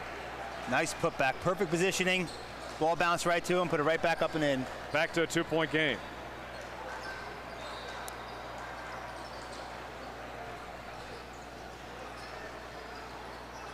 Throws it up. No. And there's a turnover. Good steal that time. And we got a foul called. Rushed that pass there, that last possession. Didn't think there was any need to. Team New England able to take advantage of it.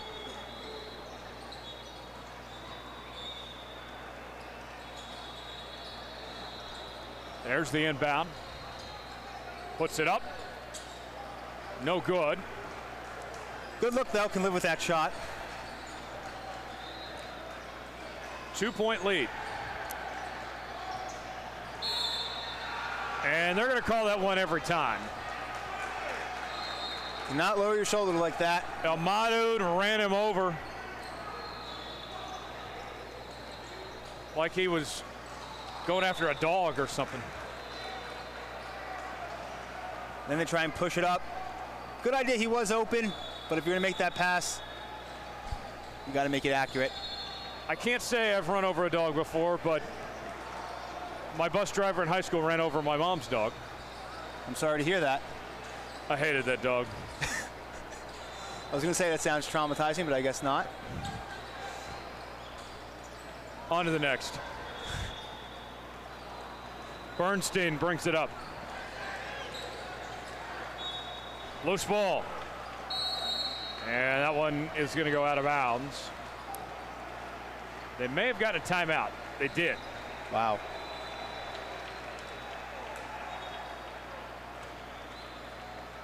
This is anyone's ball game. Love it, love the effort. Both teams diving on the floor. Good time out there, save the possession. Trey Mann has led this thing the entire way, but Team New England has stayed right there, that they're just waiting to pounce. Yes, seems like they're just waiting for the opportunity to strike, kind of in perfect stalking position. Keep in mind, remember, Trey Mann playing without their point guard. It makes it tough. Point guard is what makes the wheels go round. Some would say the straw that stirs the drink. To be able to kind of pick up and still be putting it together here. Certainly something to be said about that.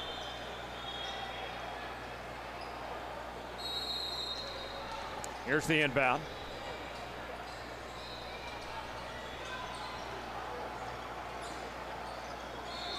Spins. Went up there, no good. Torre comes down with it. Good defense by Torre. Torre going coast to coast. And that's going to fly out of bounds.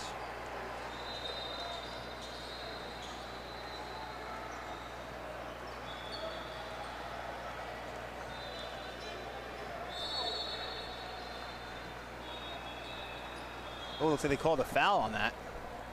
So Torre will go to the line.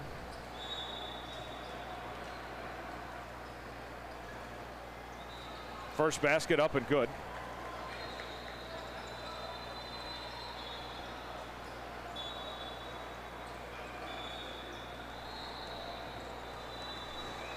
Extends the lead to 3, 14:08 remaining. And knocks them both down. 4-point game.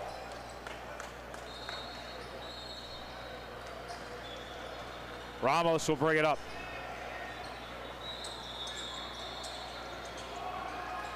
Up and good, nice finish.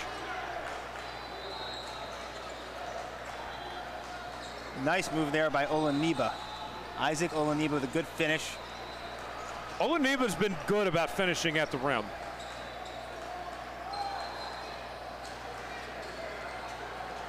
Making a move. Almost lost it. And he does. So Team New England will take it.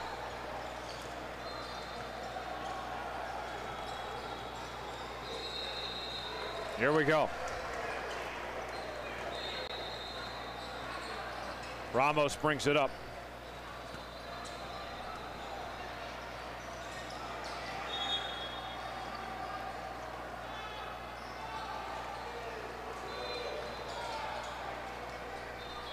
Basket no good.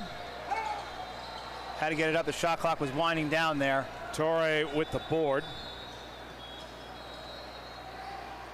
2-point lead. Goes up. Nice block. They come down with it. That one flies out of bounds. Both offenses have kind of stalled out here as of late. That they have. That was good defense by Santino Della Santa of Team New England on the block. And then Mann got their own rebound. Got to the line. But yes, very slow start to the second half. What do we have, 28-26 at halftime? 4 points apiece. First free throw up and good.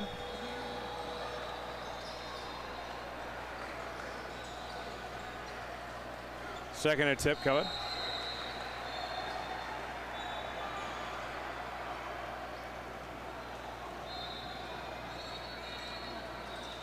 And he missed it.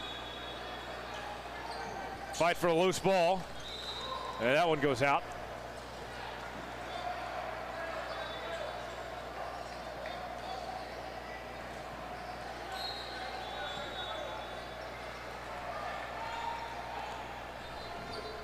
Three-pointer. No dice that time, got his own board.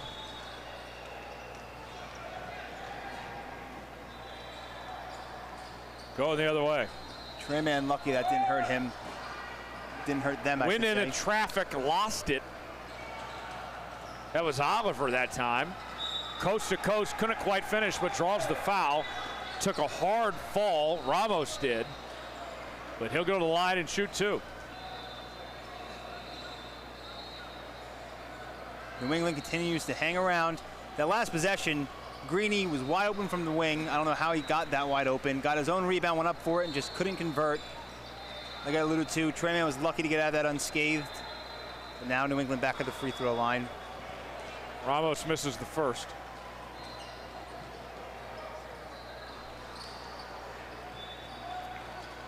Coach had good things to say about Ramos before the game.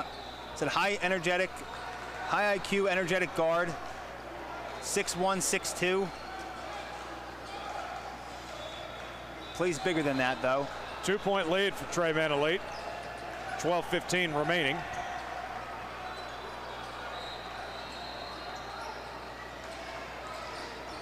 Oliver guarded tightly. Stepped into it. What an effort. No basket, though. Torre throws it up there. Couldn't finish. Offensive board. Still going for it. And how about that? Dallas Oliver. Great shot by Oliver. Took about 3 shot attempts, but it paid off. Sometimes it's better to be lucky than good. A couple ill-advised shots. Ball bounces around as we get a wide open three, and Oliver knocks it down. And then a good answer on the other end by Team New England. 3-point game. 11:30 to go.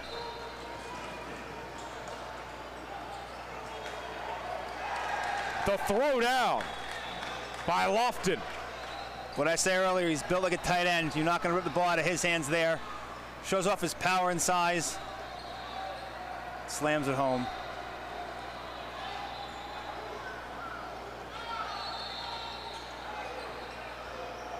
Three-pointer. Got it.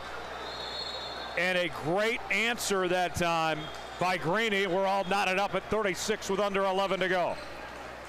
Nice shot in the corner, a little step back three. Smooth. And we got a foul called.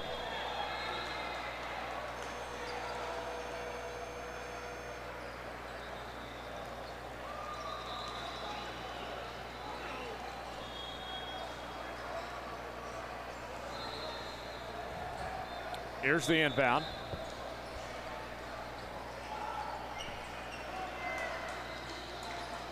Double team, gets it out of there, and that's going to be a travel on Lofton. Got a little too excited there, I think. It happens sometimes.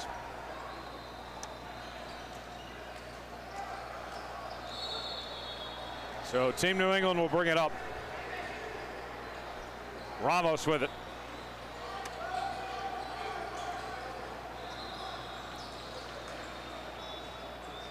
Ramos guarded tightly at the top of the key. Ramos finds a man.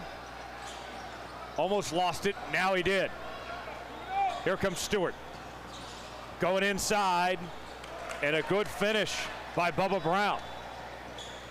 Nice finish. Looks like he tried to bait him for the foul there. Didn't get the call, but still. Lead back to 4. Corner 3. Too strong from Fisher.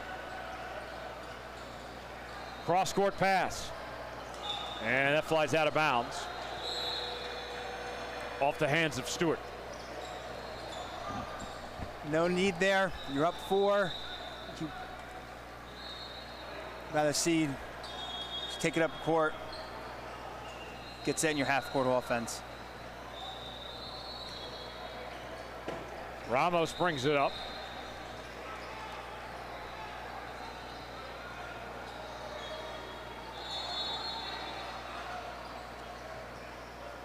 Ramos guarded tightly, goes inside and not quite as Torre comes down with it. They're moving fast and they draw the foul as Stewart will shoot 2. Trey Mann gets to the line again, other end of the court. That's that high IQ I think Coach Fisher was talking about with Ramos. That was an excellent pass. Because they moved quick. They did not hesitate to go on the run there. No, that they did not. Got right up the court, got the foul call at the line.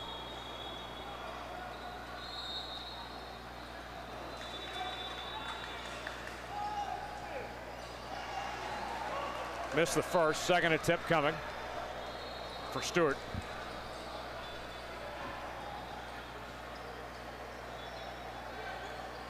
Stewart puts it up, it's good.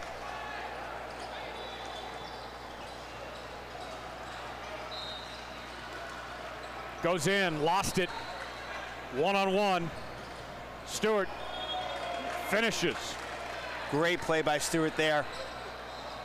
That's a high basketball IQ play. And Torre with a nice rejection. What defense? The anticipation by Stewart, the possession before, and the raw talent by Torre just there on the swat. Here's the inbound. Corner 3, nice. Fisher. Who's the most dangerous player on an inbound pass? The inbounder. Got it back for the wide open 3 in the corner. 4-point game. Brown directing traffic. Going inside to Torre. And that's a turnover. Not an ideal pass from Torre. Going coast to coast. Torre from behind gets called for the foul. Shooting foul. He'll go to the line for 2.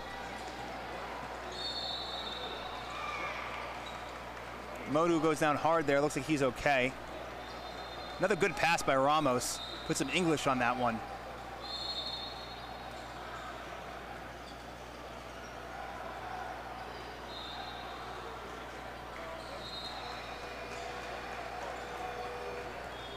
Here we go. 8:35 remaining.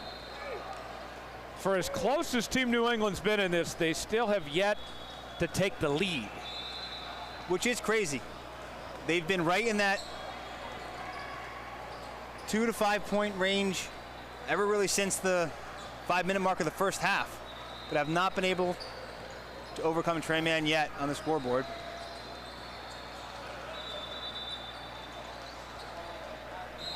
Going up there and draws the foul.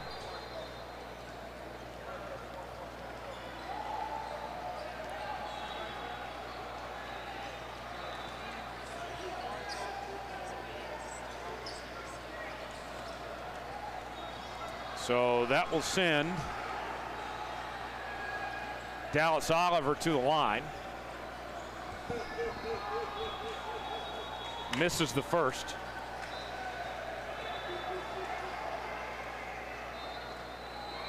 We mentioned that Dallas Oliver just came back from playing with Team Canada. Second free throw up and good. Yes. I believe this is his first game with Trey Mann this year. And we mentioned, works just right next to the border. This is about as close to a home game as he's going to get. That's very true. Foul is called.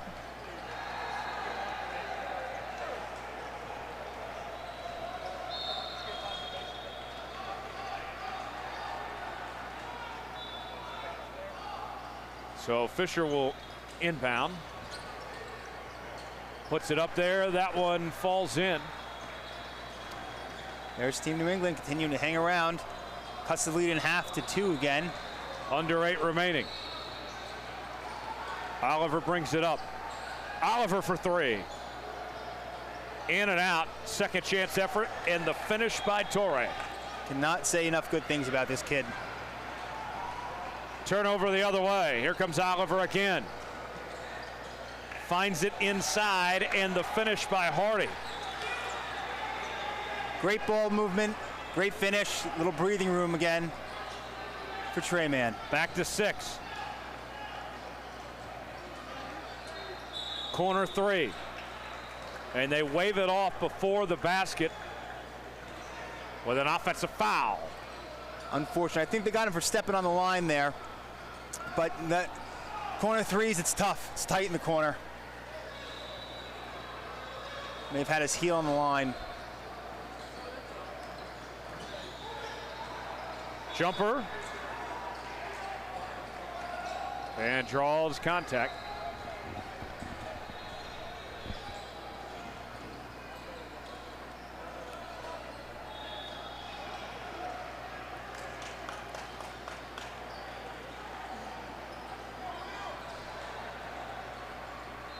So back to the line we go. Trey Mann Elite, this team's done a good job of getting to the charity stripe tonight. That they have. As William Stewart is there now, makes the first. Almost like a hockey line shift here for New England. 3 new guys coming in.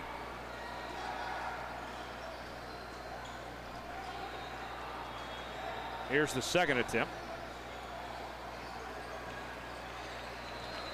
Drills it. 8-point lead. A good run by Trey Mann Elite here with 7 minutes to go. Yeah, if you're Team New England, you want to keep it here. You don't want to let them get it back to double digits. Missed it. Fight for the loose ball. Trey Mann Elite comes away with it. Tried to finish.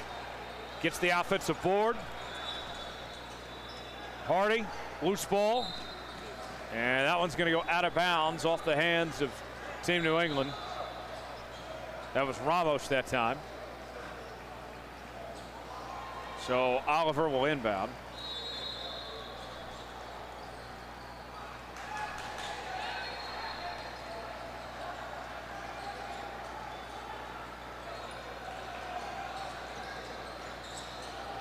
Hardy to Torre. Back to Hardy. 3. And they'll wave that off.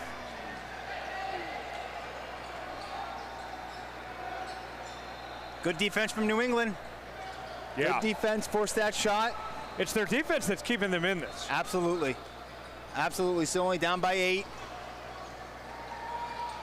Basket up and good. Cuts the lead to 6. Still plenty of time for Team New England. Corner 3. No good from Stewart. Stewart again. Not that time. Torrey with the offensive board.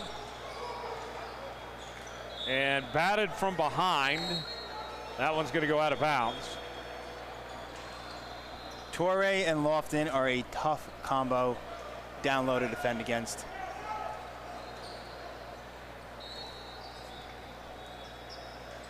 Hardy will inbound.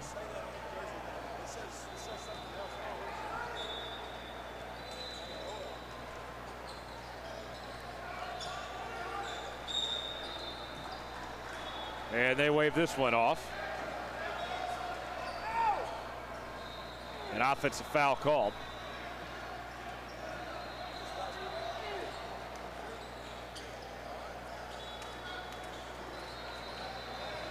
Ramos will bring it up.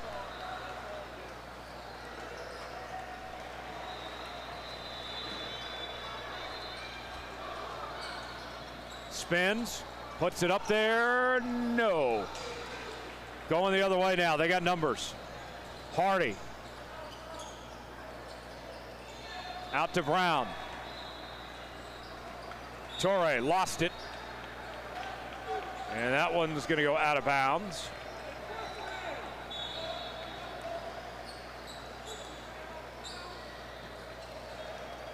So Ramos will bring it up.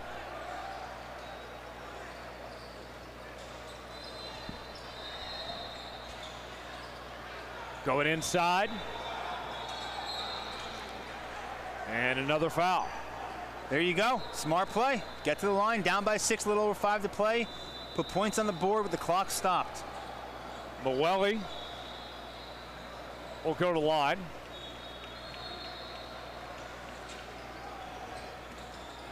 Now you got to knock them down. Makes the first. How about a quick shout out to our cameraman Craig. Craig, fresh off the Super Bowl, works for CBS. He's been doing it since 1970. All 3-4 sports year round. Unfortunately positioned right in front of us. Makes it a little difficult. Not his fault though. No, not his fault. We made that clear from the get-go. Both agree that it should be reversed. We should be sitting in front of him so that we can see the whole court. The camera can go over us. Hopefully we'll have that set up for tomorrow. He's working hard, and we appreciate our fantastic production crew here in Detroit this weekend.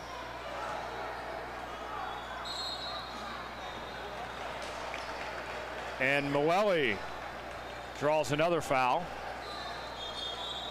We've seen this before where they just slowly chip away. Yes, we have. If you're Trey Mann, you have to be a little bit nervous. You feel like you've held the lead. You have held the lead the entire game.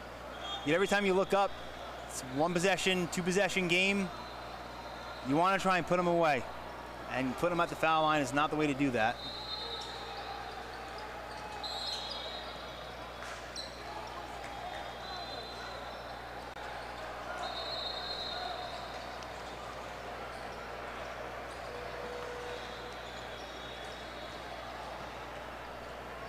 And we're going back to the free throw line. Silly foul. 90 feet from the hoop. That just makes it too easy. Torrey back to the line. He's had an awesome night tonight on both ends. Makes the first of the 1-and-1.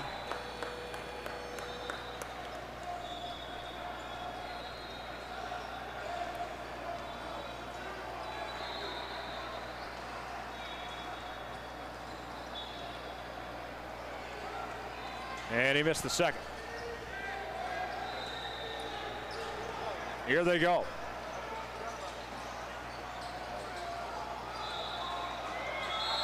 Puts it up and draws the foul. Another good pass down low. Now you just have to make your free throws, but I like the strategy. Get to the line. Down by 5, 4:39 to go. Put points on the board with the clock stopped.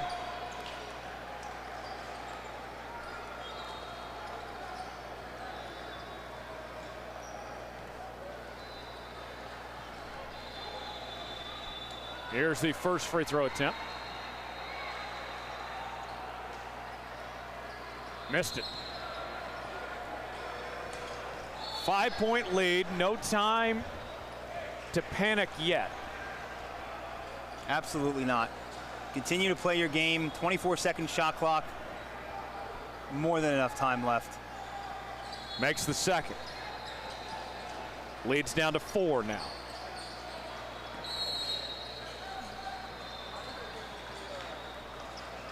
And they'll take a timeout. 4:36 remaining. 51-47 is our score.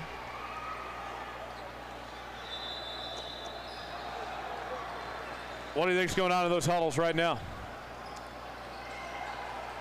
I think Trey Mann saying, stop fouling for one. Play defense. If they earn the shot, they earn the shot. And New England, keep doing what you've been doing. It's kind of weird to say down by 4, but it's kept them in the game, and just hope you can get on that run. Hit it, you know, a 3 or 2 in a row. Just like that, you're up by 2. They've done enough just to hang around. And it's, like I said earlier, it's tough. Torrey and Lofton are a tough combo down low.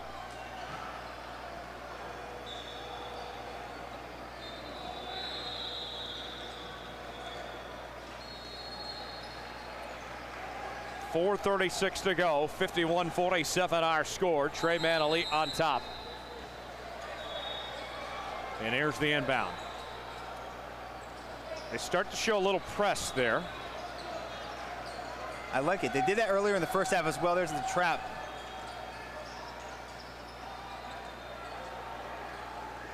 Brown taking his time. Shot clock down to 7.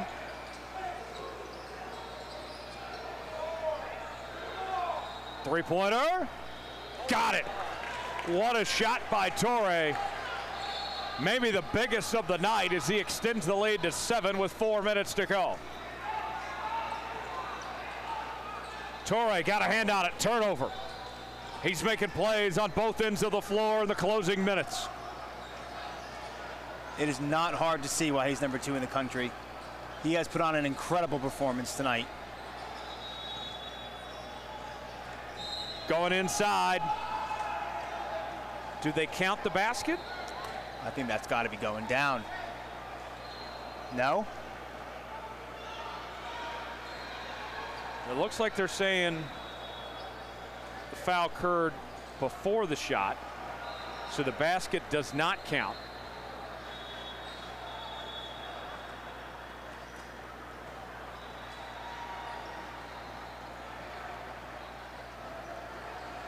We have not seen any changes to the scoreboard yet, so. Nope, looks like they did count the basket, or on the ground 1-on-1 maybe. Either way, I thought they were going to get him for that right arm extended going down in the paint. It looks like they went with the 1-on-1, yeah. Yep. So before the basket, and he makes them both. 9-point game. Team New England got to do something now. Now they got to get going. Ramos guarded tightly. Goes inside. Kicks it out. 3. Not that time for De La Santa. Oliver being very patient. 10 seconds on the shot clock. Oliver spins, passes it. And a good finish at the hoop by Mann.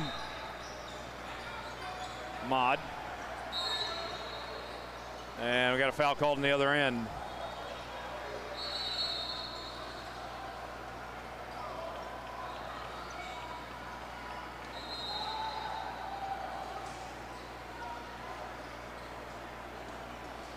If I'm Coach Dwayne, that's one thing I want to work on after this game. Move your feet, play good defense, stop fouling.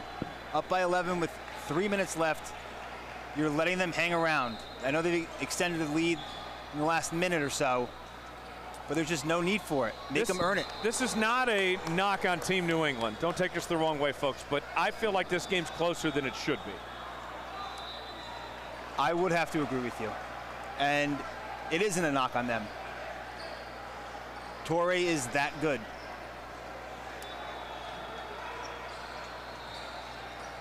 But all the wins count the same if they can finish this off. Brown will bring it up, under 3 remaining. 11-point lead for Mann Elite.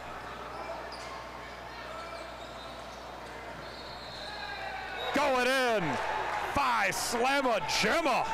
William Stewart. How do you do?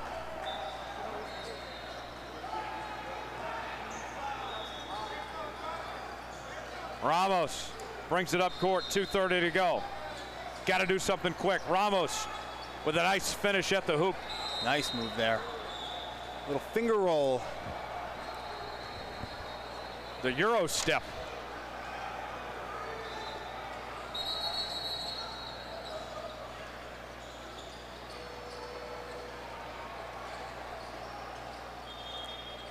Here's the inbound. 11-point game, 2:23 to go. Cross-court pass and finish. That looked like Mahomes to Kelsey. Maybe of yesteryear. Hey now. Foul called.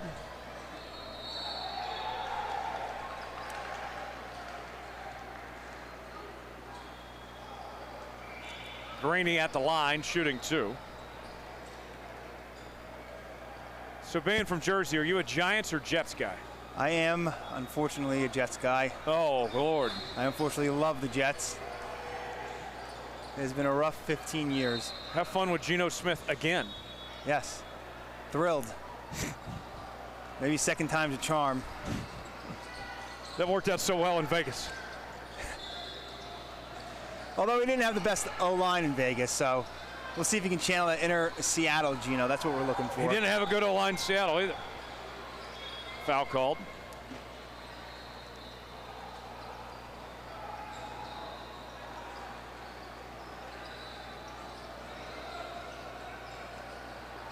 I could use a meaningful game in December.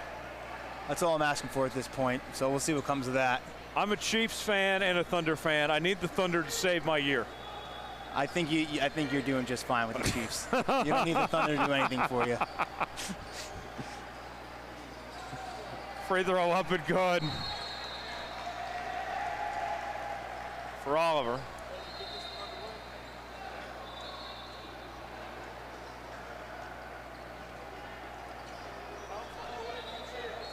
Makes the second. 14-point game, 2 to go.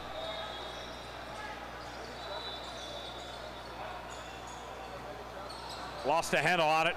Torrey comes away with it because of course he did. They got numbers, and there's the finish.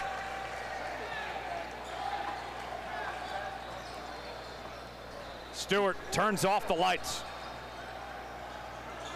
And there's another steal. It's all but over now. Back the other way. Credit Team New England, though. They hung around. They played hard and they hung around. It wasn't a lack of effort today. No, absolutely not. And that looks like that's going to be it.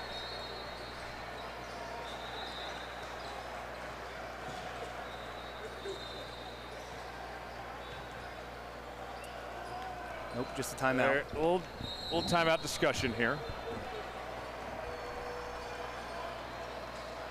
A little confused. The first game we did, it did end early with a 22-point differential, I believe it was, with 2 minutes to go.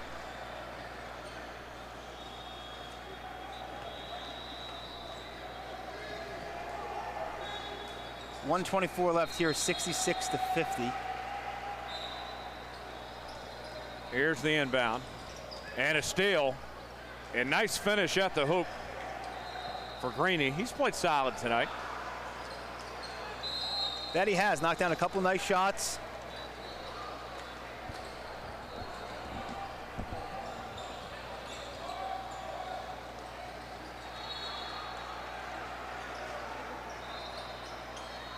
Here's the inbound. 3-pointer. Up and good. So that cuts the lead to 11. A bit too late, though, as we enter the final minute. We take a small miracle at this point, but They're not going down without a fight. And there's a foul called. I don't believe Reggie Miller is in the building. Not to my knowledge, at least. Are you a Knicks or Nets guy? So, funny enough, I was a Nets fan when they were in New Jersey. Then they moved to Brooklyn and never really caught on to them. So I would lean Knicks, but I must say I'm more fair weather Knicks fan. I'm not going to lose sleep if they lose. I thought it was Mets, Jets, Nets. That's what most people are. Unfortunately, I'm not most people. I am Yankees and Jets.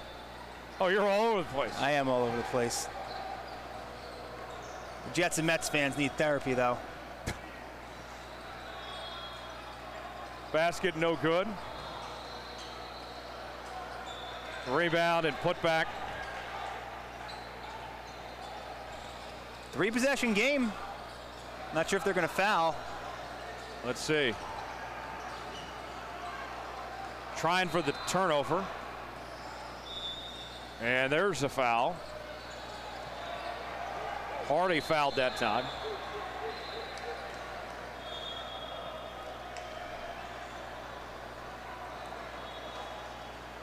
Credit New England. What was that, 7-0 run? Because it easily just faded away when they were down 16. Still a tall hill to climb, but credit them for fighting, clawing back a little bit.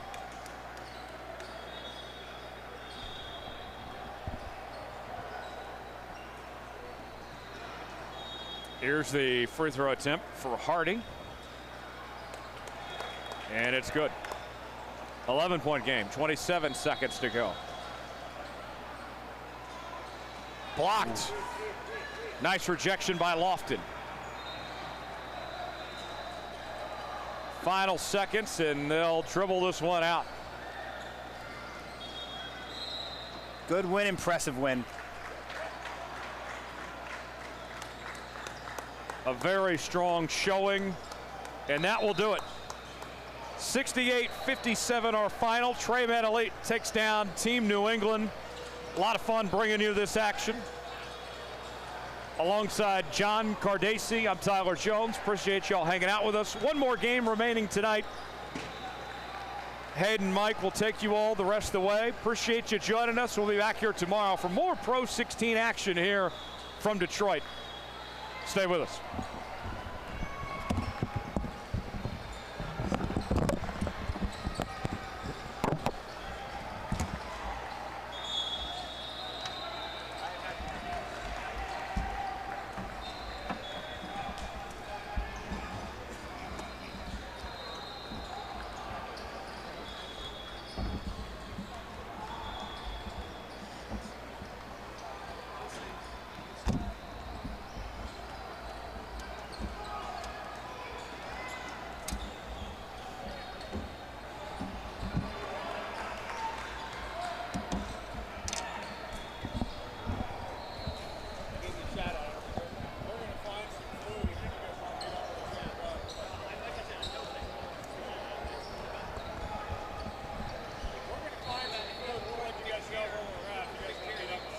I got you.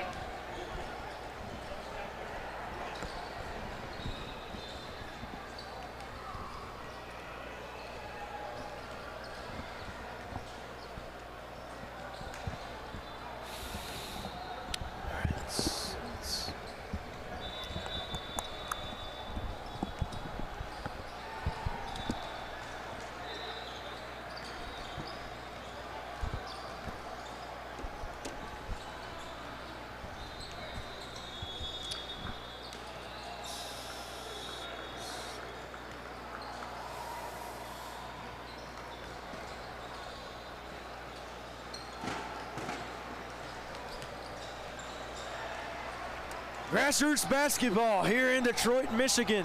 I'm Hayden Coker alongside Mr. Mike Calandra. Mike, hope you're doing well. We've got a phenomenal game on hand tonight between Team Miami and the YGC 17U Pro 16. Team Miami, though, has a gentleman that we're gonna highlight here in just a second. Jermaine Ajiman, ranked number 91, is currently a 3-star according to Rivals, Jermaine was recently ranked in the top 150 for his class. So Team Miami 17U got bumped into the Pro 16 this year. So congratulations to Team Miami for being bumped into the Pro 16 this year. Now, Mike, first off, we've had a phenomenal slate of games today. Tell me a little bit about this one and what you're most excited for, man.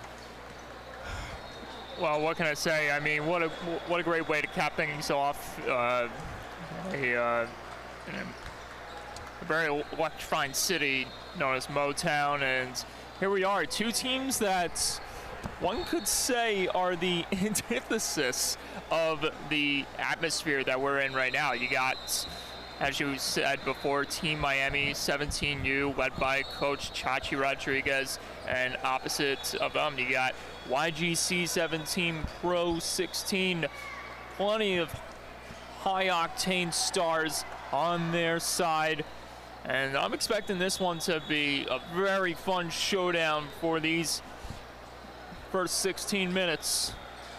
That's Jermaine Ajiman jumping for Team Miami. And then it's also Trey Hall jumping for YGC. YGC early, getting the bucket for two. That's Bo Seal to kick it off for YGC. Now going the opposite way here. Some high-octane offenses to start this one off. High-paced as well. Now Team Miami trying to penetrate inside. No dice so far. He has that one stolen away. YGC now with it. Now inside. No dice. Bo Seal, the kick outside. Amari Coleman. Now back to Seal. Outside. He's got it. Braden Williams for three. Not what Miami wanted to do right there, leaving the wide open wingman to nail the three ball, and now they're down by 5. Now going the opposite way. It's Denver Turner. And they're going to go the opposite way. They'll call a carry. Too many handles on that one for Miami, and this will give YGC another opportunity to strengthen their lead. 5-0 your score here. Amari Coleman with the kick to Quincy Baker. Baker inside. Baker floater. Baker no good. He gets his on board. The kick outside. Seal. He's got it. 2 threes to start out this game here for YGC. 8-0 your score, and they lead. Practically an uncontested three ball that time. Nailed for YGC, who is just firing on all cylinders. Bo Seal, one of those guys who can shoot it from outside, but also he can be a force to be reckoned with down low as well. Team Miami having some struggles here to start this game off, and YGC is going to have it. It seems like they just cannot get over those early struggles here, as YGC once again with the possession driving down the floor. Well, they've got to get out of their own way. Here's Bo Seal down low. Seal tries to make a man miss. The kick outside. 3 ball. No good, off the mark. Now the other way. Here's Team Miami. One thing you got to love from YGC right now, and the reason for them being up 8-0, is the ability to distribute the ball in great areas. And almost had the and one there.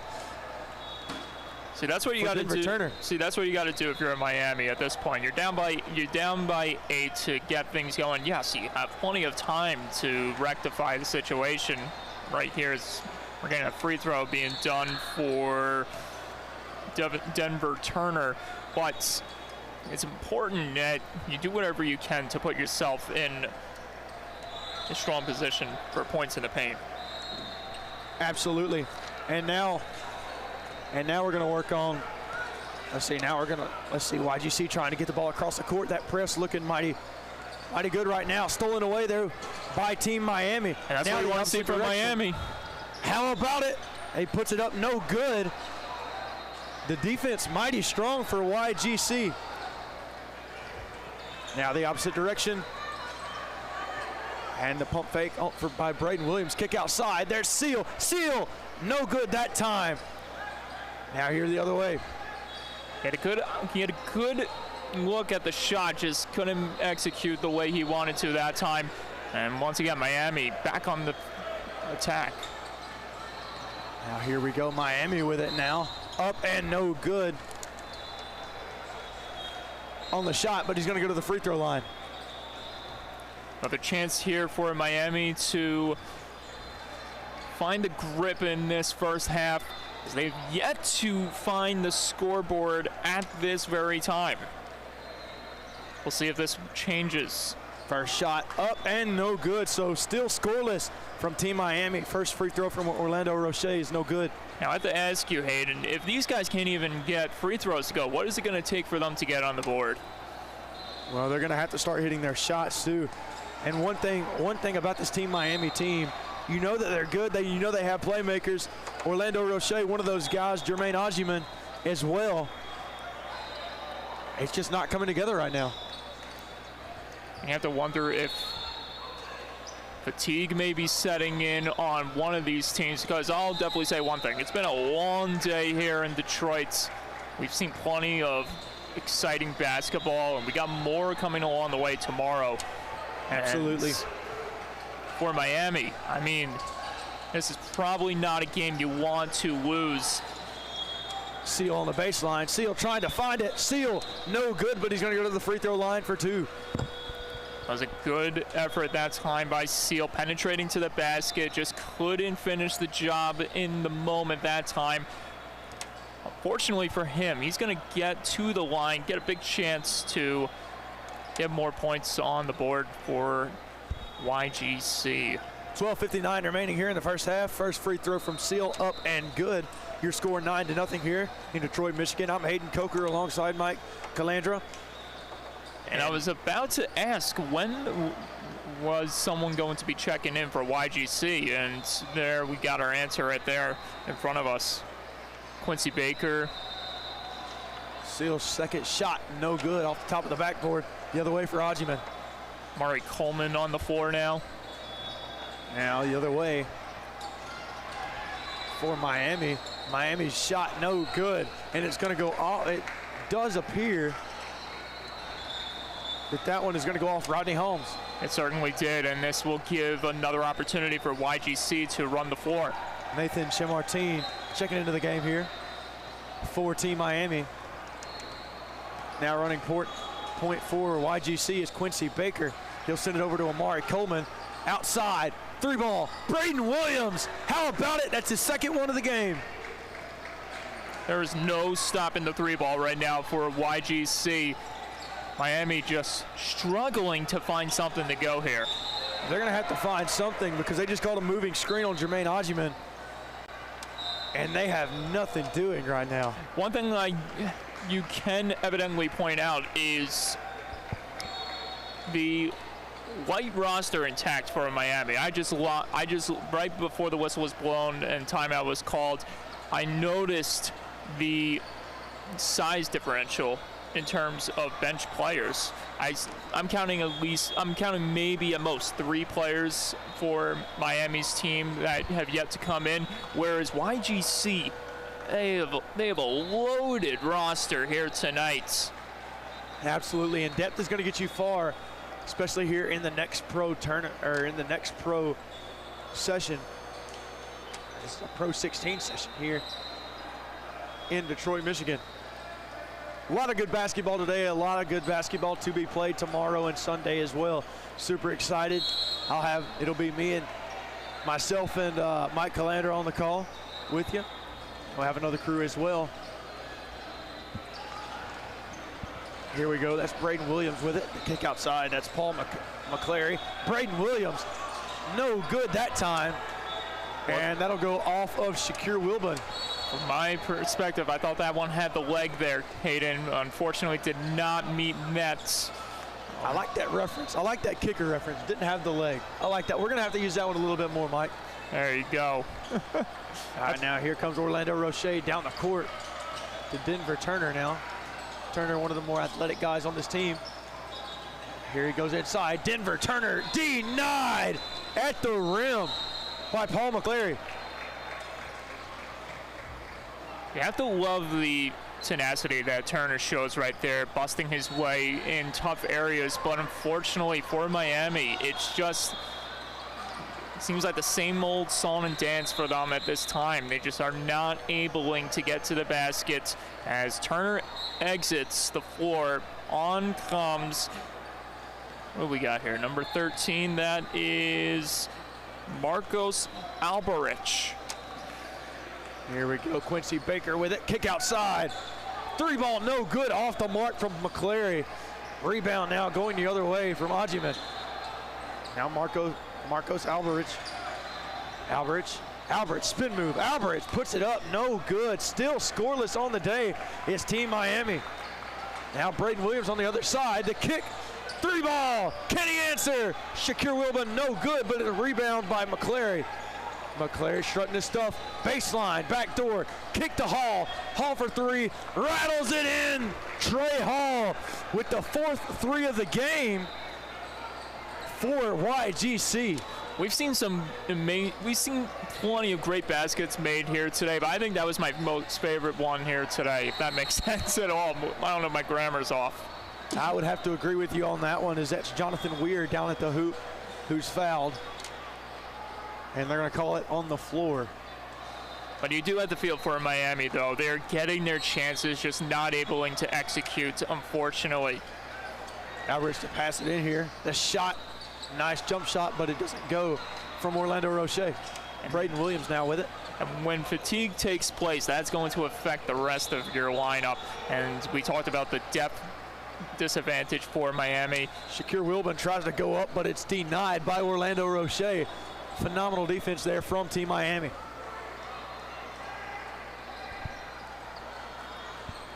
Now Quincy Baker to inbound here for YGC. Now here the inbound. That's Braden Williams with it. Williams inside. Williams drives. Williams fouled on the shot, and he's going to go to the free throw line for 2.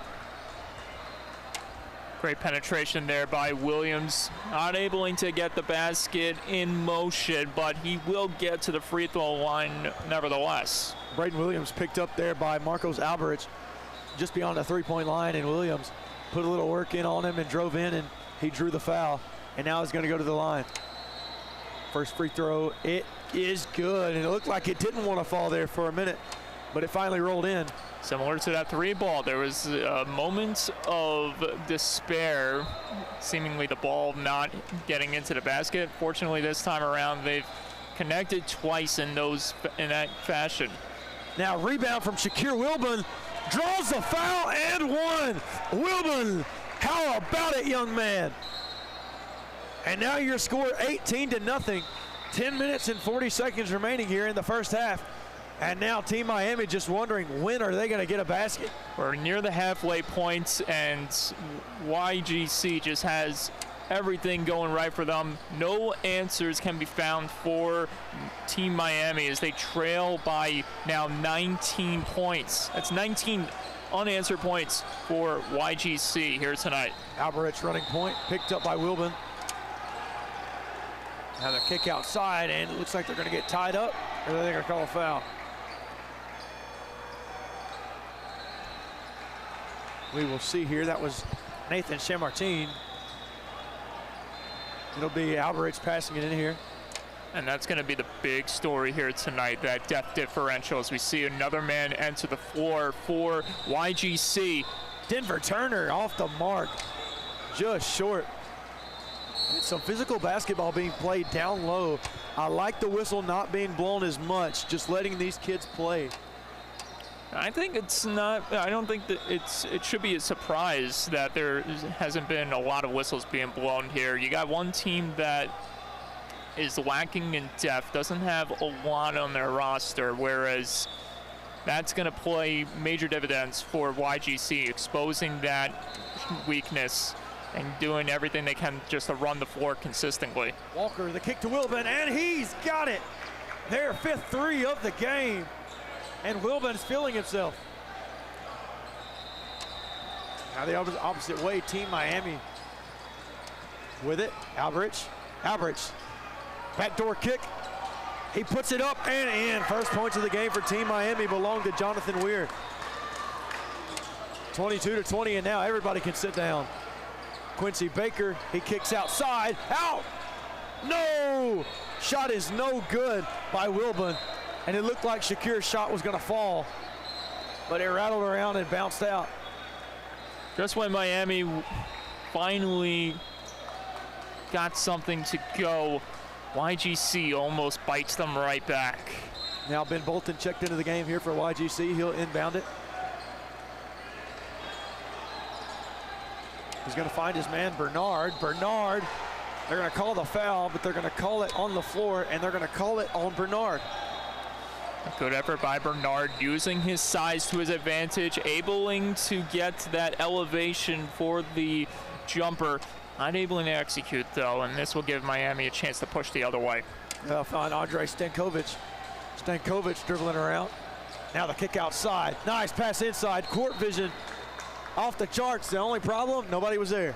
And even though Miami is down by 20 points, that's what you got to do. You just got to let your opponent know, hey, we're here. We're gonna be in your face all night long, even if you're gonna beat us down by this much. And that's what you got to do if you're in Miami. Just penetrate the basket as much as possible. And look at that.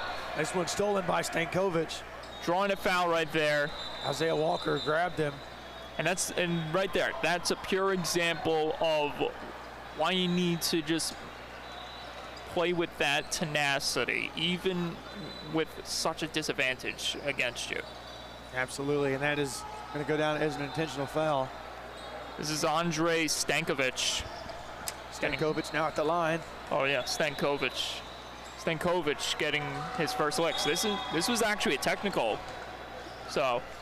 Okay, so they are going to call it technical. I wasn't sure at first. I thought that they would, but then everybody started to kind of gather around the basket. Well, I think the intent of how the foul was committed, it deemed it to be technical. There was a lot of aggression being shown. Looked like he was tugging away at his arm there, preventing him from breaking free. Could have been an easy basket for Stankovic. Instead, foul committed, and this is the result. 22-4 now your score, and you're right, it was intentional, and that's why they called the technical foul, but it wasn't anything malicious. So oh yeah, no, it was not malicious whatsoever. It's just, that's just the status quo, and especially with keeping temperatures under control in a game with such a big depth disadvantage. I have to repeat that for sure. Stankovic drives inside and is fouled. Stankovic now going to go to the line, and he's going to try for points 2 and 3. See, this is what you got to do. You just got to. That's the type of energy you have to show in a matchup like this with such a big depth disadvantage. You just got to be a nuisance in the paint. Check that. That's points 3 and 4 he's going for as he misses the first one. And for Miami, even though you're dealing with that depth disadvantage, this is what you want to see. Obviously, we expected Jermaine Argument to make such a massive impact, and instead we're seeing more of these role players coming into effect in Andre Stankovic. And there it is, YGC 17U. Gonna call a timeout there. And now your score 22-5 with 6 minutes and 59 seconds remaining here. And I can already tell why the timeout was called here. This is just more so to slow the tempo down. You started to, especially with the technical foul being made. That motivated them to keep their composure, not let things get out of hand. Because if you start to make those crucial internal errors, that's going to expose you and give Miami leeway to take advantage of that opportunity. Absolutely. Now, in 6:59 remaining here in the first half, we've got action here. YGC versus Team Miami. YGC up 22-5. I'm Hayden Coker alongside Mike Calandra on the call here on Next Pro Hoops on YouTube. And this phenomenal PRO16 session in Detroit, Michigan. Now going the other way. Roche puts it up and no good, off the mark. And they're going to go the other way with it. So it'll now be YGC's ball. Ben Bolton to throw it in here. I believe they counted it as goaltending, so as you saw the 2 points being added by the scores table. They did, and I wonder, because I didn't see him touch the ball, but I wonder if they touched the rim while it was up. Definitely appears that was the case, and all of a sudden, a 22-0 lead results in This 7-0 run is cut short. Nice shot there on the inside by Zylan Bernard. They were in unfamiliar territory for a moment. Miami, though, still fighting. Now, nice piece of work down low. Jonathan Weir with his 3rd and 4th points of the game for Team Miami. Now the other side, Miami trying to make a run. Stankovic now with it, trying to get it, and he's fouled from behind by Bolton. That was wonderful pressure being instilled right there by Miami. You had the double coverage being there against Zylan Bernard that led to the turnover. And what happens after that? They commit the foul because they start to panic. They know that they're in trouble. This gives Miami an edge to maybe get some more points on the board. Rodney Holmes now checks into the game here for Team Miami. And Stankovic is going to go to the line. Stankovic with 3 points. Now rattles in and out. Really needed that one to go. And they're going to call another foul down low. This is what I mean. I feel like that's why the timeout was committed by YGC. YGC having a little trouble here with Team Miami.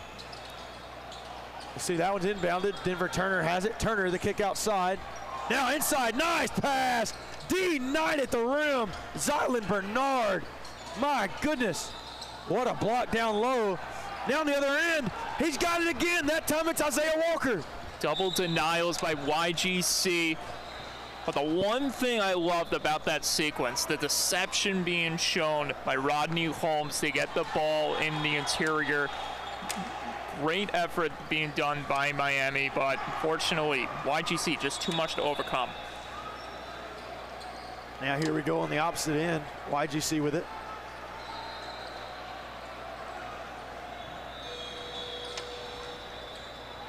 Amari Coleman inbound. That's Shakir Wilbin with it. Wilbin showing his moves. Wilbin inside. Wilbin free throw line. No good. Just short. Now rebound going the other way. That's Shemartine. And it's going to go out of bounds. That was a tough adjustment there that time for Wilbin. Had a good look in the interior, just couldn't finish strong. That's what's going to happen when you're twisting your body and trying to elevate at the same time. You're not always going to make those shots 100% of the time. Williams now to inbound. Now on the outside.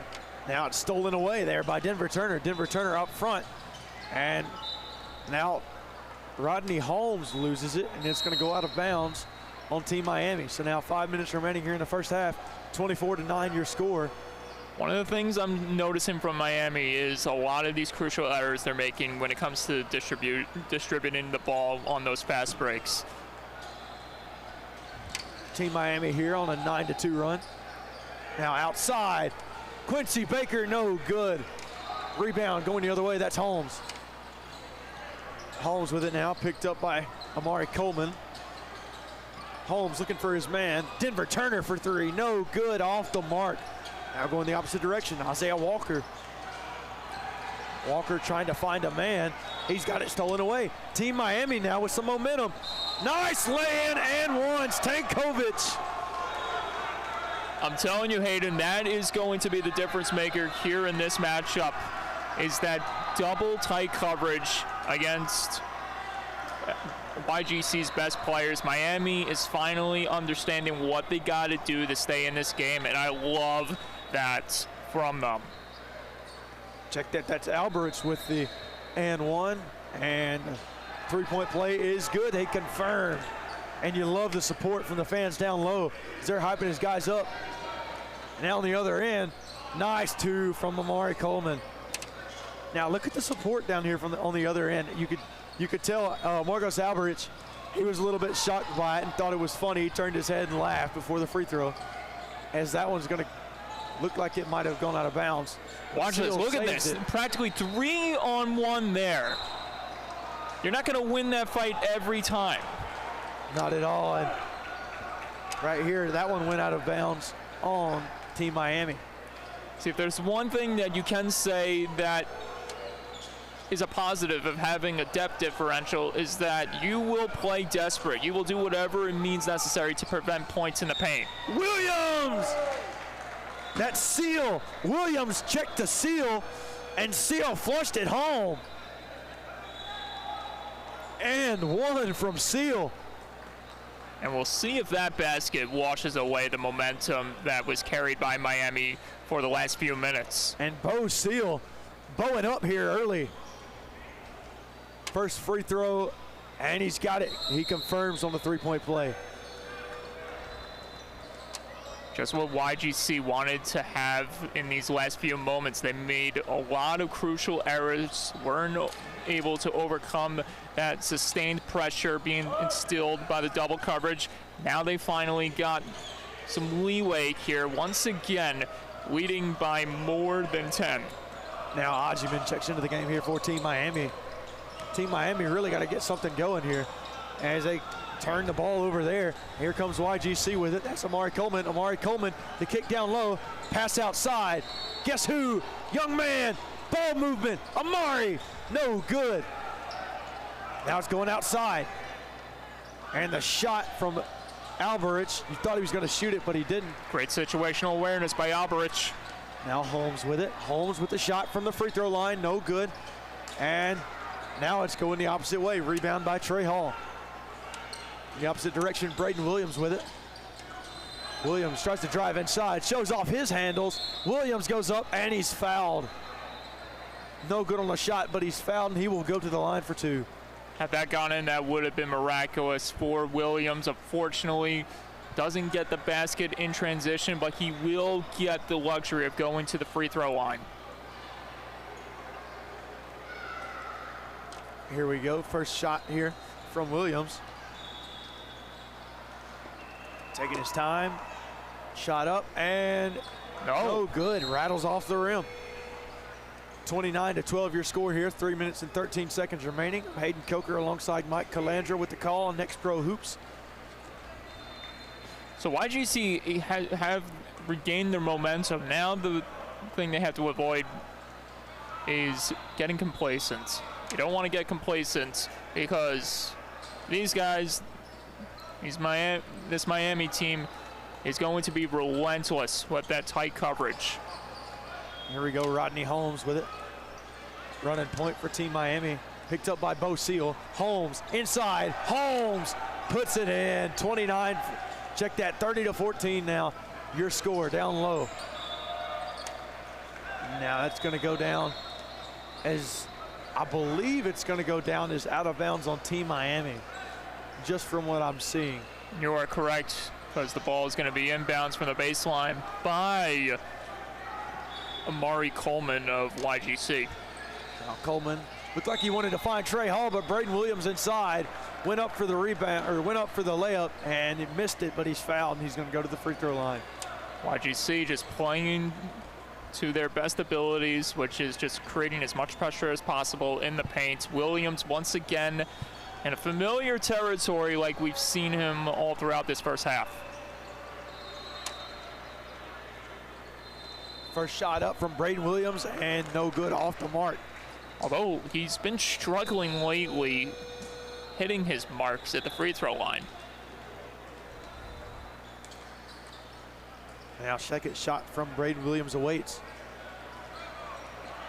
And although it's a 16-point deficit, now 17-point deficit, you can't afford to give any opportunities for your opponent to get back in it.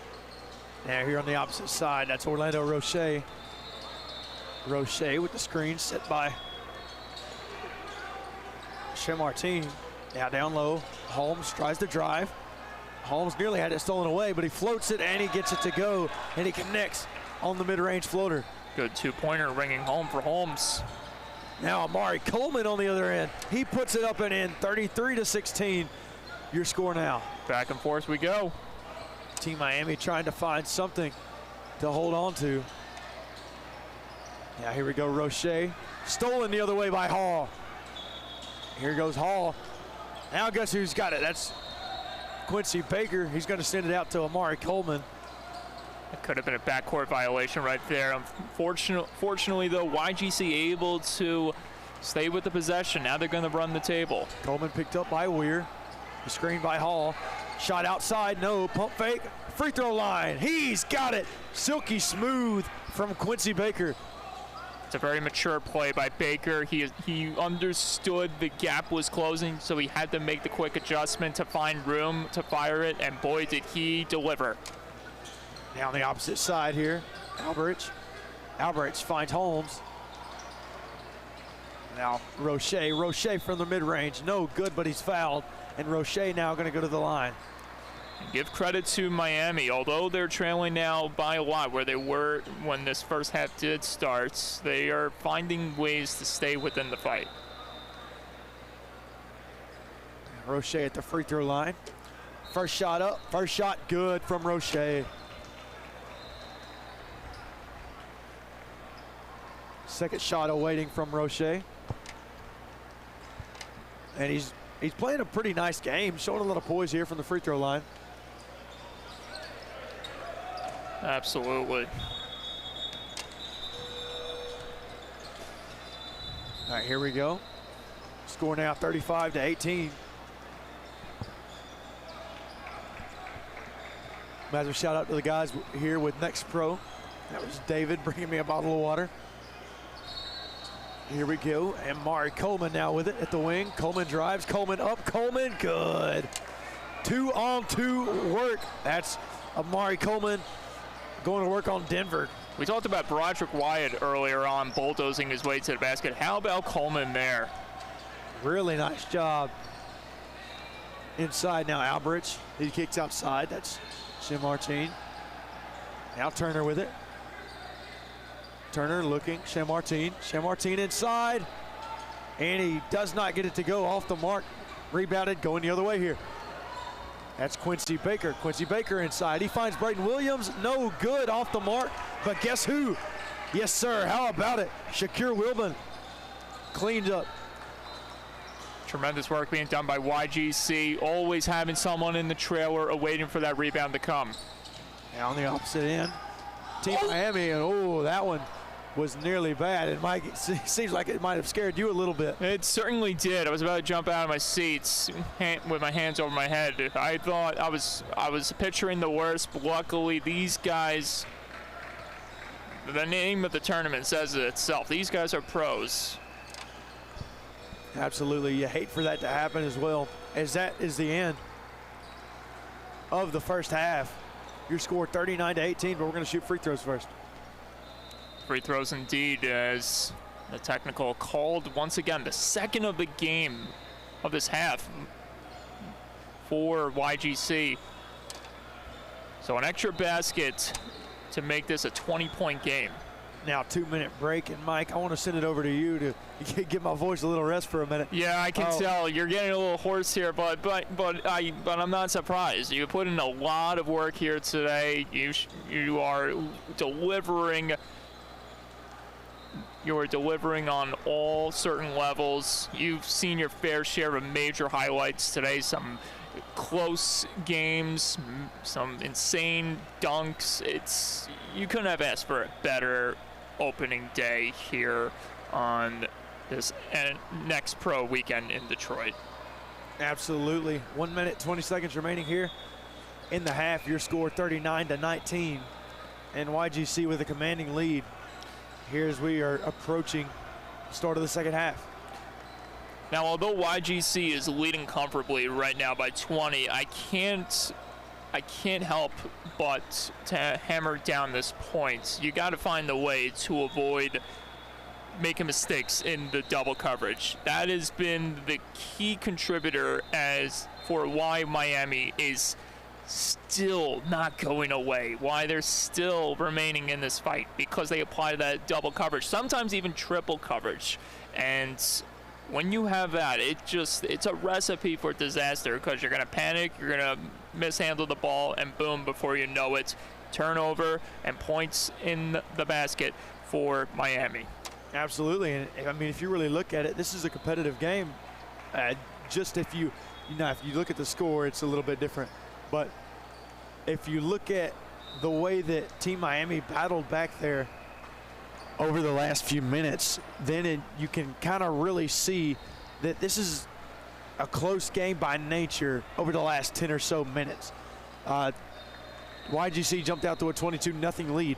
It's now 39-19. So now you got to look at it. Team Miami is on a 19-7 run right now. Now, obviously, it's just all hearsay, not too much to take away from that. But Team Miami still being competitive in this game. And I think the one thing that's interesting to note is the perception of the matchup itself. We talk the first thing you think about is the depth differential. But the reality is that is actually, ironically, an advantage. Because having that depth differential, less players in the game, you're playing without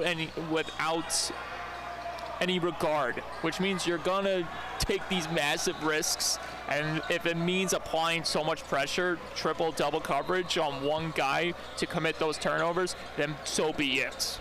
Absolutely. Alberich now with it, trying to drive on the baseline, guarded by Williams. Alberich puts it up, no good, air ball. Guess who? Rebound, yes sir, Jonathan Weir, who's quietly having himself a pretty nice night. Now the opposite way. Slowly but steadily, Miami staying in the fight. Now foul on the other end, they're gonna call it. And that's Amari Coleman, who went up for the layup and looked like he got hacked pretty hard. I think he did. I'm curious to know if this will be called the technical, but that is not the case. Obviously, we saw the technical foul called back in the first half, and even though there was some pretty heavy contact on the foul there, didn't seem like there was any intent, no maliciousness involved, which deems it just a regular foul. Now Coleman at the free throw line for his second one of the half. Now going the opposite way, Rodney Holmes. Rodney Holmes with it. Holmes drives inside, puts his shoulder down, not called. Alberich outside, Alberich no good, off the mark. Now rebound, going the opposite way, stolen away. Here's YGC trying to make a little noise. Trey Hall, the kick outside, that's Coleman. He puts it up and it rattles it home. Amari Coleman with a soft touch from mid-range. If you're YGC right there, you were taking a couple heavy breaths because that ball was awaiting to bounce out of the basket. Instead, they get the lucky break. Now how about it now? Quincy Baker on the rebound, going the opposite direction. Tried to find Braden Williams, but no dice. It goes out of bounds, and it'll be Team Miami's ball. Close call for Williams right there, almost running right through the barricade. Actually, but before we got on the air for this game, the game we previously were watching, someone did actually go through the barricade, and I'm actually surprised it doesn't happen very often, but I could be wrong. I mean, this is my first week doing Next Pro, and here we are in Detroit. Braden Williams up to Bo Seal, who takes a hard fall, but he's fouled. Now the clock running, your score 41-21. YGC up. It's very interesting with this very aggressive way of playing that's being shown by YGC.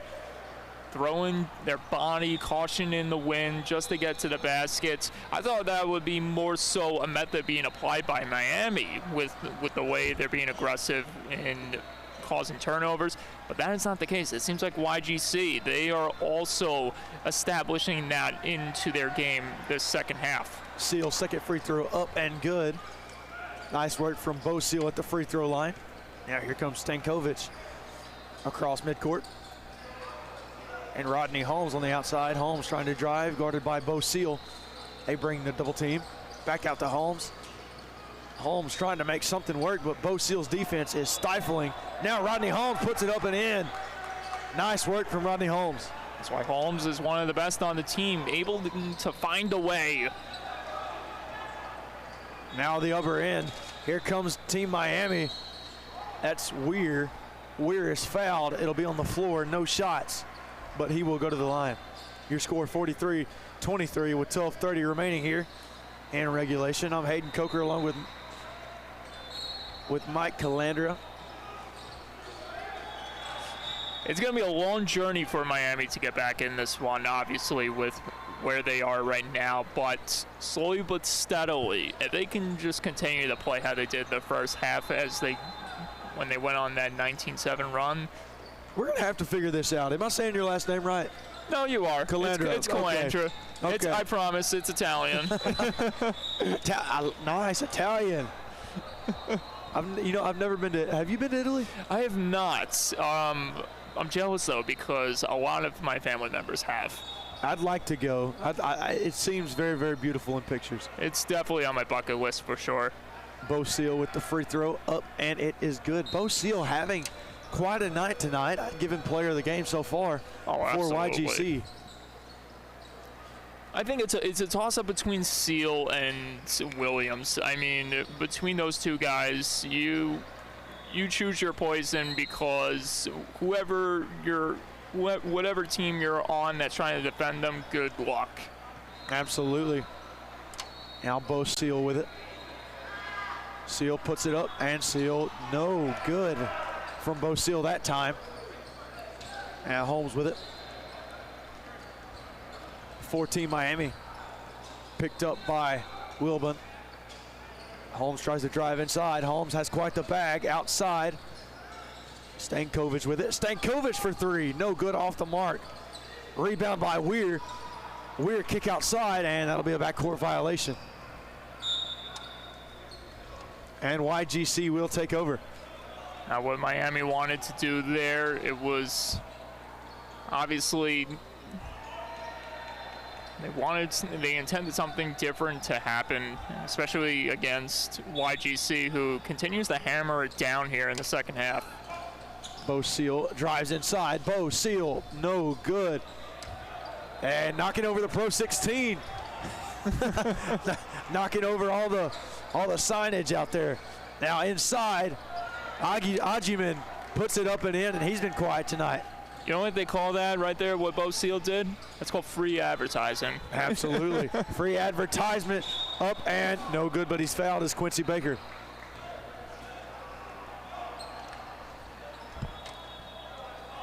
So another free throw trip for YGC, Quincy Baker. He's got his work cut out for him today. I should say tonight. Baker puts the shot up and he knocks it home, 45-25. Your score, 9 minutes and 59 seconds remaining. And depending on the score at the 2-minute warning, we may only have around 8 minutes, and they're going to go ahead and run the clock. So the way that this works is if the score is, if it's a 20-point game at the 2-minute mark, they will call it. And we will see, we got shots missed all around. Bodies were careening all shots over as well, there. absolutely. Now here going the other way is Alberts. Check that. No, that's not Alberts. That's Orlando Roche. He goes inside and he's fouled. So Roche does a really nice job of getting to the line there. And obviously for Miami, you wished you had a better performance, but you got to keep your heads high because there are things that you can weave about in a positive light, knowing that hey, we didn't have a strong amount of depth compared to this other team, and we can always get back at them and other opponents because this is going to be a long weekend. We got plenty more games all along the horizon. Second free throw up and good. Team Miami led by head coach Chachi Rodriguez, and YGC 17U led by head coach Taylor Luster. Now on the opposite end, rebound going the other way. We're with it now. He's got men all over him. And now Rodney Holmes is going to come the other way. Rodney Holmes, one of those guys who's been very, not necessarily quiet, but he's sneaky good. And I'm telling you right there is, I'm knocking on the door, he opens, and he puts on some highlights for us. He's been providing a lot of efficiency on the offense for Team Miami. And that shot, no good from YGC. Now stolen going the other way. And how about it, Weir? Show us your moves, and we do. Nice dunk from Weir. They might have to stop the running clock if this keeps on going, and they will. 8 minutes, 20 seconds remaining here. 45-31 your score. So this game is still essentially not over yet, by all indications of the clock stopping again. That deep three, no good, off the mark, rebound by Weir. Now YGC has gone, or excuse me, Team Miami has gone to a 2-3 zone, and that has seemed to be very, very effective. Down on the other end, that's Holmes. Holmes is fouled, and they're gonna call that on Isaiah Walker. That's a big foul committed there by Walker. That's gonna give Miami a chance to run the floor once again. Will inbounds it from the baseline. Inbound from Holmes. He finds his man. That's Roche. No good, off the mark. Now the other way from Walker. Here comes Walker. Walker puts it up. No, he finds a man, and it's denied. Oh, my goodness. Tremendous block. That was Andrei Stankovic. And that's what happens when a block like that is made. It feeds into the offense for them to finish strong the other way. Now 3-ball outside, no good, off the mark. Team Miami putting together a little run here. Uh-oh, and Rodney Holmes showing off his moves to Paul McClary.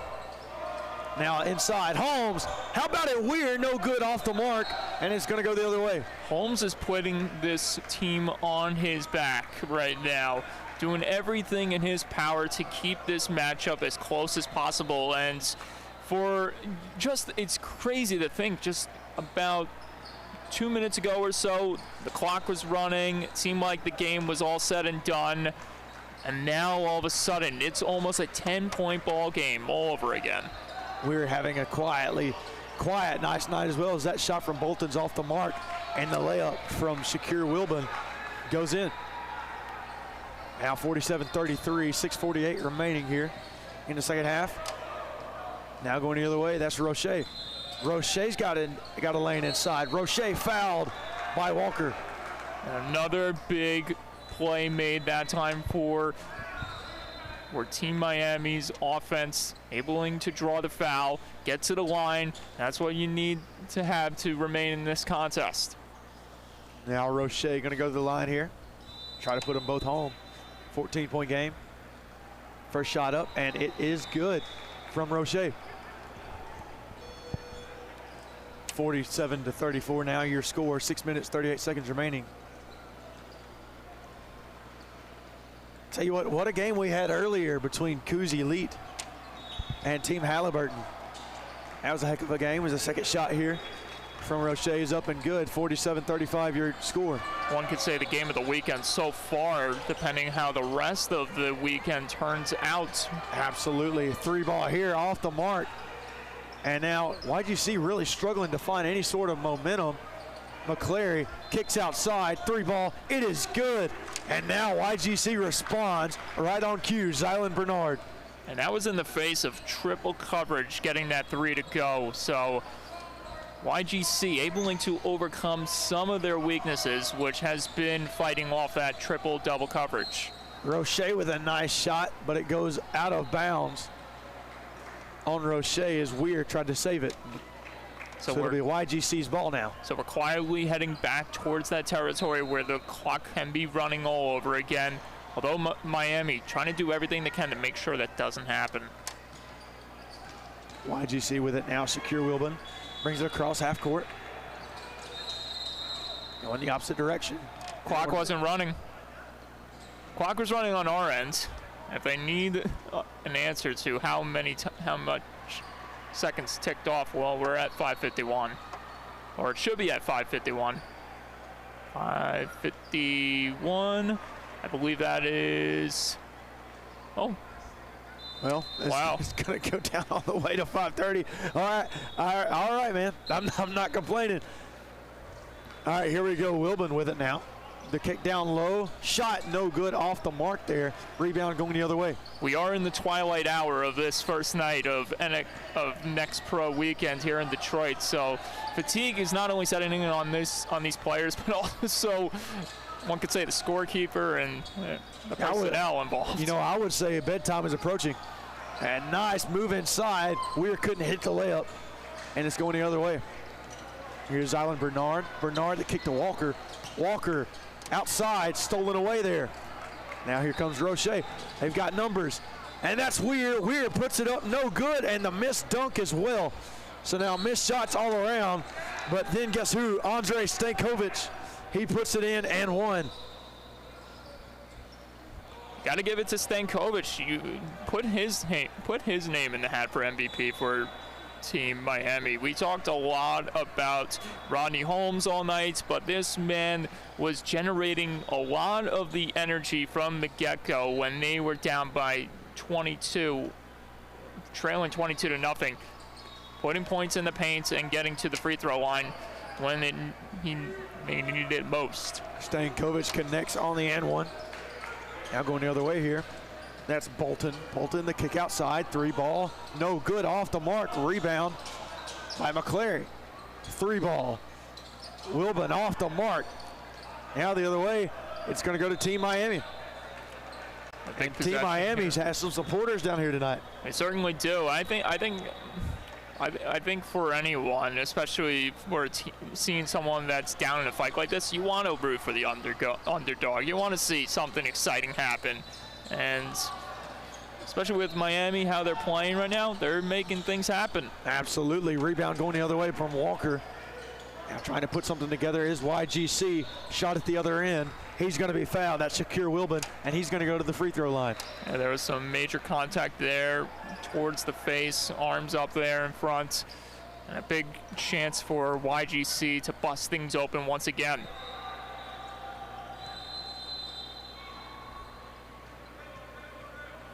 And Wilbon's first shot. Up, and he connects. Bottoms it. First free throw is good from Wilbon. And he's going to go to the free throw line for a second shot. 4 minutes, 12 seconds remaining. 51-38 your score. Now Rodney Holmes going to check into the game for Team Miami. Stankovic's going to come out of the game. So you got one perennial scorer heading off for another. It's Miami trying to make things happen late. And that second free throw up and good. 52-38 your score now. And here comes Denver Turner the other way for Team Miami. We've got to put something together quick. Turner inside, Turner at the baseline. Looked like he traveled, didn't call it. Now Roche up, Roche no good. And they're going to call a foul on Walker. You have to wonder with the initial traveling call, you have to wonder if there is some room being thrown here by the officials as we get closer and closer to the end of this game, but also with the way the score is right now. Very out of reach, but not necessarily over for Miami. Absolutely, just a 14-point game, 4 minutes remaining. If they can hit a three, that would be big for them. I thought Holmes was going to pull it as soon as you said it, as that one's going to go off the mark from Ajiman. Now down low, Holmes. Holmes fade away. No good. It looked like he was going to go. Ajiman and one. No, they're going to call it on the floor. They're going to call the foul on the floor, and Ajiman is going to go shoot two. So the reason for that initial shot by Holmes not being made, there was a fingertip in front. I don't know who it was on YGC, but that fingertip right in front, just getting a piece of the ball, preventing it from connecting for Holmes. There he is running the floor once again. There it is, and that's Holmes with it. They're going to call jump ball. You gotta love the sacrifice by Holmes there. He knew that he was in trouble, and that was the only way to preserve the possession. So now here we go, 3:33 remaining, 52-38 your score. YGC leads over Team Miami, and what looked like a runaway at first, with YGC jumping out to an astounding 22-0 lead. Team Miami is currently on a 38-20 run. No, I'm sorry, 38-30 run. My math is bad. We've already talked about this. Hey, it's all good, because literally Miami, that's one thing you couldn't have asked better for, especially with who knows how they were feeling going into this matchup mentally, knowing that there was going to be a disadvantage with their roster compared to YGC's. They were down 22-0. It seemed the morale was low. Finally, they got the points on the board, and all of a sudden it's like, okay, you know, we can do this. All we got to do is now that we got over that hump, now all we got to do is just play to our best abilities. And boy, did they do that by applying the high pressure coverage against these top players against YGC. And now we see Holmes at the free throw line. Holmes' first shot up and good. He trims that lead to 13. 52-39 here. And Holmes about to put his second shot up. It catches air and he bottoms it. 52-40 your score at the moment. So we're not done just yet, folks, so stick around. You are tuning in to the next Pro Nightcap. Oh my, Team Miami trying their best to come back here. And I'm shocked they called that off of YGC. It looked like it went off of Team Miami. Regardless, it's going to be Team Miami's ball. A lot of luck coming towards Team Miami's way. And you have to wonder if it's the colors they're donning here tonight. They got the Miami Vice energy going on here. Here we go. Team Miami with it. Holmes inside. Holmes, spin move. Holmes, no good off the mark. Now the other way for Isaiah Walker. He'll kick to Bolton. Bolton with a three. Bolton for three. No good off the mark. Other way. Here's Team Miami with it now. Bolton goes up to deny it. No good off the mark from Alberich. And they're going to call a foul. By Miami, they had at least 3 other players in the trailer awaiting for the rebound to come. And doing just that results in this. Getting to the free throw line and potentially cutting this deficit down to 10. 52-40 your score here. 2:53 remaining.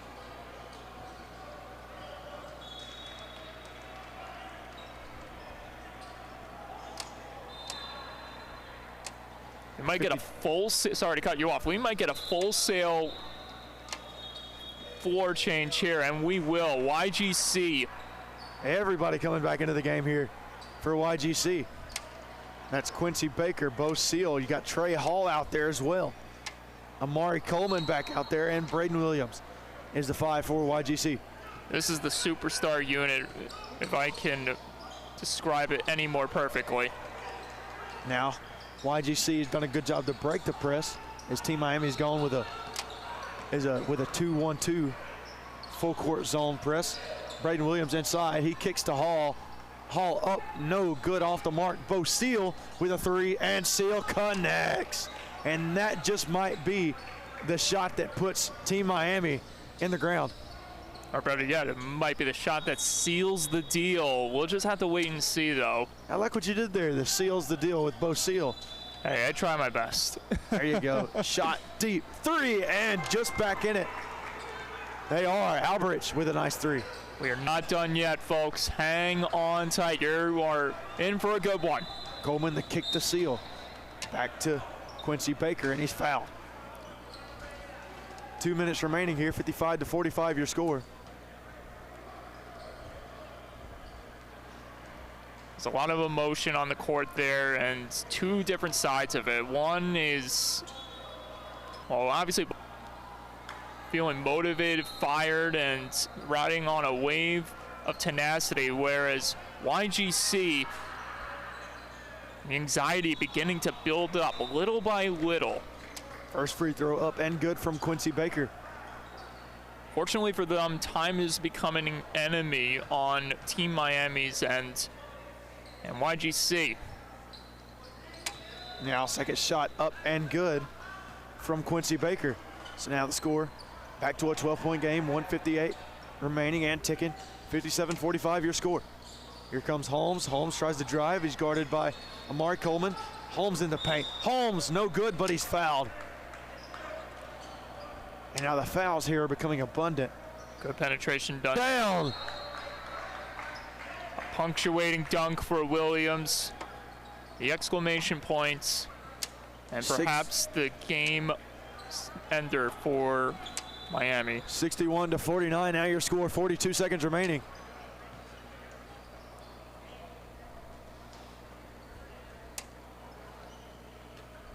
And we're going to see where this timeout takes us. Just 42 seconds remaining. I tell you what, Team Miami has done a very nice job of battling back into this game here now. They certainly did. They recognized the weaknesses in terms of that depth differential, and they applied some strengths and have caught YGC off guard. And Albert's trying to find a baseline. He finds it up and no good. Off the mark, spins in and out. Nice job of poking it back out by Weir. Albert's for three. No good. Off the mark. Rebound going the other way. That's Seal. If that isn't a sign that it wasn't meant to be for Team Miami, then I don't know what else is. Now Amari Coleman is fouled. Just an unlucky rim out that time for Team Miami. And the ball going back into familiar territory here with Team YGC heading back to the free throw line. Currently 10:50 on a wonderful Friday night.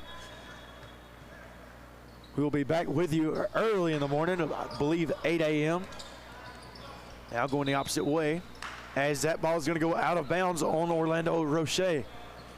I'll say one thing about this whole day. One thing that I think you're going to be astonished by is I am not running on any caffeine. No caffeine whatsoever. I can't say the same thing, man. I'm running on quite a few fluid ounces of it. This is pure adrenaline. I'm enjoying every moment of it. And that is your ball game. YGC 17U, led by Taylor Luster and company. Knock off Team Miami, led by Chachi Rodriguez. Your final score 61-49 as YGC takes this one. And that is going to do it for us tonight. Certainly will. Mike, it's been phenomenal doing business with you tonight. I'll see you in the morning. Yes. In fact, I believe, well, depending on what we're about to do, I think I'm about to go to bed, but I may go grab a bite to eat. I don't know. I'm kind of tired, need to rest my voice, get a little water in me. I think we'll be just fine. Get those electrolyte table once we get back here tomorrow. This has been Grassroots Basketball right here on Next Pro Hoops with a phenomenal PRO16 session. I'm Hayden Coker alongside Mike Calandra. We will see you guys tomorrow. Y'all have a good one. Take care and peace.